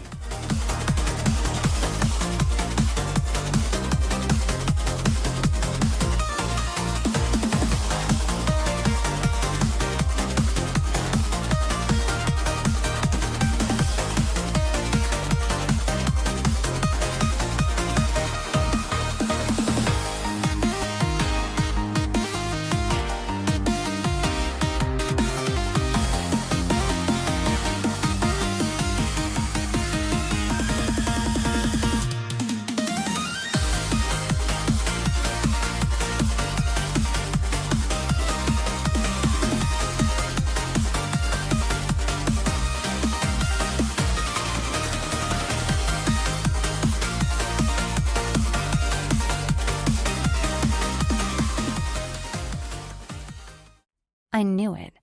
He sighs and pulls me closer, his gaze latching onto the ceiling above us when he begins to speak. It's just something me and my friends did back in college, he says. There were 4 of us, and we... He pauses, clearing his throat. It's silly, really. Don't be shy, I tease him. I promise I won't laugh. He chuckles and shakes his head. It's not that, he argues. It's just rather personal, at least for me. I don't know about the other guys. Why is it more personal to you? I want to know. Because well, okay. He pauses again, clearing his throat even louder this time, before he finally speaks. The wheat ear is the symbol of Plutus, who is the god and personification of wealth in ancient Greek mythology. The 4 of us, Gabe, Logan, Aston, and me, we're all quite different characters, but that's what we always had in common, a desire to become super rich before we turned 30. He begins. We made a pact to achieve that goal, called ourselves the Plutus Boys, and all got the same tattoo, albeit in different places. And did all of you become super rich? I ask. Yes, in fact, we did. Though some of us had to work harder for it than others. I don't think that's silly, I interject. It sounds rather ambitious and, well, like you guys had quite a special friendship. We still do, even though we live in different places. He goes on. I'm the only one who moved to the West Coast after graduation. The 3 of them never left the East Coast. I furrow my brows. And that's why this tattoo means more to you? No. He shakes his head. Quite frankly, It means more to me because I was the one who had to work the hardest to achieve our goal. You see, Aston comes from a rich family. He was already wealthy when he started university. Same goes for Logan, kind of. He's a bit of a mystery, that one. But I know he didn't grow up poor, and he didn't need a scholarship to attend university. Gabe had a scholarship, just like me, but he still had a better starting position than I did. So you grew up poor? I ask, snuggling against his strong chest. It sounds harsher than it was. My mother worked her ass off to get me where I wanted to be, and I didn't really feel any lack until I got to university, when I was surrounded by spoiled rich kids. He answers. That just shows how much my mother sacrificed for me. She raised me by herself, worked several jobs, and gave up her whole life to me, after my asshole of a father left us when I was still a toddler. If it wasn't for her, I wouldn't be where I am today. I didn't have to earn a living while studying 2 majors, thanks to her. She sounds like an amazing woman, I whisper. She is. He ponders. But man, does she hate this tattoo. She freaked out when she first saw it. We both laugh, and I can feel his arms strengthening around me, squeezing me even closer, as if he was afraid I would run away. Is that why you established that foundation? I ask. Because you want to help out kids in a similar position? He groans, as if answering that question caused him pain. There might be a correlation, he says, and his embrace around me loosens. Let's get something to eat. I'm starving, aren't you? He looks at me, obviously unwilling to continue our conversation. I nod. Yeah, sure. He smiles at me. Good. I'll order us some room service. We're not going outside? No, he says. I want you naked for the rest of the day. Chapter 30. Chase. The gentle sound of the ocean provides a soothing backdrop as the sun dips toward the horizon, painting the sky with hues of orange and pink. Madison and I are sitting on the restaurant's patio, enjoying our last evening together. It's our third and final dinner at this place, which has quickly become a favorite in the short time we spend here. She looks radiant in a light summer dress, the setting sun casting a warm glow on her features. However, her unparalleled beauty is subdued by a somber mood tonight, mirrored by the wistful atmosphere of this farewell dinner. "These past few days were like a dream," she says, her voice carrying a gloomy undertone. Her eyes meet mine, and in that moment, I see the weight of impending reality in her gaze. We both understand the truth. We must leave this idyllic paradise behind and return to the real world, where we are not vacationing lovers, but business rivals. Wait, did I just call her my lover? Is that what this is? Do I really want to attach myself to her like that? The past 4 days with her were incredible, and even more fun than expected. We didn't leave our suite during the first full day, but spent that time rolling around in the sheets, on the beach, and on our private patio. Her body was constantly close to mine, her scent enveloping me, her voice in my ears, and her beautiful face before my eyes. It's only been 3 days, but the thought of not being close to her feels foreign, and a little daunting, to be honest. Throughout our stay, we've purposefully avoided any mention of business, relishing the bliss of our joint vacation while momentarily blocking out the inevitable reality. "A dream that had to end," she adds now after I left her hanging without a response. Our eyes lock, and I hope she can see the sincerity in my gaze. Despite the challenges that await us, I can't deny the bond we've formed. "You won't let it go, will you?" she asks now, and the pleading in her eyes almost makes me rethink my desire to buy her company. Almost. "No, I won't," I tell her. Our eyes remain fixated on each other, while we both bring a champagne flute to our lips, still observing as we take a large swig. I can see the hurt in her eyes, and the pinch to my chest mirrors that pain. Just a few hours ago, we lay in a tight embrace in our private gazebo on the beach, the view shielded by bamboo panels when another jujitsu session had turned into fucking within seconds. I challenged her on the mat every single day, but we never made it to a point where one of us had to tap and surrender. It always turned passionate before that, and I don't regret a single minute spent this way. I've never met a person whose energy levels met mine as well as Madison's. She is a true powerhouse, the first woman who can not only keep up with me, but actually challenges me to better myself. She is everything I could ever want in a partner. Thing is, I'm not looking for a partner. Not like this. Relationships demand too much. They are a distraction that I have no room for. And with Madison, this distraction could actually be lethal for my business ambitions. I never allowed anyone to get in my way, and I can't make an exception for her. I can't lose sight of my goal because of her. I managed to get close to her, just like I wanted. Now I have to use that intimacy to my advantage. But Madison is a tough nut to crack. Neither will I, she lets me know, defiantly raising her chin in my direction. How can you expect me to give up everything my father has built? It's all I have left of him, and it's mine. He left the company to me, and not to my uncle.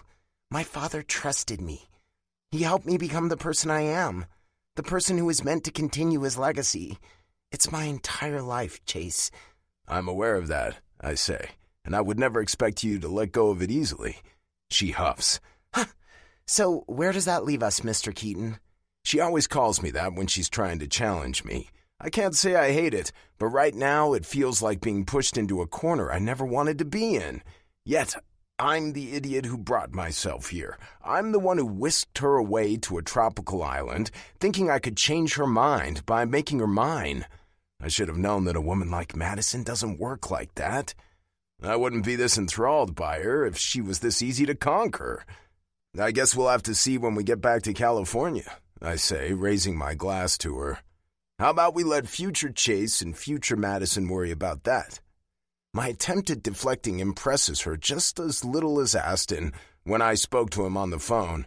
She doesn't look convinced, and instead of reaching for her flute to clink glasses with me, she leans forward, supporting herself on her elbows as she pins me down with an intense stare. Future Chase and future Madison are not as far away as you'd like them to be, she adds for consideration. In fact, they are less than 24 hours away from who we are right now, Chase. I think we should really talk about this. And we should talk about it now. I glare at her. Do you always have to be so fucking rational? I can't believe I just said that. That's exactly the kind of thing I've been accused of by others many, many times before. And it's true that I was always the one who lost his patience, when others would base their decisions and actions purely on emotions. And now I'm the one asking to be dumb and irrational? What the fuck is she doing to me? My words hurt her. I can tell in the way her face derails, as if I'd punched her in the gut. Her shoulders slump as if all vital energy was leaving her body after I pulled the plug on her. Fuck. I'm sorry. I didn't mean to. Yeah, you did, she whispers. You meant it, just like everyone else who said it to me before. She clears her throat in an effort to compose herself, but the pain is still apparent in her expression. I'm so sick of men telling me how to act or how to feel. I'm so sick of it. It's either don't lose your temper or, oh, Madison, don't be so emotional. And when I'm trying to be smart and sensible, I'm accused of being too cold and too damn rational. Madison, the fucking ice queen. Her lips are trembling, while she starts fidgeting with her fingers in her lap, unwilling or unable to look at me. You have no fucking idea how hard it is to deal with you assholes all day long. To have to prove yourself again and again because everybody thinks you're just a stupid little girl and then... Her shoulders slump as she deflates in defeat before her tear-filled eyes find mine. And then you sit here and practically tell me to be a stupid little girl, just throw caution to the wind and play along with your stupid game or whatever this is. I swallow dryly, pained by the realization that she thinks this is nothing but a game for me, because I know that's no longer what this is. I can't deny it any longer. I'm fucked beyond belief, and I can't stand the fact that she's hurt by my actions, even though it shouldn't surprise me. I've been playing with her. That's what started all of this. However, I didn't expect things to become this complicated this fast. I didn't expect to catch these conflicting feelings for her. Madison, Stop it. I don't want to hear it. She cuts me off by raising her hand, and even in the soft light I can tell that there are tears purling in her eyes. Fuck. I didn't mean to hurt you, I force myself to say, hoping that she notices the gravity of my words. I just thought we could... Fine then. Let's just be fucking idiots. She cuts me off before her voice breaks. Her hand flies up to her trembling lips, and no words can describe the pain that soars through me as I watch her trying to keep it together. She tries to push me away when I jump up from my seat to comfort her, but I persist, going down on my knees next to her while I search for her hand in her lap, while I place my other arm around her shoulders. Sorry, she blurts out through tears, her voice muffled by her hand. I don't want to. Madison, please, Fuck you, she hisses while squeezing my hand in her lap. And fuck me. You're right. I'm an idiot. I don't know what I was... We're both idiots, I murmur. The solemn tone of my words causes her to pause, and her hand slowly sinks down into her lap while she looks at me through reddened eyes. Our gazes lock, and she calms down, the tension leaving her shoulders while a single last tear rolls down her cheek. What do you mean by that? She's whispering as if she was afraid to ask the question. And there's a glimmer of hope in her expression that breaks my heart. I don't want to shatter that hope. I want to feed it and see what grows from it if neither of us fights it, as impossible as that may seem right now. I mean that I'm just as fucked as you are. A slight tremor moves through her. When I start caressing her hand with my thumb, it's a gentle touch, warm and soothing, and I'm shook by the realization that I've never touched a woman like this. I never wanted to. I never cared enough to allow this kind of intimacy without the need for sex hammering at the back of my head. I'm still drawn to Madison with the force that borders on painful, but right now, all I want is for her to stop crying and to bring back that provoking smile, to see that dimple on her left cheek when she's about to tease me, to hear that winning laughter when she gets something she wants. And it pains me to know that I will never be the man who can give her all she wants, because if her wishes are met, mine are destroyed, and I've fought too hard to be where I am to give up now.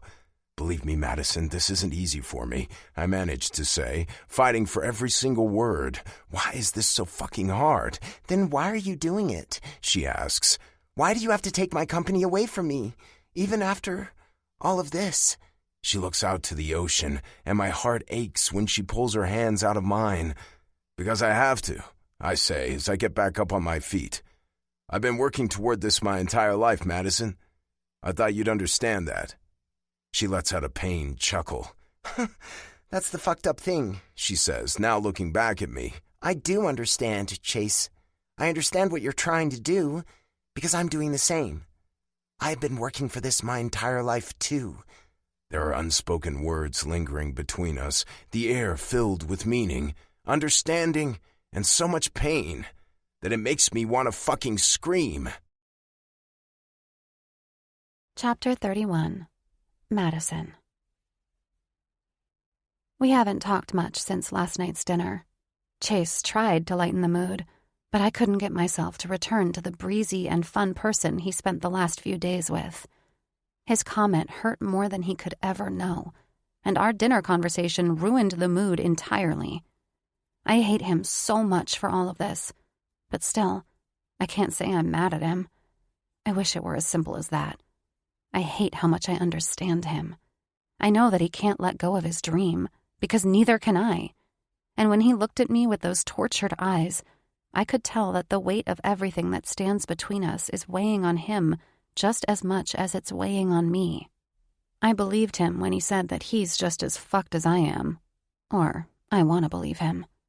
My heart was aching when we returned to our suite last night, and it was aching even more when we started packing in silence. By the time we went to bed, I was close to tears, and he wrapped his arms around me when he noticed. We kissed then, but we didn't have sex. I wanted to, and I'm sure he did too, but it didn't feel right after what happened during dinner. Instead, we fell asleep in a wordless embrace, unable to deny the magnetic pull between us, despite everything. I always knew that having sex with him was wrong, but in the moment, it felt so inexplicably right that I refused to think of all the things that stand between us. The reality that we blocked out during our entire stay, except for that last dinner, when I couldn't help but bring it up. Did I hope that he might have changed his mind?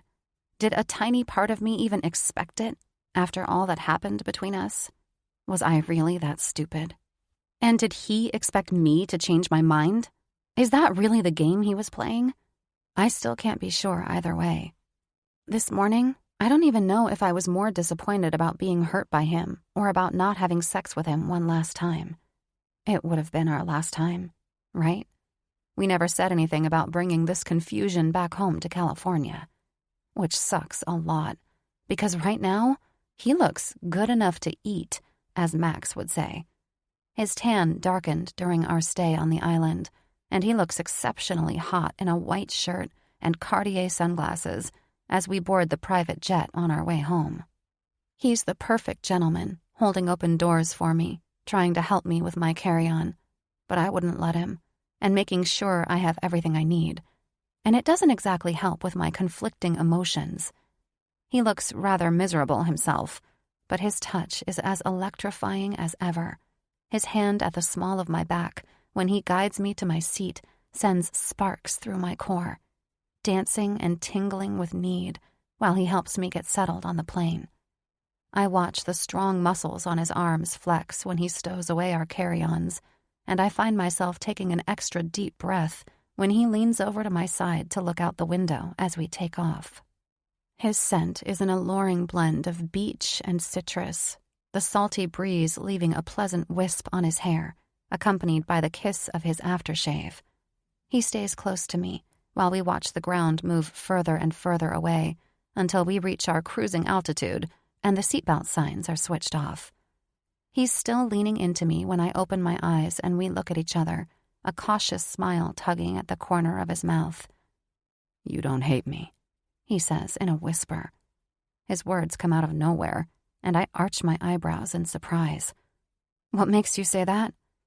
"The way you just looked at me," he says, placing a hand on my thigh, while our eyes remain locked onto each other. "You want to hate me, but you can't." "Well, you're not making this easy," I say. I watch his hand trail across my thigh, and I know I should cast it away. I know I should keep my distance from him, but I can't. He's so close, the warmth of his magnificent body soothing me, while his touch elates me with desire. "We're not back in California yet," he says, adding a suggestive wink. A moan flees my lips when he provides my thigh with a strong squeeze. The plane starts jerking with mild turbulence, but his hand remains on my thigh, moving back and forth, while moving closer to my core with every stroke. My chest heaves with erratic breaths, and I can't stop myself from parting my legs for him. We're alone in the passenger cabin. It's just us and the captain and his co-captain, both of them in the cockpit at the front, behind a closed door. Chase negated the offer of a flight attendant, and I'm beginning to think there was a reason behind it. "We can't," I utter. "Not here." He looks surprised when he responds, "I don't know what you're talking about." I'm sure he notices the heat that rushes to my cheeks and causes my ears to glow with shame, and he laughs when I try to retreat and remove myself from his touch. "No need to be shy, Madison," he says. "I like your idea." "My idea?" I exclaim, and he laughs when I throw a taunting look at his hand on my thigh. "It would be stupid," I tell him. "It was stupid from the beginning," he argues. He lifts his hand to my face, gently tugging a loose strand of hair behind my ear, before he leans in for a kiss. It's an innocent peck at first, but I refuse to leave it at that. I can't possibly resist him now that I've been given a taste. My demand becomes clear when I intensify our kiss, our tongues intertwining in a hungry dance within moments. A surge of regret fills me when I start to think that he may have been right last night. We could have enjoyed ourselves, instead of facing the ugly truth that awaits us once this plane lands. We could have been stupid, but happy for one more night. Right now, I want nothing more than to be stupid and have one last taste of the best sex I've ever had. He breaks our kiss, fixating me with a solemn look when he whispers, "I'm sorry for—" "I don't want to talk," I say, before hooking a finger under his collar and pulling him in for another kiss. He releases a soft moan when I start caressing his strong chest through the fabric of his shirt, while my hand travels down to his lap. He starts to get hard the moment my hand finds his bulge, fondling and cupping him, until his pants get stretched so much that it almost looks painful. "You're unbelievable," he breathes through our kiss. "We're not back in California yet," I say, while I begin to unbutton his shirt. "I've always wanted to join the Mile High Club." "I'm surprised you haven't so far," I retort, while pulling his shirt over his shoulders. "Guess I had to wait for the right person." His words bring a pause to our actions, leaving us in a speechless state for a moment before we both choose to ignore the gravity of his words. I'm not the right person for him in any regard, and we'd best remember that. This is purely carnal, a momentary lapse of judgment that provides us with short-lived pleasure, not at all rational. He pulls me onto his lap, frantically pulling the dress over my head while I straddle him. I move my hands to my back to unclasp my bra while he unbuttons his pants to free his hardened length. I close a hand around him, once again admiring his considerable girth, while I begin to stroke him. "No," he simply says, before taking me by the hips and lifting me up to place me on his length. I want to protest at first, but words fail me when his thick head spreads my lips as he impales me on himself. His accompanying groan sends a warm wave down my spine, accelerating my own lust, and I throw my head back in delight when he's filling me with his entire length. He feels so good inside of me, so right and strong. I begin moving my hips on his lap, circling around his steely length, while he cups my breasts with both hands. I squeal with delight when he closes 2 fingers around my sensitive nipples and starts squeezing. The pain is short-lived and just intense enough to leave a throbbing afterglow. The sensation travels all the way down to my core, causing a wanton pulsation around my clit. I can feel my muscles tensing around him when I begin to move up and down, supported by his hands that are now digging into the flesh of my behind. His gaze is fogged with desire, his eyes rolling back into his head as he approaches his climax just as fast as me. I lean forward, and our lips clash together in a hungry kiss, devouring each other, while I can feel the first waves of my impending rapture twirling through my core. I moan through our kiss as I find my release on his cock, and he wraps his arms around me as he joins my elation, thrusting his hips up while he fills me with his seed. The crests keep coming, rocking both of our bodies as we shudder through another joint orgasm, holding onto each other in an embrace so tight that it almost robs me of air to breathe. We're both breathing heavily when we break our kiss and stare into each other's eyes, the last remnants of our elation still echoing through our bodies. He loosens his grip around me, his hands trailing down my back, while he looks at me through hazy eyes. "Do you know why people say that sex on a plane is the best?" he asks in a whisper. I shake my head. "No?" "They say it's because of the vibrations," he says, gently tugging a strand of hair behind my ear, before his lips follow. "This was intense, wasn't it?" he whispers, barely audible. "But I don't think this had anything to do with the aircraft," I dare to say. He sighs and wraps his arms around me again and pulls me closer. "Neither do I, Madison," he whispers, sounding almost sad. "This was all you." Chapter 32. Chase. "You're late." Aston's stern look meets mine as I take a seat across from him, the aroma of sizzling steak filling the air around us. "Sorry, parking is a nightmare in this neighborhood," I apologize while waving for the waiter to bring me a beer. Aston's gaze flickers to my tanned skin, an unintended souvenir from my recent getaway. "Looks like you're never leaving the sun these days," he observes, a playful smile tugging at his lips. "Last time you looked like this was right after you moved to California, when you vowed to make up for all that missed sunlight after spending so many years under gloomy New England skies." He raises an eyebrow at me, and I've never been more grateful to see a beer being placed in front of me than at this very moment. I reach for the drink the moment it hits the table and clink glasses with him before bringing the drink to my lips and taking a large swig. "So," he probes, "what have you been up to?" I want to deflect so badly, but I can tell that Aston suspects something, and he has every reason to after our last conversation on the phone. I clear my throat and lean in a little closer, as if I was about to share a well-kept secret with him. "You remember what you told me, right? About doing the scary thing?" Aston nods, his curiosity piqued. "Of course. Don't tell me you listened to me for once." Taking a deep breath, I decide to lay it all out. "Well, after our last conversation on the phone, I did something incredibly stupid. That snake who stands between me and my plans, Madison," he interjects. "That's her name, right?" I don't know why hearing her name has this kind of impact on me, but my throat suddenly feels uncomfortably dry, and I need another swig of beer before I can answer him. "Well, yes, Madison," I confirm. We took my jet to Hawaii for a couple of days, and..." "You what?" Aston's eyes widen in surprise, and he leans back in his chair, absorbing my revelation. "You told me to do the scary thing." "I said scary, not stupid," he clarifies. "I was talking about maybe taking her out to dinner, taking a chance to get to know her outside of a business meeting, something like that. I never said anything about taking her to a remote island in a private jet." His eyes roll back into his head before he adds, "Why do you always have to overdo it, Chase?"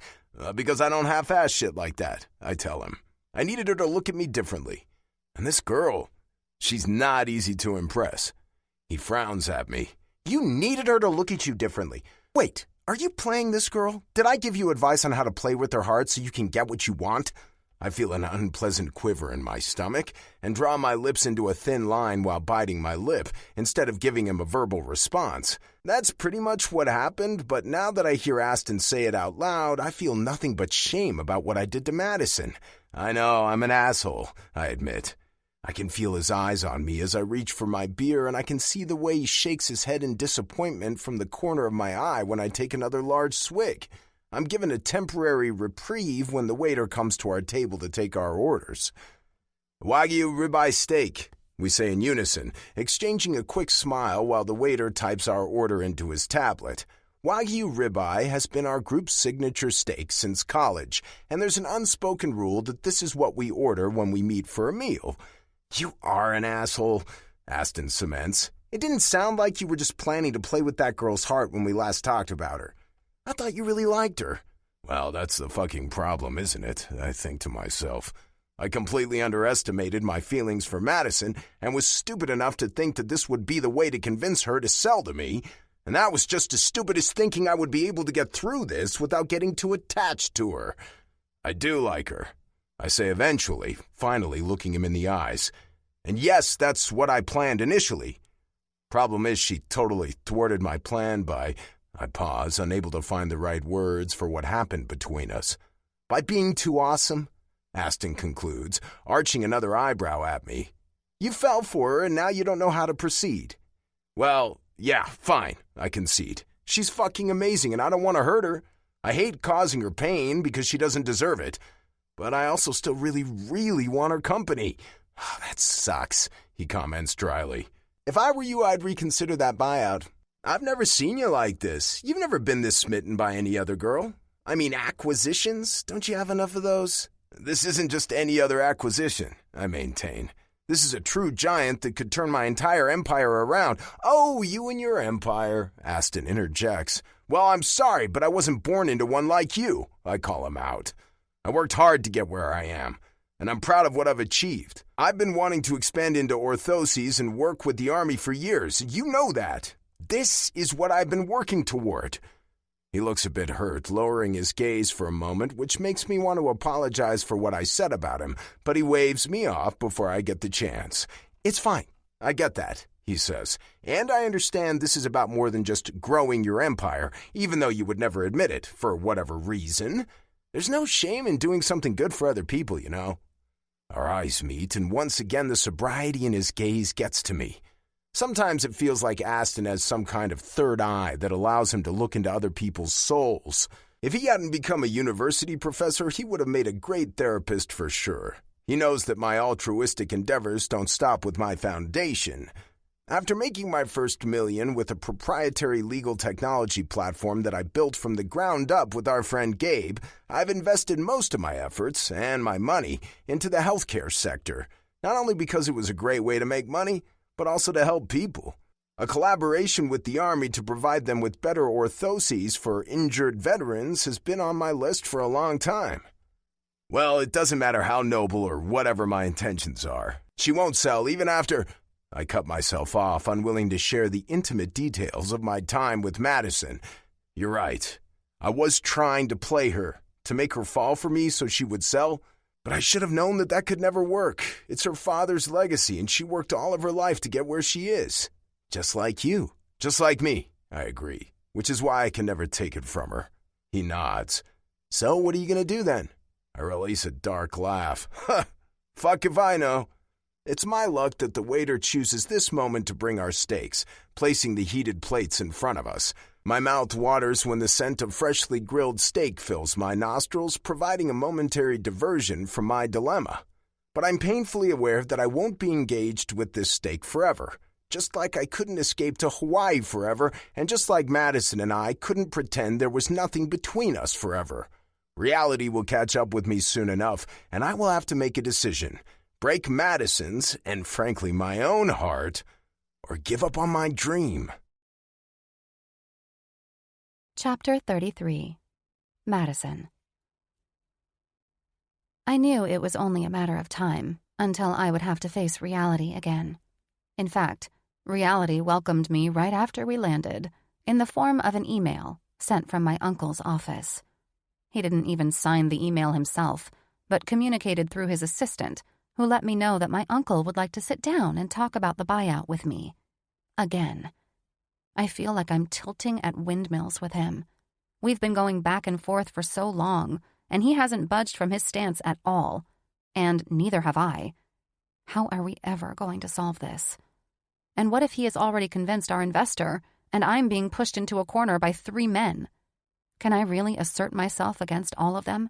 Uncle Walter, our investor, and Chase?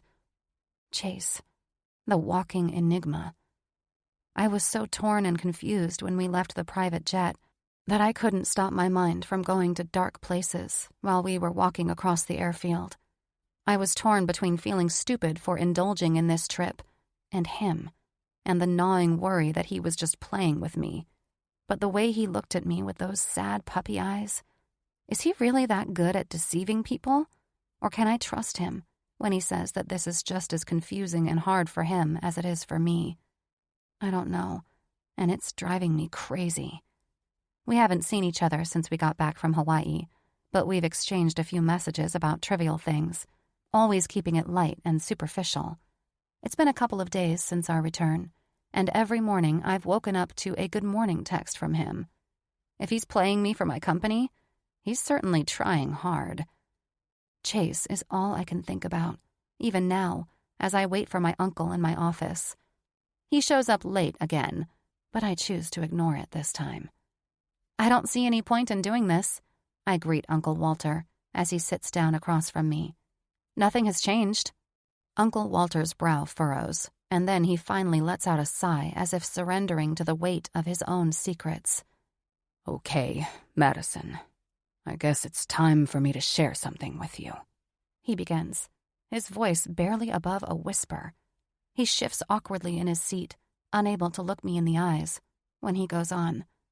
We really need to sell. Because, well, I don't know what the best way to say this is. Without beating around the bush would be best, I think. He casts me an angry look before he finally reveals. I need the money because I'm in trouble, okay? I've got debt. What kind of debt? I ask, an uncomfortable suspicion creeping up in my mind. The bad kind. he insinuates. The kind that doesn't go away over time. My heart sinks. I know that my uncle has had trouble with gambling before. He lost his wife because of it, when I was still a teenager. I thought you had it under control, I ask, my blood boiling. I did, he exclaims. For years, I was doing fine. But then, you know how it is. No, I don't know how it is, Uncle Walter, I say, because I'm not an addict. He sucks in a sharp breath of air. I'm not an addict, he protests. I have a sickness.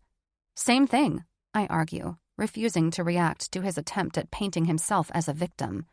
I've suffered enough because of his actions. Why not just sell your own shares then? I ask, my voice tinged with desperation. I've been willing to compromise. I just can't bear the thought of losing all of Dad's company to Chase. Uncle Walter shakes his head, a hardness settling in his eyes. Mr. Keaton wants to buy it all, and not just become a shareholder. And to be honest, Madison, his offer is just too good to pass up. I think I have no other choice than to hold a gun to your head here. I frown at him. What do you mean? If you don't agree to sell, I'll make sure that the financing for the new 3D technology you so desperately want will not go through, he says. I'll tell our angel investor that the project is off, and I will make him withdraw from the project. But we can't implement the technology without his money. That's exactly what will happen, Walter confirms. So you're threatening to kill the company's progress and make us lose months, no, years of work, just to get your way? Fear courses through me as my uncle mentions the angel investor. I'm dangerously close to tears when I add, Dad would be so disappointed in you. He doesn't say a word, but meets my probing gaze with an unapologetic expression on his face. Dad was never close with his brother, but he helped him with his gambling problem before. I think you're the one who would disappoint him right now. Get out, I say, my voice trembling with anger. Leave my office. Now. But he doesn't budge. Instead, he sneers back at me. You can't throw me out of my own company, Madison. My frustration boils over and I raise my voice. This is not your company. It's mine.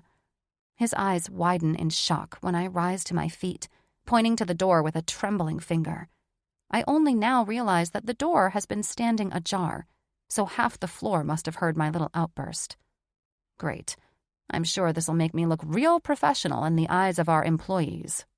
My heart is racing, but I manage to stay calm and maintain eye contact with Uncle Walter, never breaking my stance, as I refuse to show him even the slightest sign of weakness. Get out, I repeat pointedly, and to my surprise, he does get up from his seat. Then he turns around to walk away, but not without throwing me one last angry glance. Close the door behind you, I manage to say, just as he leaves the room. As soon as the door clicks shut, I fall back into my seat, and then I break down in tears, slumped over my desk. Chapter 34, Chase. I never thought I'd attend one of Raymond's public classes again after becoming one of his private students, but here I am. And I came here with a purpose, a silent hope to run into Madison again. I scan the hall after stepping on the mat, and there she is, a glint of surprise, but not displeasure in her eyes as they meet mine. Today is a geek class, and it's the first time I see Madison in her uniform, proving that she is in fact the proud owner of a brown belt. The air is charged with a palpable tension, a blend of attraction and unspoken words hanging between us as I walk over to her. "What are you?" I cut her greeting short by placing a hand at the small of her back and pulling her in for a kiss. It feels so natural to do this, her lips on mine, and her scent greeting me. She seems to feel the same way because there is no resistance from her side. Her soft lips meet mine with sensual intent. Her eyes are closed when I retreat, and I can feel my pulse speeding with the excitement of being close to her. But as reality comes crashing back, I realize what I've done. This isn't some casual fling. Madison is a woman I genuinely want to be with. I find myself wanting to be the one to make her smile, to be the one she turns to, like she did with that guy. who I now know to be her best and gay friend. The realization hits me like a punch to the gut. She's someone I'm falling for. Someone I shouldn't be falling for. Why did you do that? She asks, a line emerging between her brows. I don't know, I reply honestly, suddenly feeling like the rug has been pulled from under my feet. A pang of guilt gnaws at me. I know I've complicated her life, and mine, with my actions, but I don't see a way out. And I definitely don't see a way away from Madison. She has to stay mine. You don't know? She repeats in disbelief, crossing her arms right above her impressive belt. What the fuck, Chase? What am I? How am I supposed to feel right now?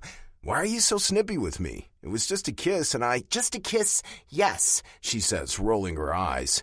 Do you know what I had to endure earlier today? I shake my head. Of course I don't. How could I? She sighs, her frustration evident. That's right. Of course you don't. And I bet you don't care either.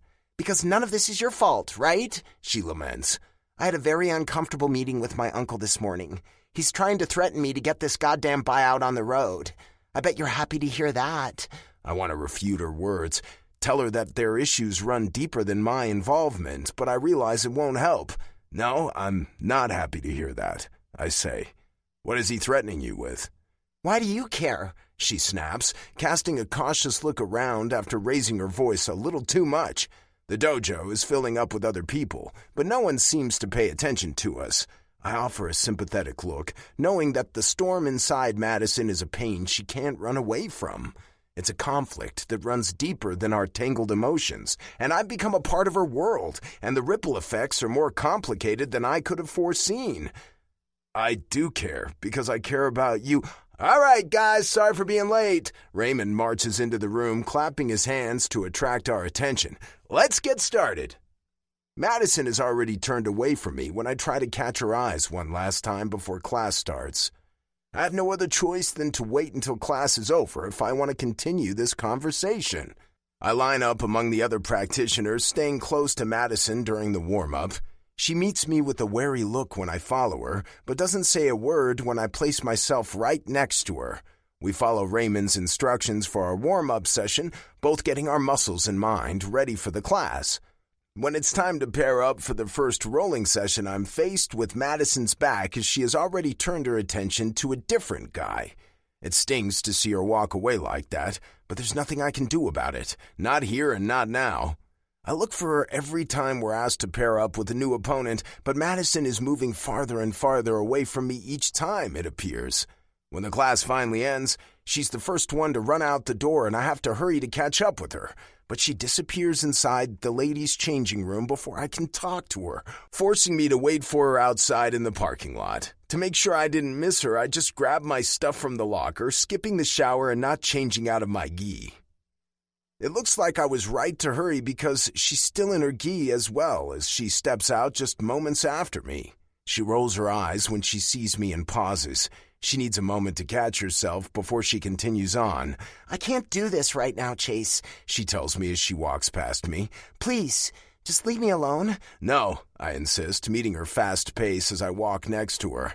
I need to talk to you about... I know what you want, she barks at me, her voice raised to new levels. You have made that pretty clear. And I was an idiot to think that this whole Hawaii thing meant anything or whatever.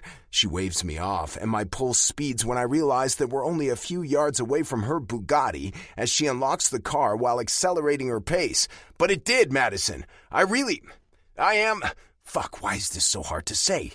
Why does it feel like I'm undressing right here in the middle of the parking lot when I try to express my feelings in front of her? She opens the door to her car and throws her bag on the passenger seat before she takes her seat behind the wheel. I hold the car door to stop her from closing it, but when I see the fear in her eyes as she looks up to me, I realize how frightening this might appear. We both pause, our eyes locked, while I still can't get myself to say the things I need to say to her. She wants to hear it. I can see it in her eyes. It's a sad truth that I've been trying to play her, but a truth that's no longer valid, and I need her to know that. I need her to know that my feelings for her are genuine, but it's like something is pressing against my chest every time I try to utter those words. Slowly, I let go of the car door, defeat washing over me as she pulls it closed just a split second later. She's still looking at me when she starts her engine, and the moment her Bugatti starts moving, I know I can't let her go. I can't let her leave like this. I turn around and start running to my Mercedes. Chapter 35. Madison. The click of my car door reverberates through the underground parking area as I lock the car and turn around to make my way to the elevator. My heart quickens when I realize that another car has entered right behind me, a dark Mercedes that just rolled into another parking space near mine. There are a few offices and stores on the lower levels of my apartment building, which means that underground parking is not only accessible to the residents of this building. It always gives me the creeps when I notice another car driving in right behind me because I can never be sure if the person behind the wheel can be trusted. My senses are on high alert as I side-eye the other car while hurrying toward the elevator. And then I stop mid-pace when the door opens and the driver reveals himself. "You followed me home?" I exclaim, my voice edged with irritation. "This stalking behavior won't get you anywhere, Chase. How can you be so fucking stubborn?" I stride over, my frustration bubbling to the surface, while he approaches me with a look on his face that I've never seen before. He looks uncertain, a little helpless, and rattled? "I wouldn't say that," he retorts, composing himself. "A lot of surprising things happened because of my stubbornness. Wouldn't you agree?" I glare at him, unsure what to make of his behavior. For a moment, silence hangs heavy in the air, the tension between us palpable. Then, in a rush of words, he finally speaks. "I've fallen for you, Madison," he blurts out, his voice unsteady, as if the confession is physically painful. "And I'm a complete idiot because I don't have a clue how to deal with it." I freeze, his words echoing in my ears. It's an admission I never expected to hear from him, a declaration that takes me completely off guard. A swirl of emotions dances within me. Surprise, confusion, and a flicker of something more. And then my doubts are back, screaming louder than ever before. He's lying. He must be. And he's very good at it. "Don't," I begin, stirred by a whirl of conflicting emotion. "Don't do this to me." "Do what?" he asks, concern masking his face as he comes closer. I want to withdraw from him, but before I know it, he's holding both of my hands in his, closing the last remaining distance between us until we're standing close enough to kiss. "I'm not messing with you," he says, seemingly fighting to maintain eye contact. For fuck's sake, I didn't see this coming, Madison. I didn't expect you to be so." He bites his lips and lowers his gaze with an audible groan. If this is all an act, he's really, really good at it. I have to give him that. "You're making my life hell," I tell him, swallowing hard as I fight back a swell of unwelcome tears. I hate how easily I'm weeping these days, and it's all because of him. And I hate that because "I'm also making it better," he offers, throwing me a reserved smile while he squeezes my hands. "Well, yes.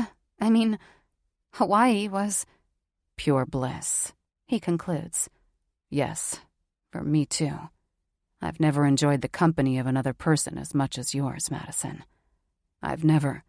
Another groan keeps him from finishing his sentence, and he throws his head back, facing the ceiling for a moment, before he tilts back down and meets my anxious eyes. "You've never what?" I probe, unable to calm my storming pulse. "I've never felt this way, okay?" he finally admits, keeping his head down as his eyes look up. "I've never met anyone like you, and it's fucking with my head." "Fucking with your head?" I cry out, unable to stop my voice from breaking. I have to clear my throat before I can add, "You are fucking with my head, and you're doing it on purpose. I know you fucking are because all you want from me is my company." "I want you even more," he blurts out, and we both fall silent. He seems to be just as shocked and confused about that revelation as I am. his lips parted and his eyes wide as he stares at me. "Why would you say that?" I utter, unable to stop the tears swelling up in my eyes. "Why are you being so confusingly cruel?" My voice breaks again, and I let him wrap his arms around me and pull me in for an embrace. I hate that I'm crying again, but I can't help it. I want to believe his words so badly, but how can I? How can I trust a guy who's still going after my company, who's causing me this much anguish with my uncle, and whose behavior seems to switch between cold and warm every other minute? The man who now places a finger below my chin to bring my face up to his. "I hate you," I whisper, as another tear rolls down my cheek. "No, you don't," he breathes back. "No, I don't." His lips meet mine, and for a moment, everything else fades away. It's as if the world falls into place, and in that kiss, I feel the truth of our connection. We must present an odd picture right now, standing in the middle of the underground parking lot, still wearing our gis, the weight of my bag pushing down on my shoulder, while my soul is elated with this tear-filled kiss. Pulling away, I can't help but smile, teasingly remarking, "I think we need a shower." His eyes meet mine, a mixture of surprise and amusement dancing in them, while the sweat-drenched tips of his hair on his forehead support my assessment. Luckily, I add with a playful grin, I have one upstairs.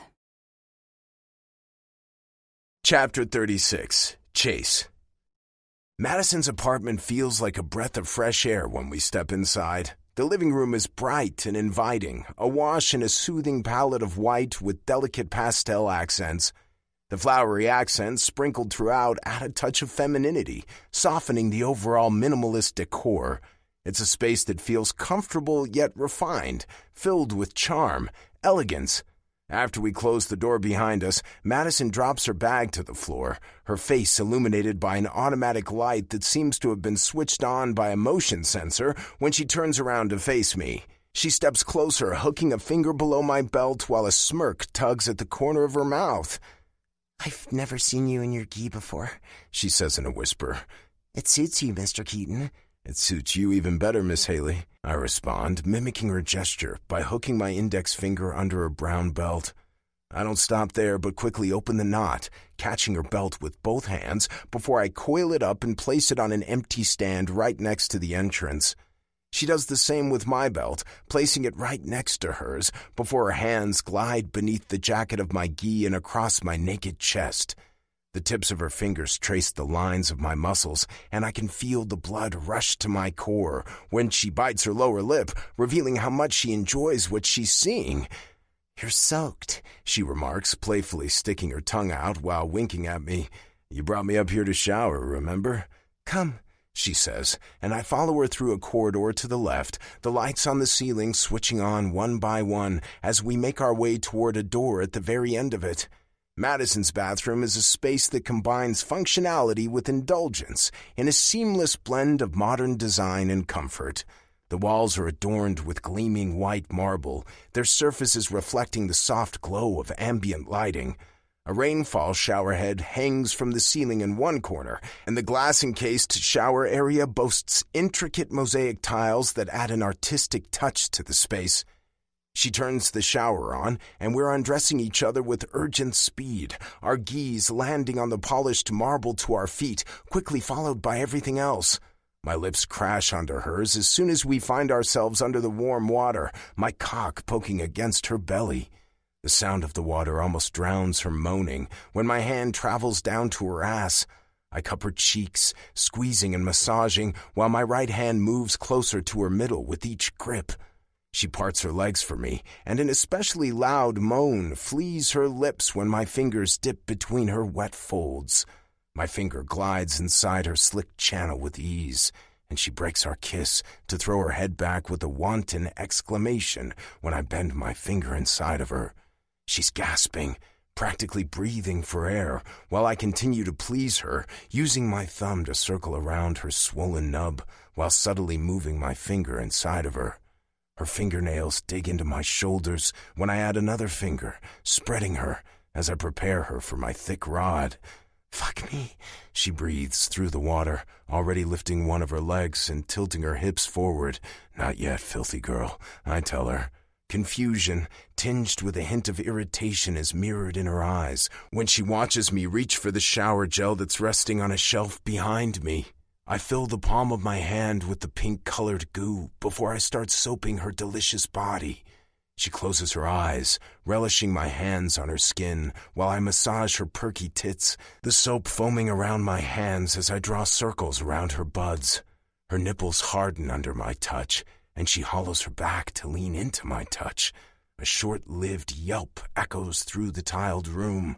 When I take her nubs between my fingers, pinching and squeezing harder than I ever have before.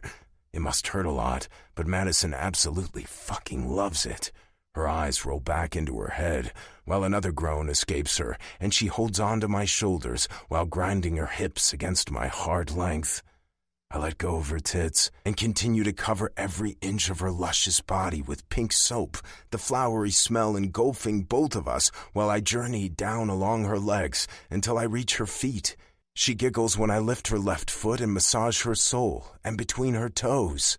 A wide smile is gracing her cute face when I come back up and reach for the shampoo next while she grabs some of the soap for herself. Her delicate hands wash over my sculpted chest while I reach up to shampoo her long hair.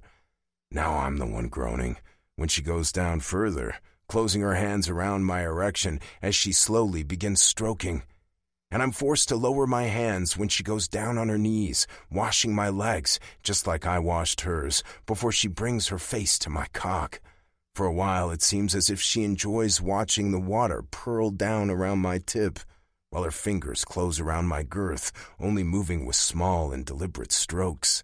Water is streaming down her pretty face, dripping from her lashes, while her eyes are latched onto me with adoration.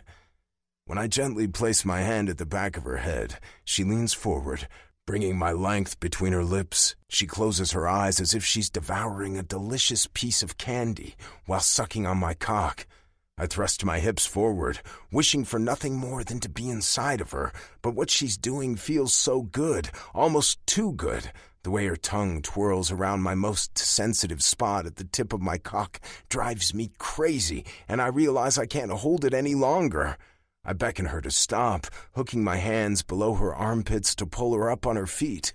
I support her when she lifts her leg, leaning against the white tiles, while she tilts her hips forward, and I guide myself to her entrance. She's so wet, but unbelievably tight when I part her with my thick head, slowly diving into her hot channel before I close in for another kiss. We are as close as two people could possibly be, so intimate in our embrace, while our tongues entangle in a passionate dance, and I spread her with my sighs. Fuck me. She breathes into our kiss. Fuck me senseless. With pleasure, I groan back before I start thrusting into her with a momentum that almost makes her lose balance. I hold her tight, making sure that she's secured between me and wet tiles while I fuck her like I've never fucked anyone before. The need for her is raging within me with such violence that I could scream with fervor, and so I do. I huff and groan as I let my carnal desire for her run free, and the world around us turns into nothing but a stage for our passion. She doesn't need to finish her sentence for me to know that she's reaching her climax. I can feel the clenching around my length as I drive into her, slowing my pace as I try to match her pulsations. I want to prolong this, and I don't want to lose this feeling of belonging, but I can't stop the waves of my own elation following shortly after. Roaring, I find my release deep inside of her. I'm coming so hard that stars are dancing before my eyes, and I'm suddenly feeling dangerously dizzy. But when I notice her staggering in my arms, I'm ready to stabilize her right away, still refusing to pull out of her as the last crests of our rapture wash over us in unison. Chapter 37. Chase. Madison's living room is a testament to modern elegance. The room is spacious, with floor-to-ceiling windows giving it a bright and airy feel. The predominant color scheme is white, creating an open canvas that accentuates the room's size. Delicate pastel accents punctuate the decor. The overall design is so reduced and minimalistic that one could almost think a man lives here if it weren't for the centerpiece of the room, a plush sofa adorned with flowery cushions. I'm sitting on a bar chair at the counter that separates her open kitchen from the living area, feeling both relaxed and a bit ridiculous in the comically short robe she's lent me. It's white, but adorned with subtle pink petals around the sleeves, and I'm beginning to suspect she chose this robe on purpose. The robe she's wearing is similar, but lacks the pink flowers in the sleeves. Instead, there are delicate black lines, which would have been more suited for a man. She glances over and can't help but chuckle at the sight of me. You look like a hero in one of those cheesy romantic comedies, she teases, her laughter infectious. I laugh along with her. Well, I aim to please, I reply with a grin, feeling surprisingly at ease in this playful banter. Do you want a drink? She asks, already opening one of her polished cabinets. Non-alcoholic, of course. You still have to drive. Yes, Mom, I mock, raising an eyebrow at her. She laughs. Don't worry. I know a great mocktail. If you like ginger? Love it. Great. 2 ginger zings coming up. She beams at me, and the light-hearted ease with which she moves around in her kitchen almost lets me forget our encounter from before. The strain on her face is gone, and she's a lot more relaxed since our shower fuck. Right now, here, in her home, we're just 2 people sharing a moment of laughter and camaraderie. It's as if the flush of happy hormones has temporarily erased all the stress she's under and the conflict that stands between us. As I watch her make our drinks, fetching things from drawers, cabinets, and the fridge, which she throws together as if she has done this 1,000 times before, my mind keeps whirling with uncomfortable thoughts. She may be in a surprisingly good mood right now, but I can't ignore the things we have to talk about.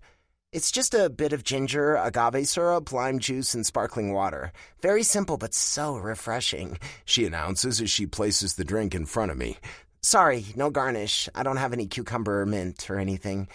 She even adds a straw made from glass, which she uses to stir her drink before we clink glasses. The mocktail is a well-balanced combination of spiciness, bright citrus, and a touch of sweetness, all enhanced by the refreshing bubbles of sparkling water. Very invigorating, I comment. She nods. It's my go-to drink after a jiu-jitsu session. I'm always so drained after class. Tell me about it, I say. Raymond really knows how to wear you out. He's good, though, isn't he? Oh, yes, even better than I expected, I agree. I've never trained with anyone who has his level of expertise without letting it go to his ego. He's very down-to-earth, despite his success. A quality that's hard to find in L.A., she murmurs as her gaze begins to migrate through the room, latching onto things here and there, but always avoiding me. We don't have to talk about it now, I say, keeping my voice low, as if I was afraid to scare her away. You never want to talk about it, she sighs. Not when we were still in Hawaii, not now. When then, Chase? When will we talk about the giant elephant in the room? I can tell that she's trying to stay calm, fighting for composure while her fingers tighten around her drink. She's in turmoil, but doesn't want for me to see just how much this is bothering her. To be honest, I'm not sure, I tell her truthfully. All I know is that it has to be in a meeting room, an office, and we should be fully dressed. A frown emerges on her pretty face. Why is that? I swallow dryly, noticing how I can no longer look her in the eyes as I try to find the right words. Because the buyout is a business matter, I say, and not, whatever this is. I'm a fucking idiot. The hurt in her face is so apparent that I can feel it too. Whatever this is, she repeats, her voice almost breaking. I mean, this is complicated, I say. We can agree on that, can't we? She doesn't respond to that, but brings the drink back up to her lips, taking such a large swig that the glass is almost empty when she brings it back on the countertop. Her pretty face is shrouded with sadness and defeat, and a drip of water purls from a loose strand of her wet hair, landing on the counter like a heavy tear. I need to comfort her before there are real tears following. I don't want to hurt you, I say, and when I reach for her hand, she doesn't pull back. I really don't, Madison, because I think I may. I mean, for fuck's sake. I can't say it, I just can't. But why? What the hell is wrong with me? Why am I being such a pussy? It shouldn't be this hard to tell a girl that you like her. Well, more than like her. The expression on her face is tense and stern, her lips pressed into a thin line, and her eyes locked on mine while she waits for the end of a sentence that doesn't come. I deflate with a long sigh, shaking my head as if I was acknowledging a defeat. You know that every day at the office has become a nightmare ever since this started, she says. I feel like it has turned into a battlefield, and I'm constantly fending off attacks from my uncle and his minions. I'm sorry for... As if this hasn't been hard enough for me already, she goes on. Do you have any idea how hard it is to be a 27-year-old woman in my position? A position that my father would never have given me if he didn't think I was capable? I'm sure you're more than capable. I never doubted that for a second, Madison, I say. You're amazing. That's the understatement of the year, but at least I was able to say it without turning into a stuttering kid. Well, most men don't agree with that assessment, my uncle included, she says in a bitter voice. All he can see is a stupid little girl who took something away from him. And now he's even threatening to sabotage the investment in our new 3D technology. He's what? I ask, my interest piqued. Oh yeah, you can't be happy to hear that either, she says, tilting her head to the side. I mean, this is why you want to buy us in the first place, right? You know it, I retort. Well, if my uncle acts on his threat, you won't get what you want either, she goes on. He's vindictive like that, and obviously thinks he can wear me down with that threat because it would kill years of work. No one would win in that scenario, not even him. He just thinks it will never get that far. He's wrong, I say. That's just foul behavior on his part, not good business practice. Then why are you on his side? She asks, almost yelling. Her knuckles turn white as her hands clasp the glass with such force that I'm almost worried it might break. I'm not on anybody's side, I argue. Well, you're certainly not on mine, are you? She says, thankfully letting go of the glass to cross her arms in front of her chest. That's not fair, I say. You know I'm in a difficult position here, too. Not as difficult as mine, she interjects. And frankly, it's hard to disagree with that. She may not have had my struggles growing up, and unlike me, she didn't have to work her way out of poverty. But my struggles are behind me. I'm well respected in the industry, and I no longer have to fight for recognition now that I hold more money and power than most other men. I'm seen as someone who belongs in their world. But the same never holds true for a woman, especially at such a young age. I'm not going to argue with you, I say, unsure where I'm trying to go with this. She's right, after all. We can't ignore the problem forever. I just don't see a way out of this right now, I go on, catching her distraught eyes with mine. Neither do I, she says, and the hollow sound of her voice breaks my heart. She doesn't shy away when I reach for her hand again, much to my surprise. I take her hand in mine, hoping that this gentle touch tells her all the things I find myself unable to verbalize. Do you want to stay the night? She asks. It's fine if you... I would love to, I interrupt. If you'll have me. The smile on her face warms my idiotic heart. Chapter 38. Madison. The morning light filters into my office, casting a soft, warm glow across the room. It used to be a place where my father's wisdom and love filled the air, but lately, it's become nothing but a battlefield.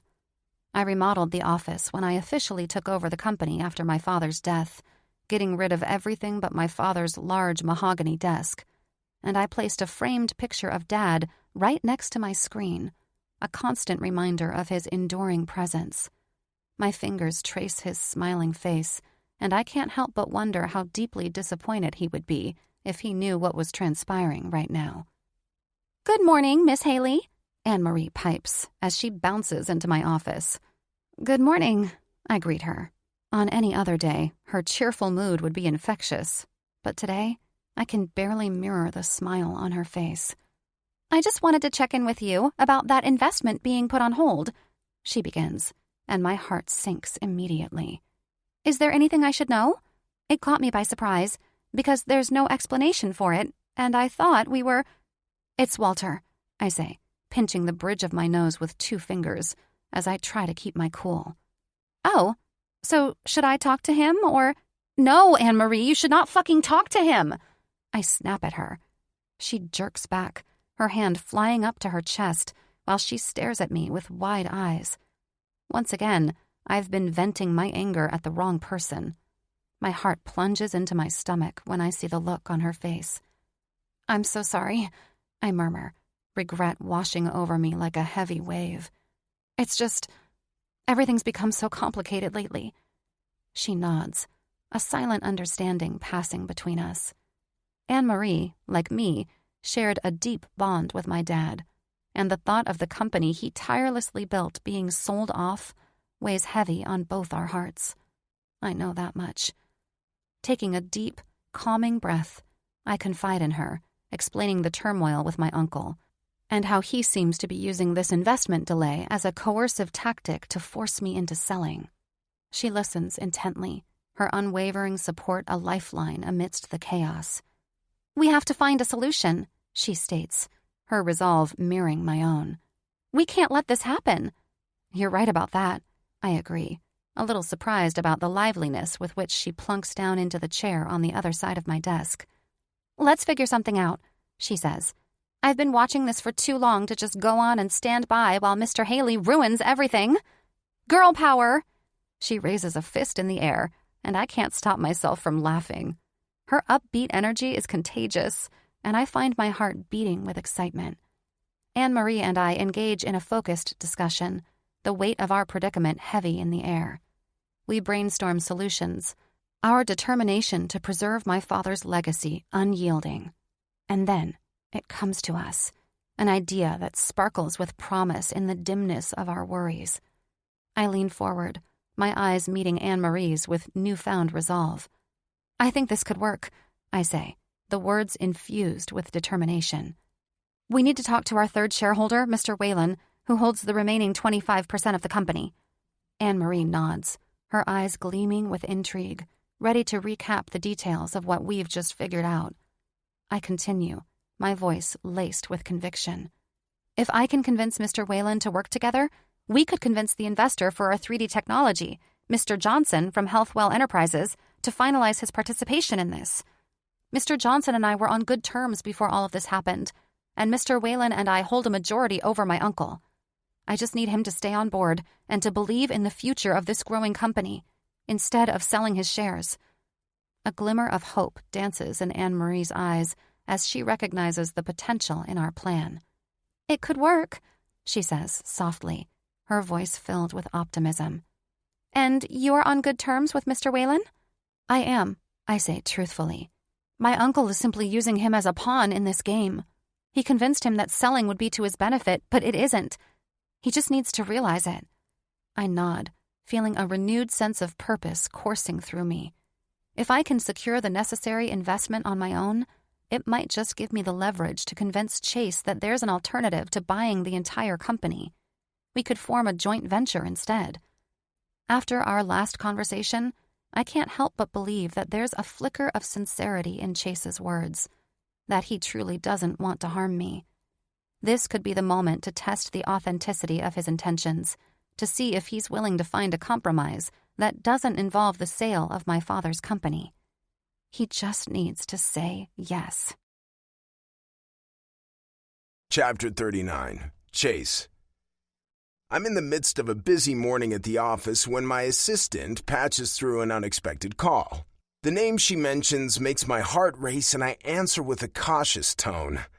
"Chase Keaton's office," I greet, keeping my voice professional. Madison's laughter dances through the line, a surprising sound that instantly brightens my day. "Chase, it's me," she quips, her voice lighthearted.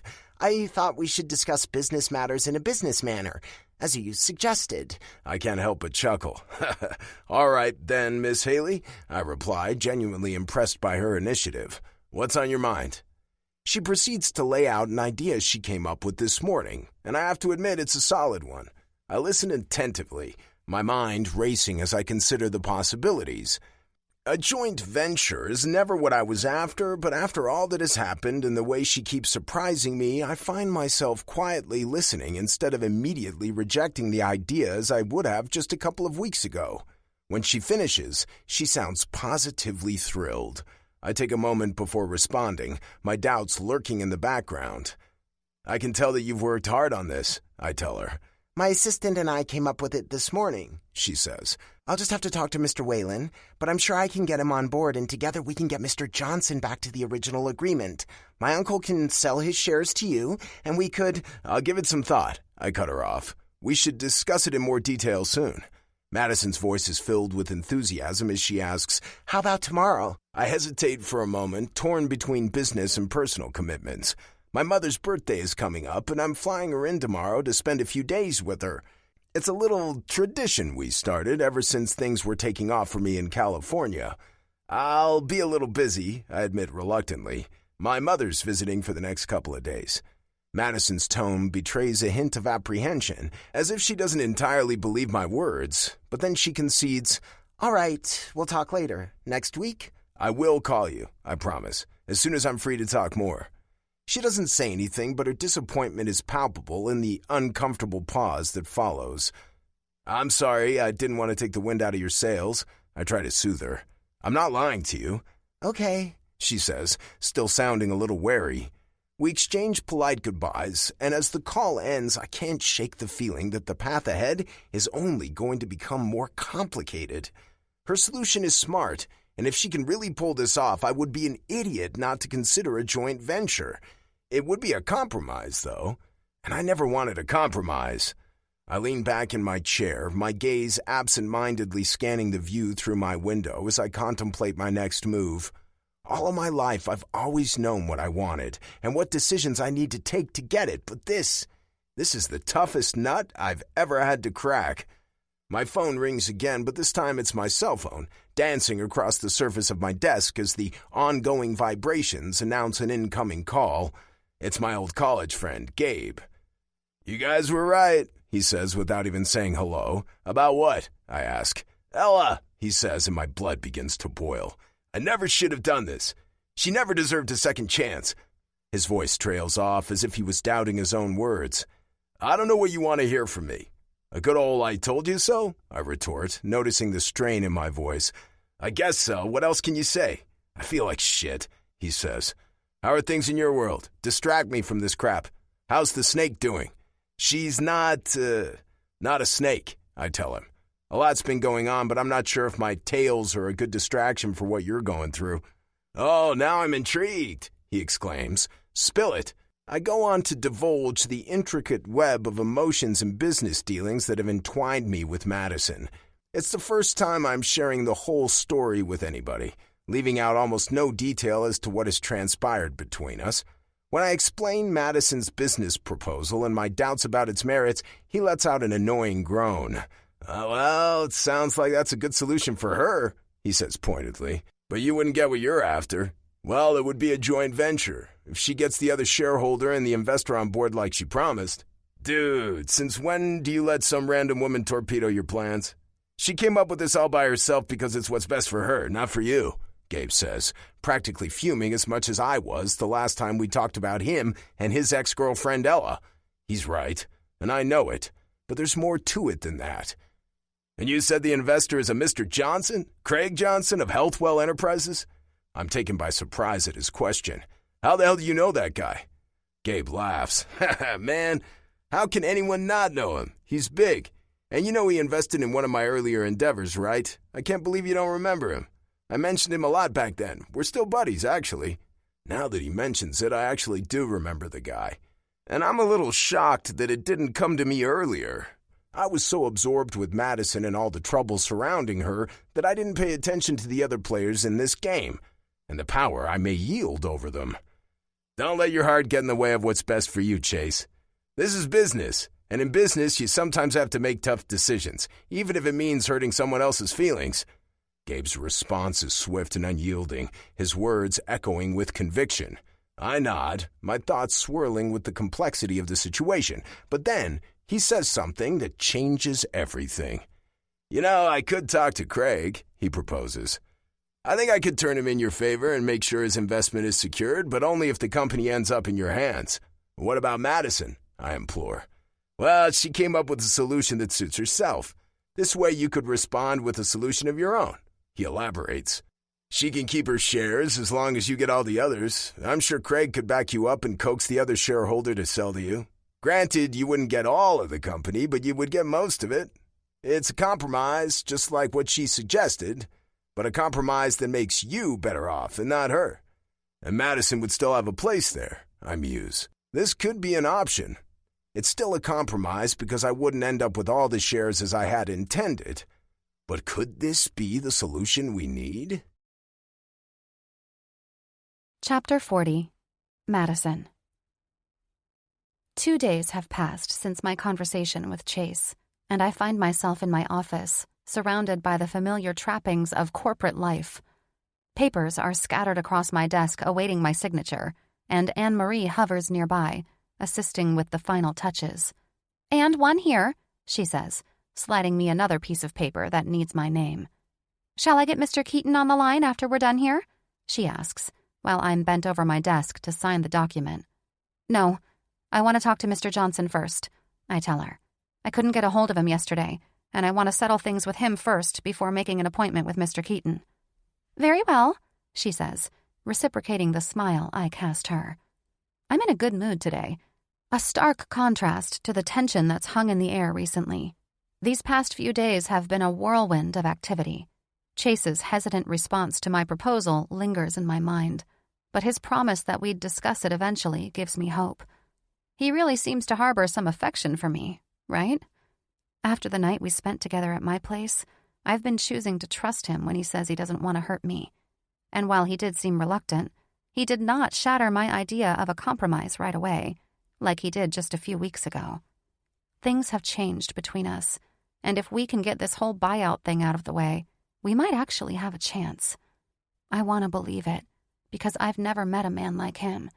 A man who respects me without being intimidated by me. A man who sees me and who gets me like no one else. "Okay, that's it," Anne-Marie says, as she gathers up the signed paperwork from my desk. "I'll leave you to it then. Good luck." She raises a little fist and throws me an encouraging smile before she excuses herself and leaves the room. My fingers drum lightly on the desk as I prepare to make the call. Confidence fills me, tempered only by a trace of nervousness. I can do this. I know I can. I have to. The call connects, and I'm greeted by Mr. Johnson's secretary.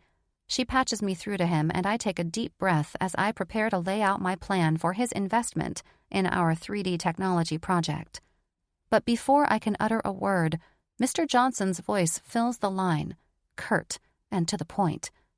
"Miss Madison," he says, "before we discuss anything further, you'll need to come to an agreement with your buyer." My brow furrows in confusion. "Excuse me?" I inquire, unsure if I've heard him correctly. He doesn't waste a moment in clarifying. "I've been approached by a source," he continues, "who has advised me to consider this investment only if your company is acquired by Keaton Care Solutions. They believe there will be better leadership under their CEO. The shock of his words hangs heavily in the air. What the hell is going on? Why is he saying this? I'm sorry, Mr. Johnson. I heard that you put your investment on hold, but this is new to me. Would you be so kind as to tell me who you were talking to? I hear him shifting in a leathery seat, a subtle groan fleeing his lips, before he responds. I would rather not, Miss Haley. I'm not saying I'm withdrawing completely. Did Mr. Keaton call you? I blurt out, biting my lip in frustration. He sighs. I'm sorry. I don't feel comfortable with this conversation. My hands are trembling, and I can feel my heart rate starting to accelerate to a furious gallop. How could Chase do this to me? The man I thought was starting to mean something to me. The man who looked at me with those sad eyes. And he played me like a pawn in his game. I've never felt so stupid, so disappointed, and so hurt in my entire life. I'm sorry, Mr. Johnson. Very sorry, I hurry to utter. I promise I will clear things up at our end, and tears are starting to blur my vision, and my voice is dangerously close to breaking.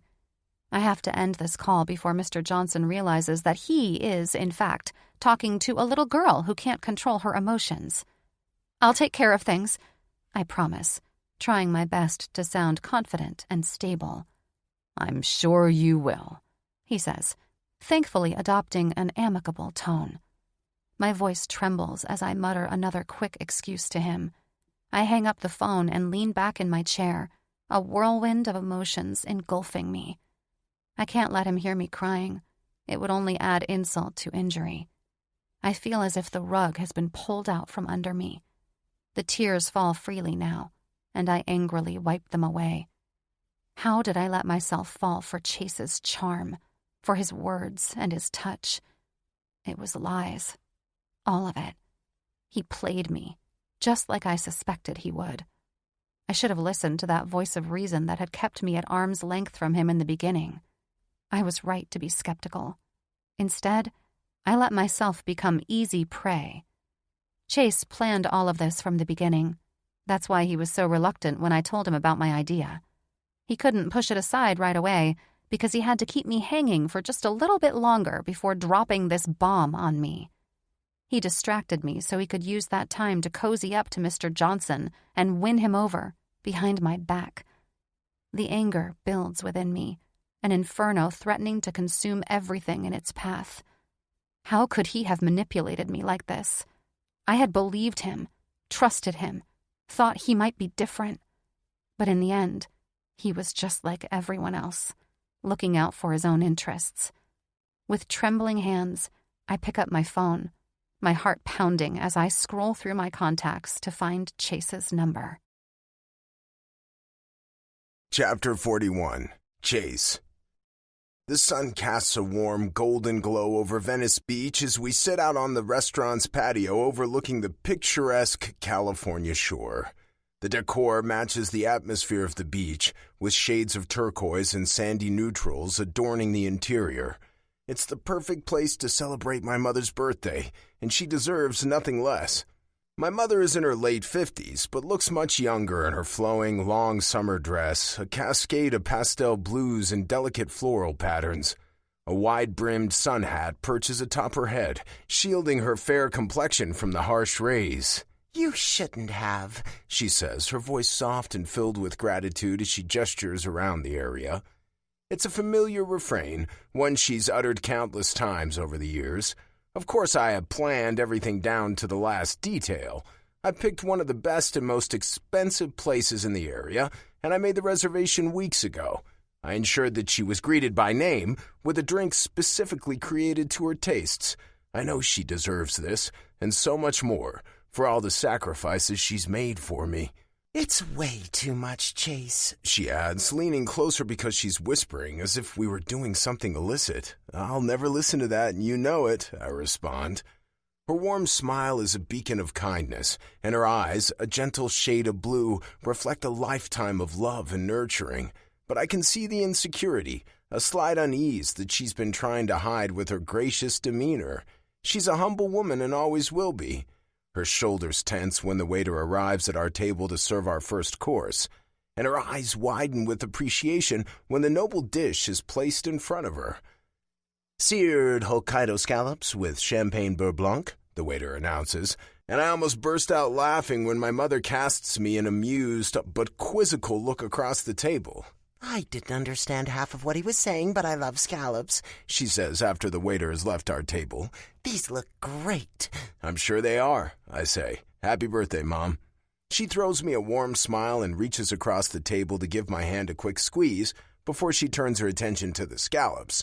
So, what's been bothering you so much lately? She asks without looking at me. Caught by surprise, I almost choke on my scallop, which causes her to laugh.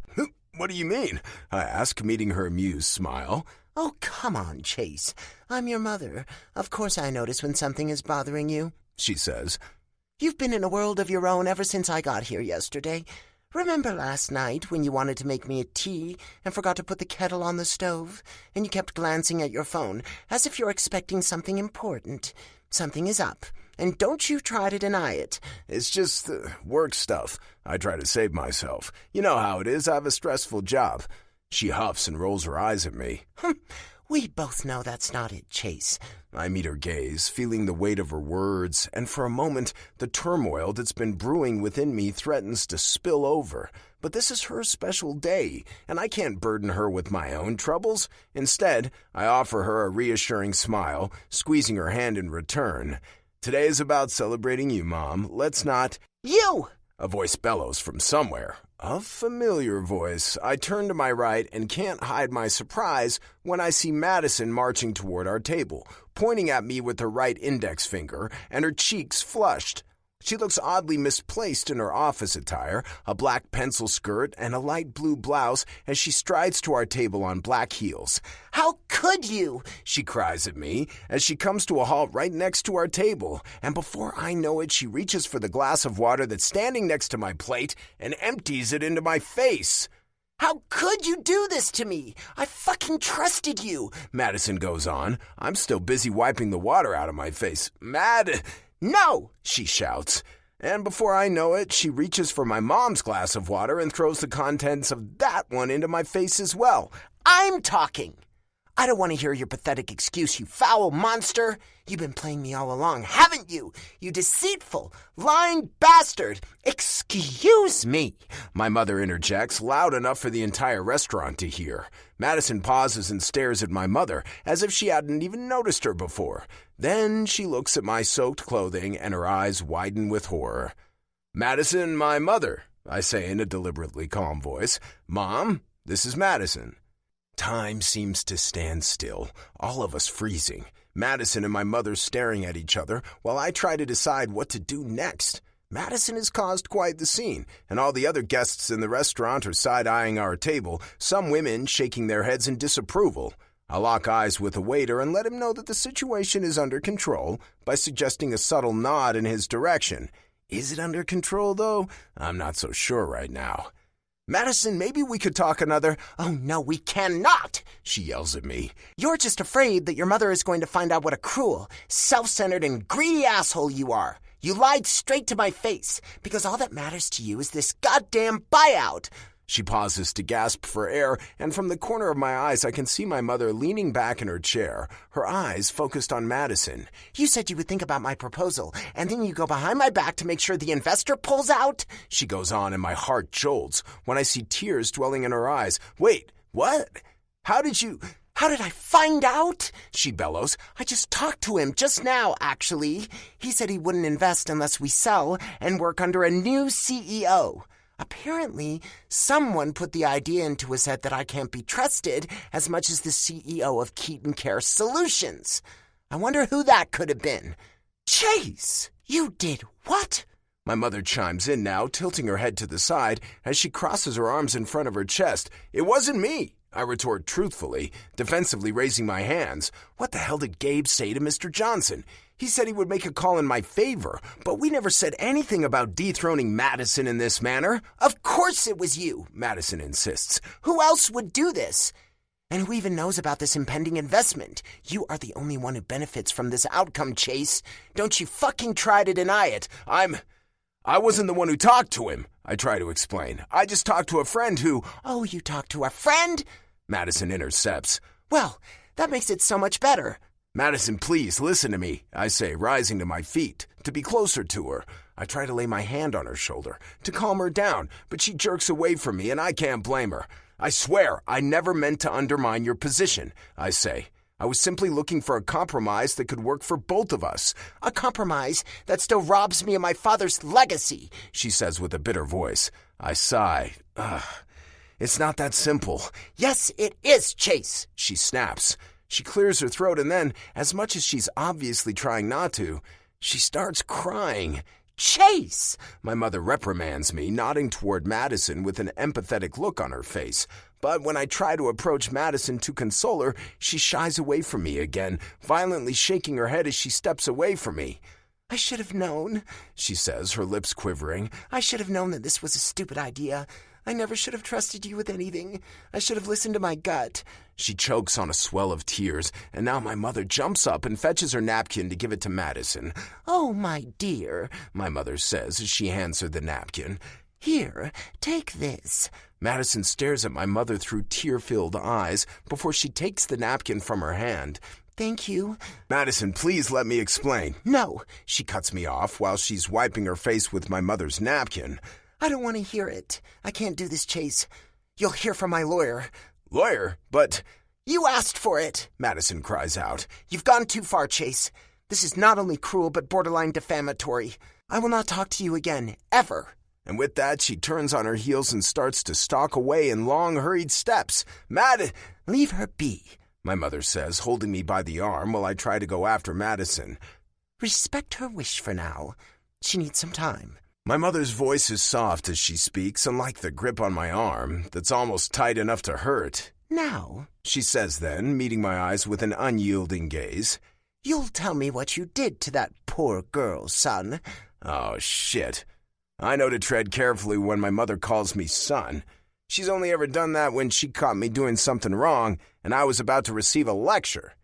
This time, however, I may very well deserve it. Chapter 42. Madison. Max and I are lounging on my couch in my bright and airy living room.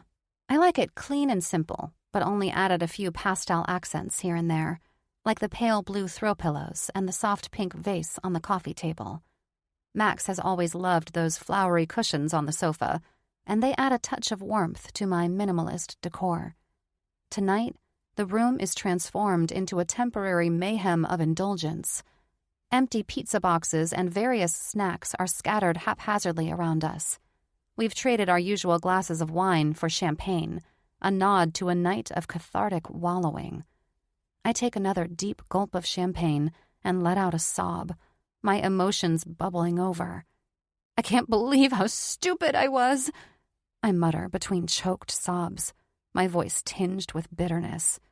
Max puts a comforting arm around my shoulders, and I lean into him, tears streaming down my face.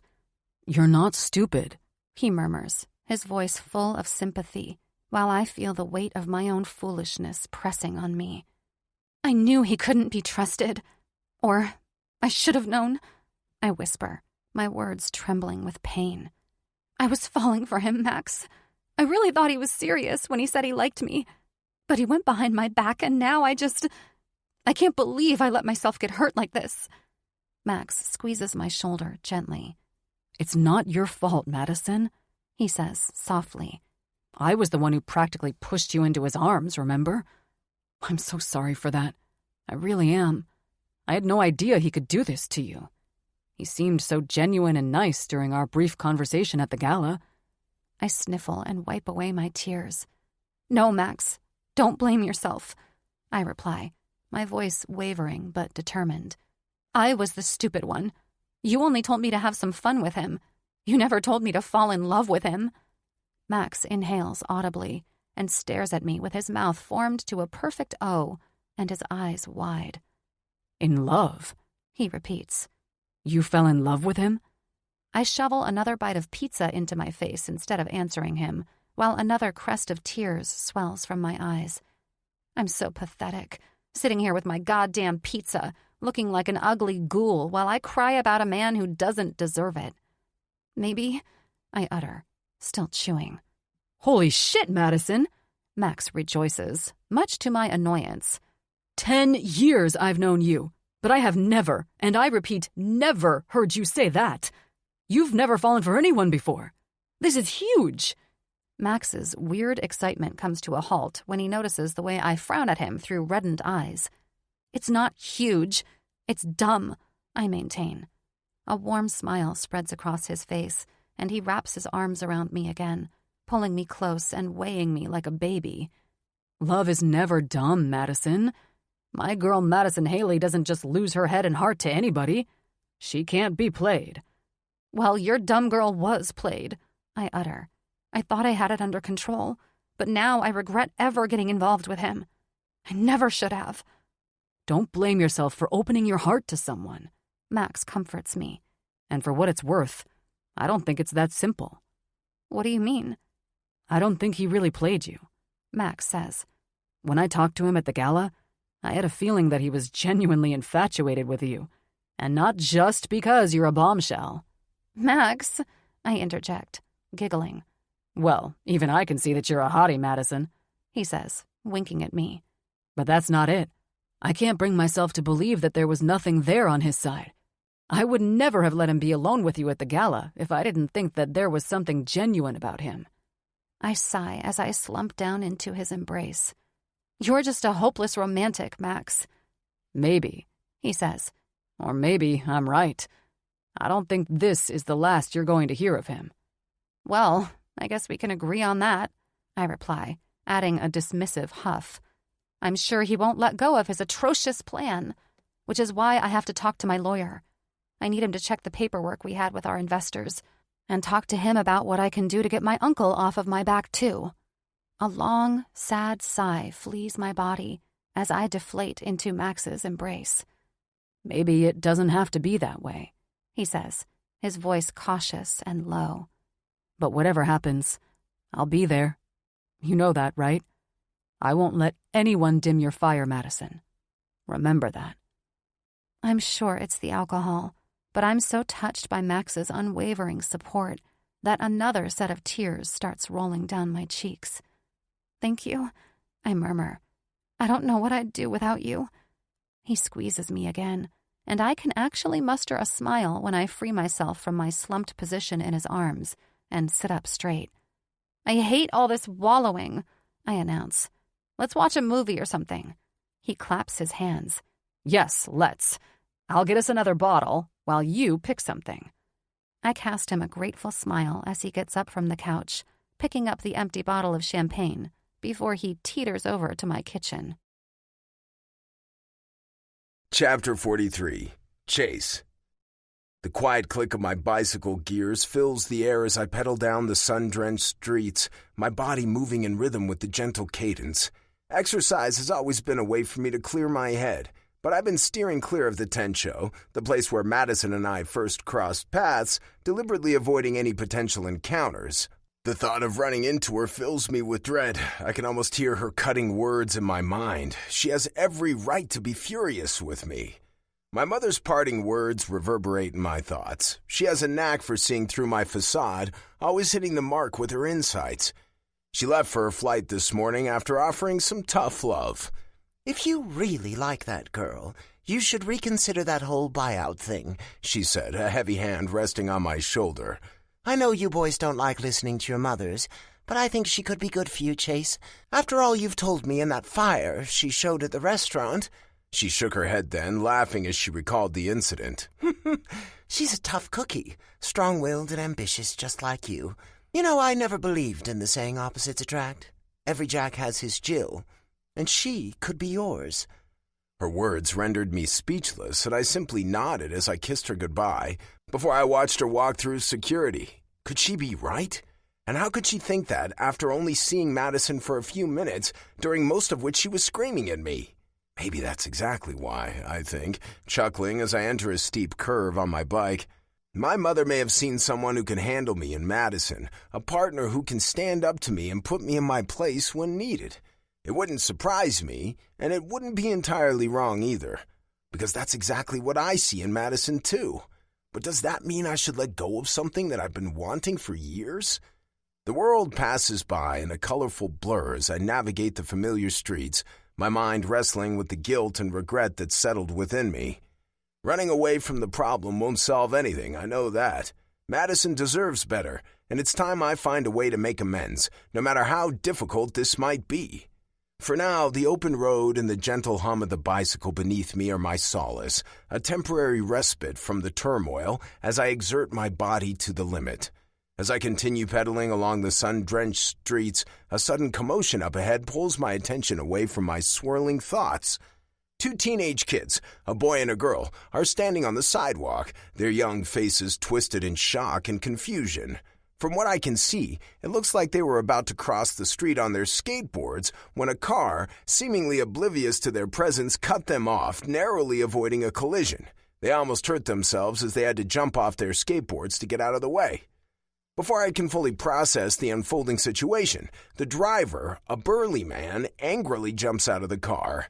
His face is contorted with rage, and it's clear he has no intention of addressing the situation calmly as he approaches the startled boy. Without thinking, I slam on the brakes of my bicycle, my feet hitting the pavement with a sudden jolt. In a few quick strides, I'm at the scene, just as the man lunges toward the boy, fists clenched and ready to strike. I seize the raging driver from behind, wrapping my arm around his neck in a practiced jiu-jitsu grip. The man struggles and thrashes, but I have him immobilized. His gasps for air grow desperate as he realizes the futility of his efforts. The onlookers, including the skater kids, stand frozen in shock, their surprise mirrored in the driver's widening eyes. "Enough!" I hiss into his ear, my voice cold and stern. "You're not going to hit a kid, are you?" With one final desperate gasp, the man's eyes roll back into his head before he loses consciousness and slumps down in my arms. I can only support his fall as he crumples to the ground. Shit, I went too far. "Dude!" the skater boy shouts before he starts clapping applause. "That was sick!"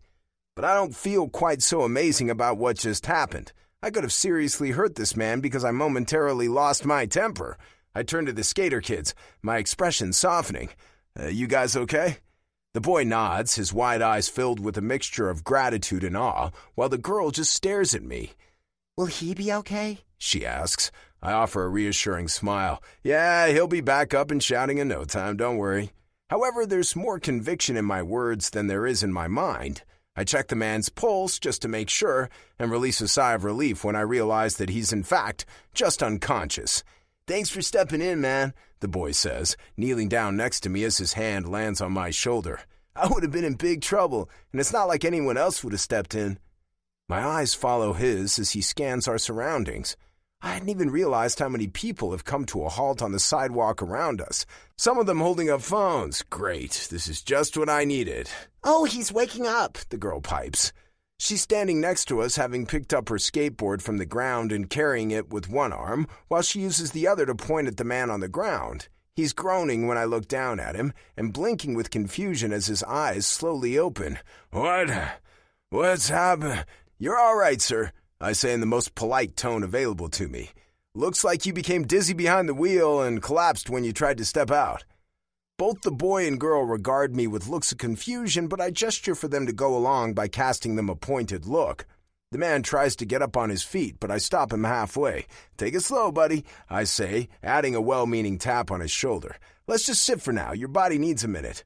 All right," he mutters, still utterly confused. Hoping that he wouldn't remember what just happened was a long shot, but it seems to have worked. There's no anger in his eyes when he looks up at the two kids who just enraged him with their presence moments earlier. We just wanted to, the boy starts stuttering. "We wanted to help," the girl pipes. "We just wanted to make sure you're fine, sir." A trembling smile adorns her face, revealing that she's not much of a liar, but it appears to work as the man, who is still sitting on the ground, just nods before he thanks all of us for our help. I'm still tense, however, still feeling the aftermath of the adrenaline rush and the way I almost went overboard just now. I didn't think, I just acted, and I almost seriously hurt a man because of it, just like I did with Madison. Could things have ended differently between us if I had just taken a moment to think and reflect on a solution that's actually good for both of us and not just me? And is there a way to fix it? There must be, and I will find it. Things with Madison are a lot more complicated than this traffic incident, but if I could pull myself out of a tight spot here, I'm sure I can do it with her too. I have to get back to the office and make some calls. Chapter 44. Madison. What the hell are you doing at the office on a Saturday? The underlying tone of indignation in Max's voice makes me smile. He's right to reprimand me, but he shouldn't be surprised either. It's not the first time he's caught me working on a weekend, and not the first time he's scolded me for it. "I have things to do," I tell him. "I need to find a way to get Mr. Johnson back on board without my uncle knowing. And I have to prepare for my meeting with the lawyer so we can—" Yes, that is all very important. Max agrees. But not as important as your health. You've danced at the edge of burnout before. Do you really want to risk that again? And especially now? I bite my lip, twirling a pen in my hand as I stare out the window. It's sunny outside, the first kiss of fall already palpable in the soft breeze that casts away the hot summer air. And Max is right. After Dad was diagnosed with cancer, my whole world crumbled, and I not only had to deal with the emotional turmoil that comes with losing a parent, but with getting myself ready to take over the company. I hardly slept, forgot to eat, and even skipped my much-needed jujitsu lessons until I passed out in the office. It was embarrassing, to say the least, and it played into the hands of those who didn't have faith in me to begin with. But still, how could I possibly take a day of rest with everything that's been going on? "The clock is ticking, Max," I tell him. "Every minute counts. I have to be quicker than them and better prepared." "You can still do that on Monday," he claims. "Take a day of rest, just like everybody else. Do you really think they're working today?" "I'm sure he is," I murmur, trying to ignore the sting in my heart. I wish I could just forget about Chase and everything that happened between us. I hate how much space he's still occupying in my head, how his face appears before my eyes and his voice echoes in my ears, and the sensation of his touch. Don't go there. I clear my throat before I ask, "Did you just call to check on me and scold me for not being a good girl and chill?" "Not exactly," Max says. "I wanted to ask you out for lunch. I've got something to show you." "Something to show me?" "Yes, but I want to do it in person," he insists. "I want to see your face when you see it." "When I see what?" I probe, suspicion lacing my voice. "Trust me, Madison, this is worth it. Plus, I'm sure your work will still be here when you get back." I glance at the stack of paperwork on my desk, my eyes tracing the lines of numbers and statistics that seem to blur together. The weight of the workload bears down on me, and I sigh heavily. I hesitate, my fingers drumming on the edge of my desk. The thought of leaving the office gnaws at my conscience, but curiosity gets the better of me. I sigh, resignation settling in. "All right, you win. I could use a break. Where did you want to go?" "How about Harborview Grill? We haven't been there in ages," Max suggests. A smile tugs at the corners of my lips. "All right, I'll meet you there in a bit."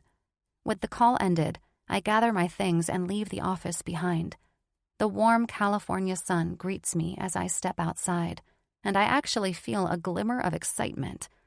When I arrive at Harborview Grill, Max is already waiting for me, his grin infectious. He points to the empty seat across from him and says, "I already ordered your favorite, California Turkey Club, right?" He gets up from his seat to welcome me with a strong hug, and just as I sink down in my seat, a waiter materializes next to our table and brings us 2 homemade citrus and mint lemonades. "Another favorite. You're really pampering me," I say, before we clink glasses and I bring the straw to my lips for a first sip. "Now, why am I here? What did you want to show me?" Max's grin widens, and he reaches for his phone that's been lying on the table in front of him.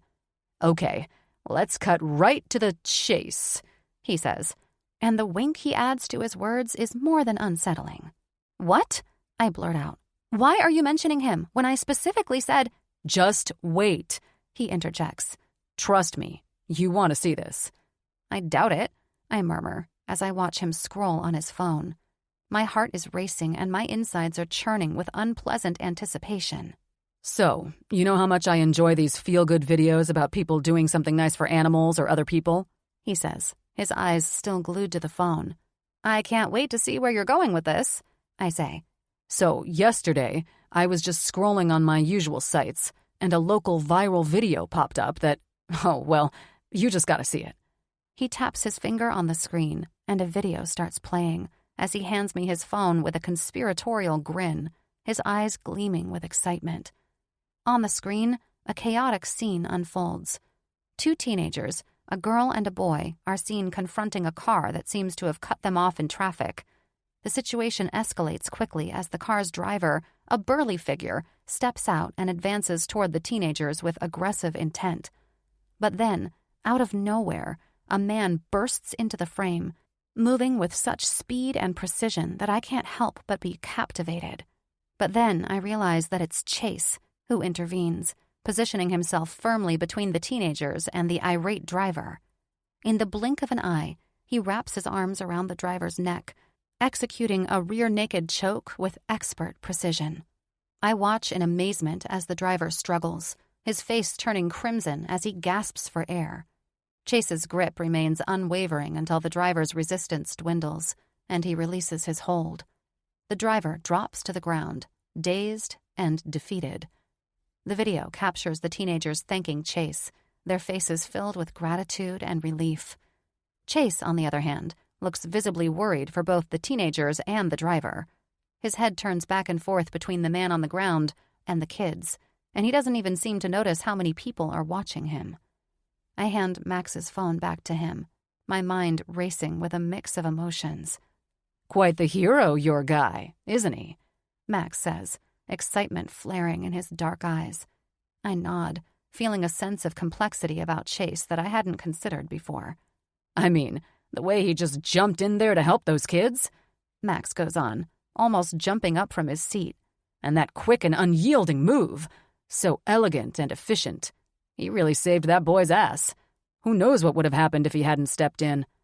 I don't know what to say, and take another sip from my lemonade as I contemplate how I'm feeling right now. "Would a bad man do that?" Max probes, his eyebrows arched as high as possible when he looks at me. Being a hero in the street doesn't automatically turn him into a good person, Max, I say. "But a bad person would not have done this," Max insists. I shrug. Maybe. Max sighs and leans over the table to reach for my hand. "Madison, I know he hurt you, and I know he has acted like a complete idiot. But maybe, just maybe, it's because, well, he's overwhelmed." I let out a dismissive huff. Overwhelmed? With what? Me? Yes, Max says.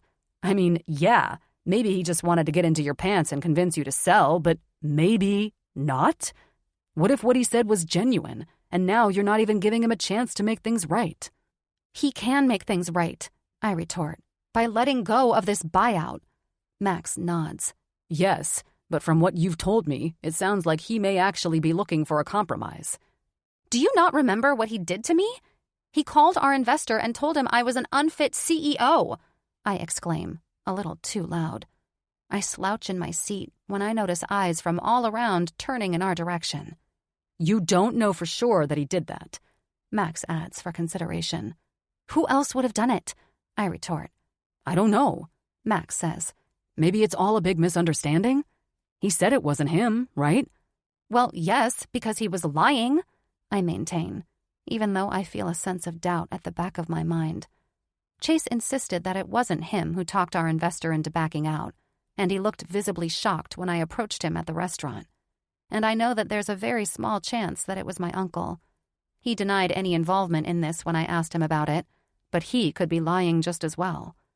"You never gave him a chance to explain," Max says, looking at me with a somewhat maternal look. "Did you?"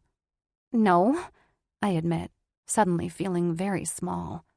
I threw a glass of water in his face and yelled at him, all in front of his mother. "That's right," Max says, laughing. "I still can't believe you did that, like in the movies." His amusement is infectious, and for a moment, I can't help but join his laughter when I think about the absurdity of it all. It was a pretty hilarious scene, now that I think about it, and I remember seeing a little smirk on the face of Chase's mother when I turned around to run away. I wonder what happened after I left. Did he tell her what was going on between us? How much does she even know about what her son is doing? From what he told me about her, they seem to have a pretty close relationship, and she must be a tough woman to raise him alone like that. Did she scold him after I was gone? The thought of it makes me smile. It didn't feel very movie-like in the moment, I say eventually. But I'm glad I did it. He deserved it. "We don't know that for sure," Max notes. Yes, we do, I object. Even if he told the truth about not being the one who talked to our investor, he still deserved it for all the other things he put me through. Max nods in response. "Fair enough. Still doesn't make him less of a hero." He glances at his phone, a subtle reminder of the video he just showed me. Of course, the fact that he helped some random kids in a dangerous situation isn't enough for me to think better of Chase's action in regard to my company. but I can't deny the fact that it gets to me, just like his charity work and all those things he told me about his background. He's not all bad, but does that mean I can trust him? Chapter 45. Chase. I worked it out. There's no chance in hell that she can say no to this. I'm sitting in my office all alone because it's a Saturday and only desperate people work on a Saturday. People like me. I've been working tirelessly to come up with a solution that could solve everything between Madison and me. And I can't believe that this idea didn't come to me earlier. I was too focused on bulldozing toward my goal that I didn't even think of any alternatives. I didn't change course even after I met the real CEO of the company I'm trying to acquire, and that was my biggest mistake. Funnily, this idea didn't even occur to me until I heard what she said to me at the restaurant, with my mother present. I wasn't the one who called the investor to badmouth her in front of him. It was my friend Gabe. I made the mistake of involving him in all of this without thinking twice. Gabe admitted his mistake after I gave him an earful when we talked on the phone just now. When he called Mr. Johnson, he had no intention of going this far, but the words simply poured out of him before he could stop himself. "I'm sorry," he said. "I wasn't thinking straight and went far beyond what we discussed. I'm not in my right mind right now." He said that his thoughts were poisoned by his own woman troubles at the moment. I didn't want to hear more about it because I'm sure this involves Ella, the biggest mistake of his life, and that's a can of worms I have no intention of opening right now. In the end, I blame myself for all of this. I should never have gotten him involved. It was a cowardly move to begin with. Instead of wasting my time venting about my dilemma with Madison, I should have actively tried to find a solution that makes both of us happy. And now that I feel like I found that very solution, I cannot wait to share it with her. But she won't answer my calls or answer any of my texts and emails. Even her secretary refused to patch me through to her.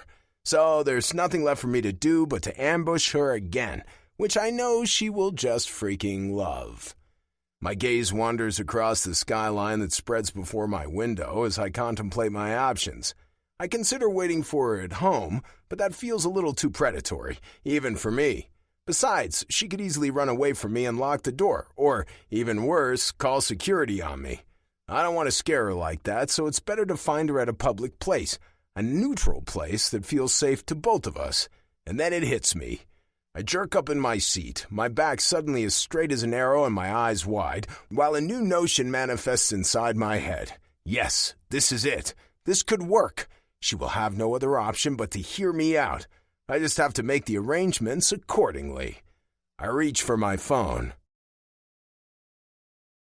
Chapter 46. Madison. The familiar scent of the Tenshow's dressing room surrounds me.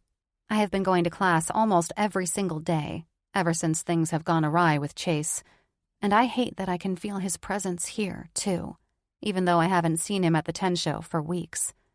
As I methodically secure my brown belt around my crisp white gi, a sense of pride swells within me.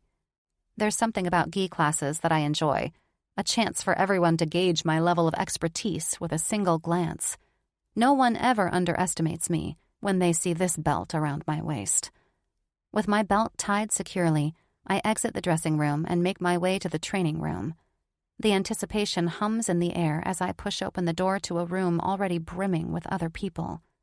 Raymond steps into the room, his presence commanding respect and attention. It's then that my heart stutters and my breath catches. A figure moves into the room just behind him, and I can't stop my jaw from dropping when I see his face. Chase. In his crisp gi, the blue belt tied around his waist, he steps onto the mat like he belongs. My jaw tightens as anger surges through me. I haven't spoken to him since our explosive argument at the restaurant. Our eyes meet for a split second as he takes his place at the other end of the room, the weight of unspoken words, misunderstandings, and hurt hanging heavily between us. What is he doing here? He hasn't been to one of our classes in weeks. I'm conflicted, emotions churning within me. Confusion mingles with anger, and for a brief moment, I contemplate bolting from the room, escaping the tension that's now thick in the air. But that would just create unnecessary drama, and I would prove once again that I'm not in control of my emotions. It would be like I was literally running away from Chase. No, I'm going to stay. But I'm not going to talk to him, let alone roll with him. The room is big enough and full enough with other sparring partners that I can keep my distance from him. I avert my eyes away from Chase and face Raymond, who takes his usual place at the front. Class starts with the usual warm-up, and we all follow along with Raymond's instructions to get our bodies and minds ready for class. I refuse to look in Chase's direction for the entire time, but when it's time to pair up for a roll, I can't stop myself from turning to him. I'm telling myself it's only to make sure that he doesn't come over and try to pair up with me, but I know a small part of me would actually want that. I miss him, despite everything he has done. That's impossible to deny. But he doesn't look my way. His back is turned to me as he speaks to a guy who was standing next to him. I feel like an idiot, especially when my heart stings at the sight. Did he really just come here for class, with no intention of approaching me whatsoever? Why am I sad about this? Okay, guys, we'll try something fun today, Raymond announces, pulling my attention away from Chase. It's called blind grappling, and it's exactly what you would expect it to be, he goes on, while blindfolds are distributed among us. This will teach you to rely on your other senses and not just sight while you're rolling. This is crucial during a roll, when your eyes can be easily obscured. For now, I want you to pair up, and one of you will put on the blindfold, then you'll switch after the first roll. I feel a gentle tap on my shoulder and turn around to find a girl with black locks next to me. I can't remember her name, but I've seen her here before. A violet belt, one belt below me, is tight around her waist. "Want to pair up?" she asks, holding up the blindfold she just received. "You can go first with the blindfold." "Yeah, sure," I say. "But you can go first if you want." She shakes her head and practically shoves the piece of fabric into my hands. "No, please. You go first." With a nod, I secure the blindfold, and the world darkens around me. In my temporary blindness, I can hear people rummage around me, chatter filling the room, and naked feet moving across the mat. Raymond's voice pierces the dimness, instructing us to start when we hear the sound of the timer. Time drags on, and I continue to hear commotion throughout the room, but I'm unable to see what is happening. I can sense the presence of the girl before me as she gets in position for the roll. Finally, the timer's chime pierces the air. I steel myself for my partner's attack, but nothing happens. After a few moments, I decide to explore the area, extending my hands cautiously. I'm surprised to reach into air, but my surprise turns to shock when I sense another person nearby. Their presence doesn't feel like the girl I just talked to, and I instinctively move to execute a sweep. A gasp of surprise flees my lips when a set of strong, masculine arms wraps around me, and I'm enveloped in a familiar scent.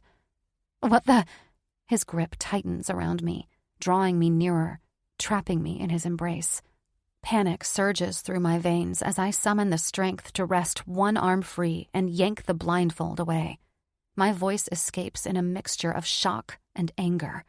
"What the hell, Chase?" He lets go of me the moment my eyes are no longer blocked, and my surprise grows into utter shock when I realize that the whole room has emptied. It's just him and me now. I turn around, taking a step back to bring some distance between us, as I regard him with a puzzled look. "You left me no other choice," Chase says, shrugging. He's smiling at me, but it's a cautious smile, almost rueful and submissive. My eyes flit back and forth between him and the closed door. How did everybody get out so fast? How did I not notice? "You arranged this?" I ask, helplessly pointing to the door. "You canceled a whole class? Just to talk to me?" "Don't worry. They're off to a fun steak dinner at my expense," he says. "Raymond and I get along pretty well. He didn't need much convincing." "You're insane!" I yell at him. "This is insane!" "Maybe," he agrees, shrugging again. "But like I said, I had no other choice, and I desperately need to talk to you." I stare at him in disbelief. "You desperately need to talk to me, huh?" What is there even left to say? Let's sit, He says, pointing to the middle of the room. When I don't set in motion, he makes the first step and moves to the middle of the room before he sits down on the mat in a cross-legged position. Please, He says, almost pleading, as he nods to the spot before him. I hesitate for a moment before I follow his gesture and take a seat across from him, sitting cross-legged as well. Why here? I ask him, my eyes trailing around the empty training room. Why choose this of all places? Because I was wrong, He begins. about so many things. But let's start with this one. Remember when I said I wanted to discuss our deal in a meeting room or the office because it's a business talk? I nod in silence, curious to hear where he's going with this. Well, that's bullshit, because I can't be that person with you. I can't distinguish between business and pleasure when it comes to you, because you are everything. You are not two separate people who need two separate conversations, and neither am I. I can't be business Chase with you, and I can't see you as simply another business partner, because that's not who you are. You are so much more than that. He clears his throat, awkwardly shifting in his seat, as he seems to fight for words. I love you, Madison. He finally manages to say, his eyes finding mine with a look on his face that I've never seen before. He looks scared. Terrified, actually. Fuck. It felt good to finally say that. He then adds, adding a nervous chuckle as he scratches the back of his head. Meanwhile, I feel like I've been run over by a truck. I don't know what I expected to hear, but it was definitely not this. I love you, he repeats, almost pleading now. and I can't stand the thought of losing you. You really love me, I say. It's a statement, not a question, because I believe him. I can see that he's not lying to me, but still, I'm struggling to process his revelation. Yes, I fucking love you, Madison, he says, as he gets up on his knees to crawl over to me. I can't move and remain seated, still stunned when he reaches for my hand, taking it in both of his as he lifts it up to his lips. He places a kiss on the back of my hand and looks at me with such intensity that tears start to well in my eyes. And I think I found a solution that could make both of us happy. I'm not going to take anything away from you, he says. I could never be happy that way. A solution? I want to know. My interest piqued. Yes, he says, his hands still wrapped around mine as he settles closer before me. You see, I can't help but be impressed by you, and immensely so. You've achieved great things, Madison, and I'm sure you'll do even greater things in the future. And I want to be a part of that, and not stand in the way of it. I want you to grow, and I want you to be in charge of your father's legacy. I can't talk. I can barely see straight as I stare at him, still in disbelief. There's a but hanging in the air somewhere. I'm sure there is. He's been fighting me on this buyout for so long that it's hard to believe that he would just drop it now. I have an idea how we can do this, he goes on, and I want to tell you all about it. But right now, please, Madison, I just need you to tell me that it's not too late. I need you to say something. I need to know that I didn't royally fuck this up, and that I've lost you forever, because I love you too, I produce. The words come with a surge of tears that I can't hold back. I've missed you, Chase, and I love you. The relief is clearly written on his face, and I fall over on my back when he lunges forward to kiss me. He's on top of me, our lips meeting each other with desperate longing after we've been apart for too long. I wrap my arms around him, the warmth of his body and his endearing scent enveloping me, while I feel my heart beating against his strong chest. Fuck, I've missed you, he breathes in between our kiss, while his hand travels beneath my gi. I need you more than air to breathe. Don't let me choke you then, I say, as I pin down his right arm next to my face. Before he realizes what's happening, I bridge my hips up, driving through my heels and pushing my chest forward. The move is executed with precision as I manage to free myself from underneath him and throw Chase to the side. He's laughing when he lands next to me, but there's mischief in his eyes when he looks at me and says, "Oh, it's on now." Chapter 47. Madison. Chase's relentless determination has finally led to my submission. On the mat, that is. By sheer strength, as I pointed out loudly, and he chuckled, his breath slightly labored. Our geese didn't stay on for long after, and it's safe to say that our second roll, naked this time, ended in my favor, with him on top of me, while I succumbed to a beautiful wave of bliss. After the grappling session, we left the tent show in a hurry, our laughter echoing in the evening air as we jogged to our cars through a surprise shower of rain. Chase suggested we go out for dinner so he could tell me more about his plan, calmly and without any pressure. He said I wouldn't have to say yes, because he would rather back out of the buyout altogether than to lose me. But I'm very curious to hear what he came up with. Now we find ourselves at a beachside restaurant, nibbling on our scallop bruschetta as an appetizer. It's balmy and humid outside, and we're protected by a roof, the darkness enveloping us, while the rhythmic sound of waves crashing against the shore fills the air. Memories of our time in Hawaii come rushing back, and a faint smile tugs at the corners of my lips when the image of us at Hulapo'i Beach emerges behind my eyes. "What are you thinking about?" Chase asks, before he takes another bite of the bruschetta. Our time in Hawaii? I say. Feels like it was an eternity ago. But it was good, wasn't it? Yes, it was great, I say.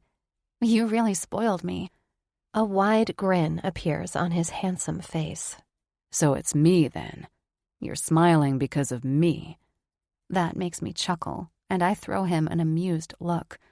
You really are full of yourself. Nah, just happy, he says, and the content look on his face warms my heart. So, tell me, I request, what's your great idea that could get us out of our dilemma? Again, you don't have to say yes, he says, raising an appeasing hand. But I honestly don't think you're going to want to say no. Yes, you said that before. Now stop teasing and get to the point. I add a little wink to the defiant look on my face when I lean back with my arms crossed in front of my chest. He swallows hard and takes a large sip of his beer, obviously anxious to share his thoughts with me. I have never seen him like this, so nervous and afraid of saying something wrong. I almost feel a little sorry for him, but I can't deny that it also makes me feel rather powerful to see a man like him losing his nerves because of me. Okay, so my idea was that I do, in fact, buy your company. Or most of it. Mr. Haley's, your uncle's, shares, and those of Mr. Whalen, your third shareholder. You can keep yours. But that would mean that I hold most of the company, yes, but let me finish, he says, now raising both of his hands in an appeasing manner. But you'd still be on the board, and we would appoint you the job of Chief Technology Officer, the head of research and development for the whole conglomerate, including my company and everything that's part of the whole group. You'd have a lot more responsibility and a lot more influence and power than you do now, and not just for your father's company, but for mine, too. My jaw drops to the floor when I stare at him in disbelief. Are you insane? Chief Technology Officer for such a large enterprise? I could never... Yes, you can, he insists. You have shown more than once that you have a knack for this, Madison. You may be young, but you're smart, experienced, and strong-willed. I wouldn't offer you this position if I didn't believe in you. You are way more capable than a lot of old moneybags who are sitting in a seat like that. You would also share the responsibilities of a CEO with me, of course. You wouldn't lose anything, but gain a lot. You would be the one who's responsible for the direction of our growth in the future. He's right about that last part. The majority of the share would no longer be within the family, with my uncle out of the game, but we could pursue the growth I've been fighting for. After implementing the new 3D technology that I've been eyeing for months, We could make a much larger leap than I was expecting to begin with. And I can't even imagine what I could do as a chief technology officer of such a large conglomerate, with no one above me, no one who can interfere with my ideas the way my uncle could before. And my uncle would be completely out? I ask. Chase nods. Yes, I want him off the board. I'm sorry.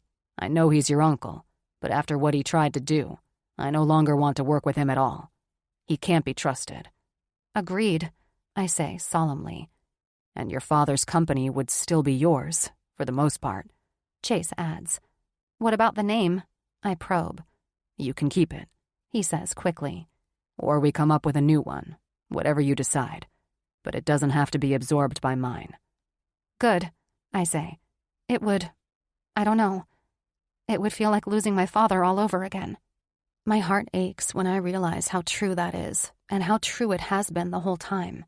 It was a major factor in me not wanting to sell the company. Dad poured his life into this business, and it hurts to think that it could all go away now that he's gone. I understand that now, Chase says, reaching over the table to take my hand in his.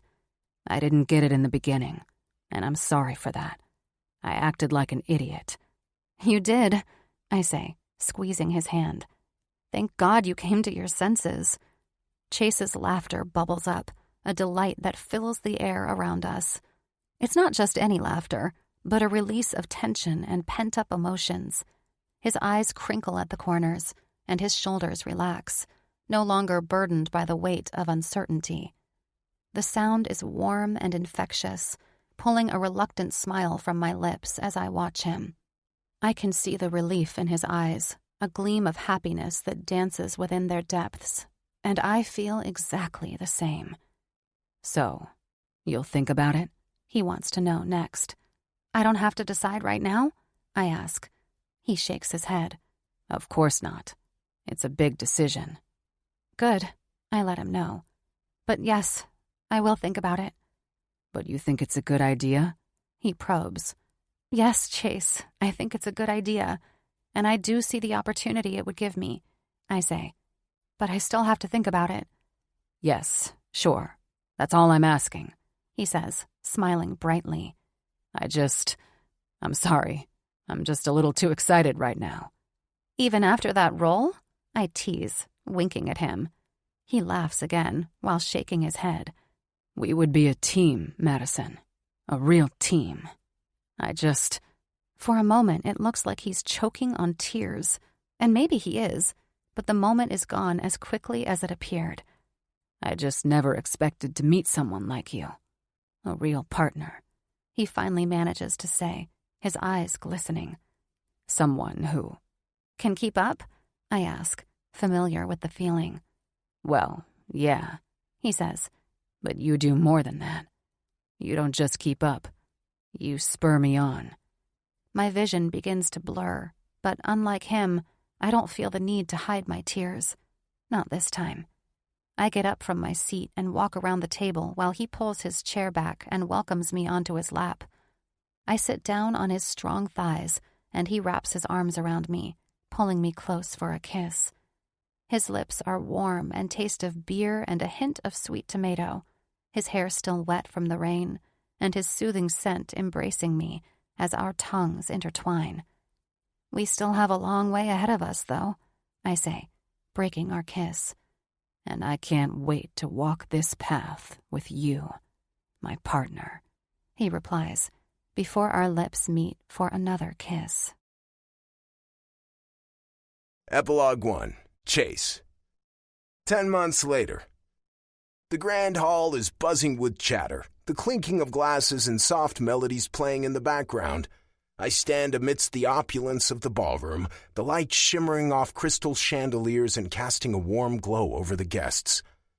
This is only our second visit to New England ever since Madison and I made things official and moved in together. We came here for the opening gala for the Green Foundation that my friend Gabe and his girlfriend Ella founded. While the idea for the foundation originated with Ella, I know that Gabe has put in his fair share of work too. He's the one who invited me to be here, but only after I promised to be nothing but nice to Ella. As if I hadn't already shown my forgiveness toward her for the past year, I was skeptical because it looked like she may break my friend's heart again like she did before, but she redeemed herself, and the two of them are nauseatingly happy today.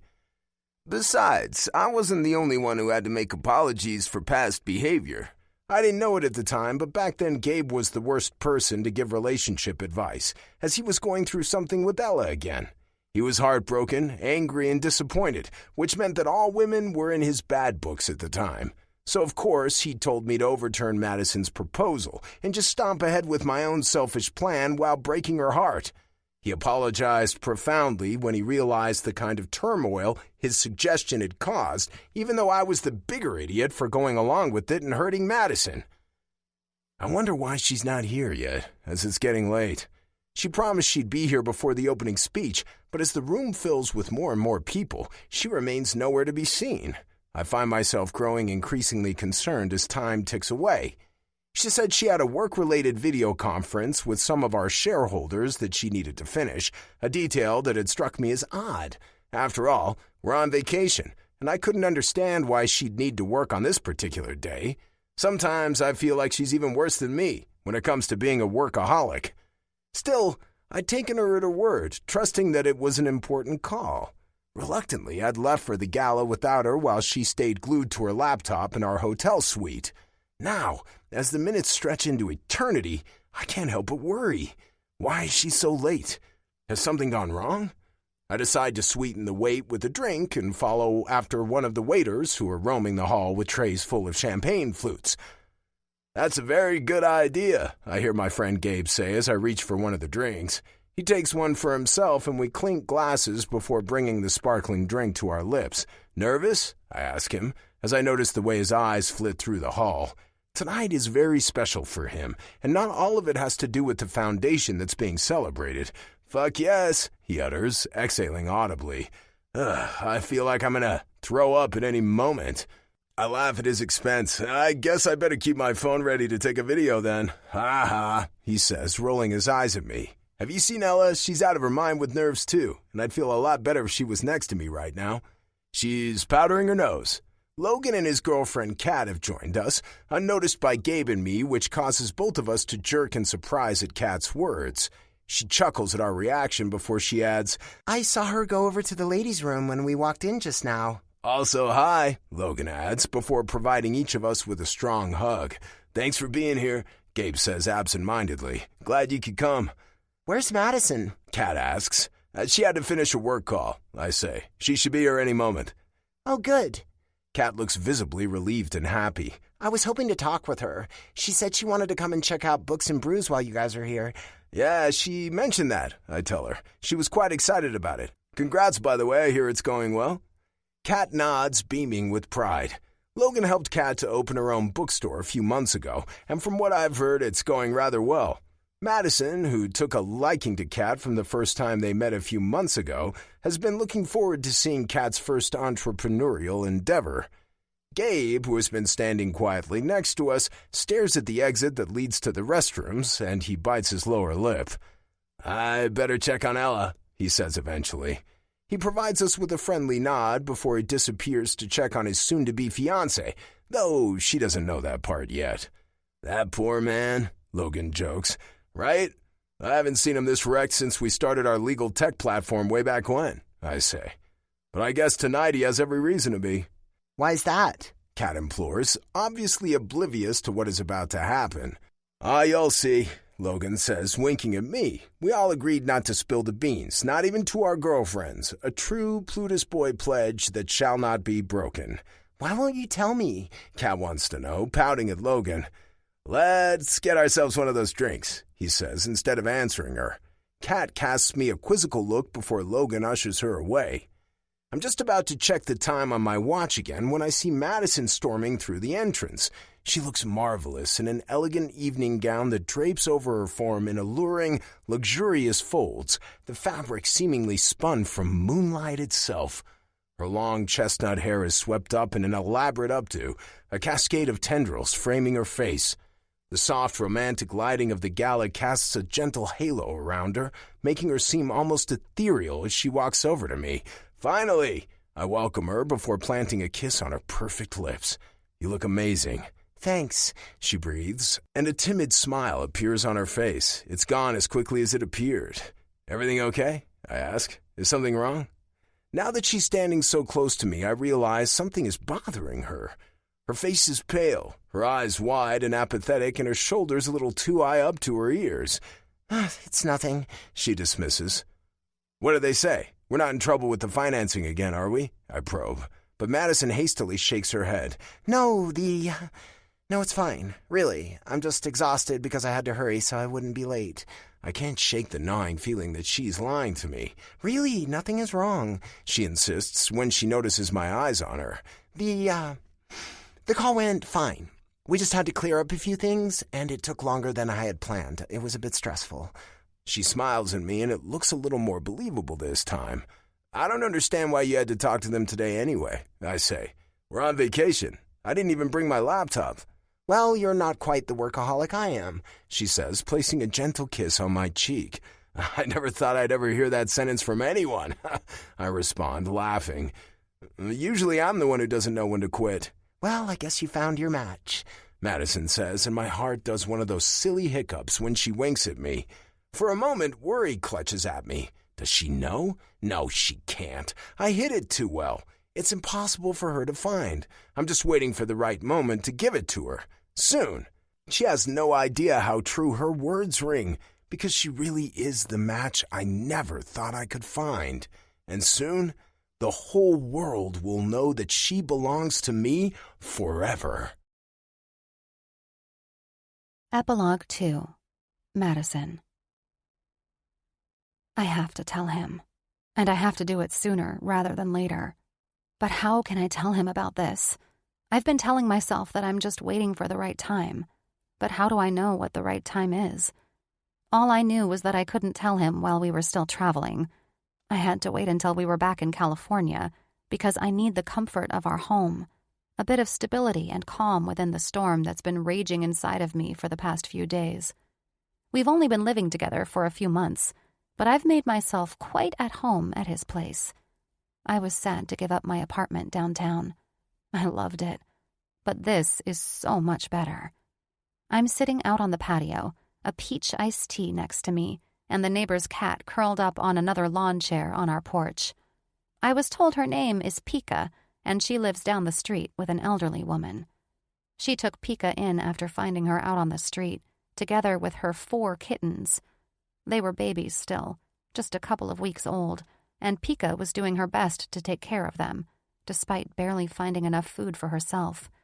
She was weak and skinny, and her fur full of lice eating away at her skin when she was found. I don't even know the name of the woman who took her in, but I know all that there is to know about Pika. Pika, the selfless mother cat who put her babies before herself and almost died in the process. Her babies have all been homed with families, and Pika stayed with her rescuer. Do I have this in me? Could I ever be selfless enough to be a mother? My hand rests on my belly, acutely aware of what's growing inside it. A new life. A life that I didn't expect. A life that we didn't expect. All my life, I've been so focused on my career, on becoming a worthy successor to my dad, that I never thought about motherhood. I never asked myself if this is what I wanted. Or maybe I just thought it would happen one day. One day. Not now. Not like this. But now that it's happened, I can feel the love grow, just as my child is growing inside of me. I already feel attached to my baby, especially since today, when I had my doctor confirm what 3 tests have already told me. The tears that were pouring down my face were born out of joy more than fear, though the latter is definitely present as well. I'm pregnant, and I haven't told Chase yet. I found out while we were on the other side of the country, in New England, attending Gabe's and Ella's opening gala and visiting Chase's mother. Something tells me that she knows, and not only because she found me dizzy with nausea one very early morning. I had to throw up and went down to the kitchen for a glass of water after, still swaying and my face pale. There was concern written across her face when I assured her that I was fine, her eyes resting on me for a little too long. I woke up feeling sick on the day of the gala, That and the fact that I was already a couple of days late with my period made me lie to Chase about having a Zoom call. I needed for him to leave before me so I could sneak out and get a pregnancy test. I didn't want to freak him out for no reason. But in the end, I was the one freaking out. And to be honest, I still am. I didn't expect the test to be positive. Not really. I just wanted to make sure that I wasn't pregnant, not prove the opposite. A slurping sound pierces through the warm afternoon air when I finish the last of my iced tea through the straw. He should be here any moment now. I've been waiting for almost half an hour, staring at our driveway, my heart beating wildly every time I hear a car approaching. I wanted to wait until I had my proof, until I had a picture to show him. But now I'm wondering if I'm making a mistake. What if he feels pressured? What if he runs? No, he wouldn't do that. Chase and I haven't talked about kids yet, and I feel incredibly stupid about that now. I would feel so much better if I knew what his stance on babies was. My heart skips a beat when I see his Maybach turn around the corner and slowly roll up our driveway. I'm going to tell him today. I'm going to tell him now. I have to get it over with. With my pulse racing, I get up from my seat and Pika perks up next to me, her eyes following me as I meander to the end of the patio to welcome Chase. He jumps out of the car with a smile, wearing a white shirt with rolled-up sleeves and black pants. I left work a few hours early today for my doctor's appointment, and he promised to pick up some takeout for dinner on his way back. I hope kimbap is okay, he asks, smiling. I got some vegetarian options, too. I muster a smile when he walks up the stairs, and I welcome him with a kiss. Sounds great, I say in a low voice. You sure? He probes, looking concerned. Is something wrong? You don't look well. He places a hand on my forehead. It feels like you've been a little out of it for like a week now. You sure you're not getting sick? I'm pregnant. The words blurt out before I can stop myself, before I can come up with a better way to say this. I had planned to go easy on him, to slowly approach the subject after I asked him to sit down. He's not even sitting now. How is he supposed to process this while standing? Chase freezes. His jaw drops open, and for a few moments that feel like an eternity, he just stands there, staring at me as if I'd just told him that I'm pregnant. I'm so sorry. Sorry? He blurts out, and then he starts laughing. Are you fucking kidding me? He drops the bag with our food to the ground, and a surprised gasp flees my lips when he loops his arms around me to pull me close against his strong chest. His embrace is tight, almost desperate, and so strong that it robs me of my breath. Chase, I mutter, and he loosens his grip on me. He takes my face between both of his hands and looks at me with tears purling in his eyes. We're, he stutters before he starts laughing again. I can't believe this. This is so fucking great. Great? I repeat in disbelief. You're not mad? Mad? Why would I be mad? Well, I am, I blurt out, freeing myself from his touch as I take a step back. I didn't plan for this. We didn't plan for this. We have so much work to do. Do you know what my work schedule looks like for the upcoming year? I have no time for this. I can't take a break now. I can't. Easy now. He cuts me off, his hands now landing on my shoulders. Yes, you're right. We didn't plan for this. But that doesn't mean we can't handle it. How? I don't want to take a break from work now. I don't want to stay home, I mutter. Not now, at least. I'm not ready for this, and I can't.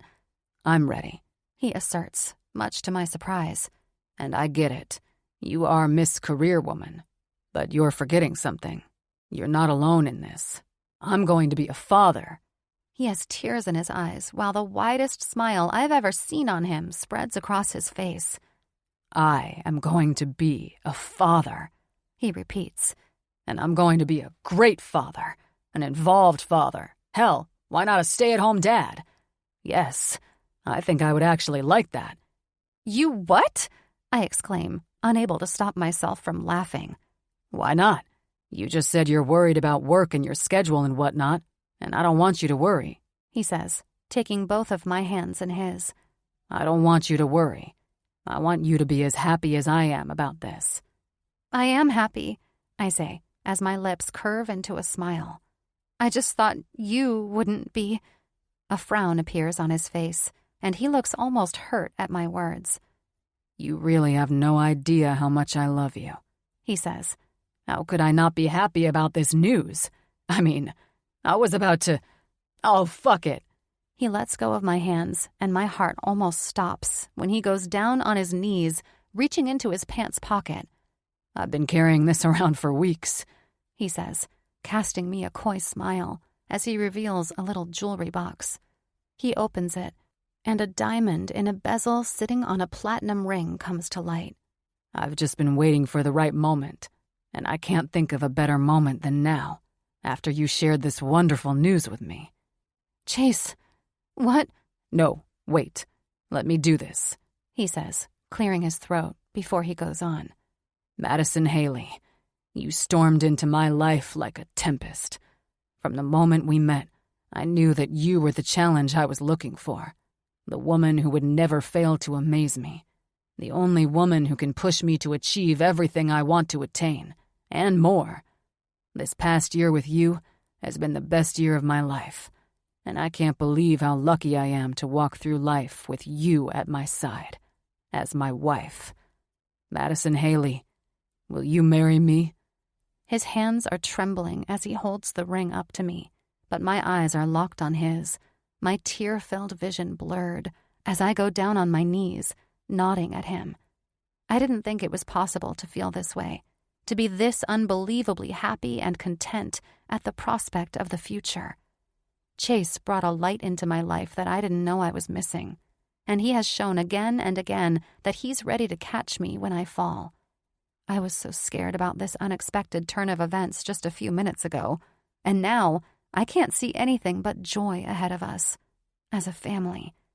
"Of course, Mr. Keaton," I say, taking his face in between my hands, before I add, "Of course I will marry you, partner." This concludes Billion Dollar Enemy by Linnea May, narrated by Stephanie Rose and Alexander Sendiz. Copyright 2023 by Linnea May. This unabridged audiobook is published by arrangement with Linnea May, care of Brower Literary and Management, and was produced in the year 2024 by Tantor Media Incorporated, a division of Recorded Books, which holds the copyright thereto. Please visit tantor.com for more information on our growing library of unabridged audiobooks.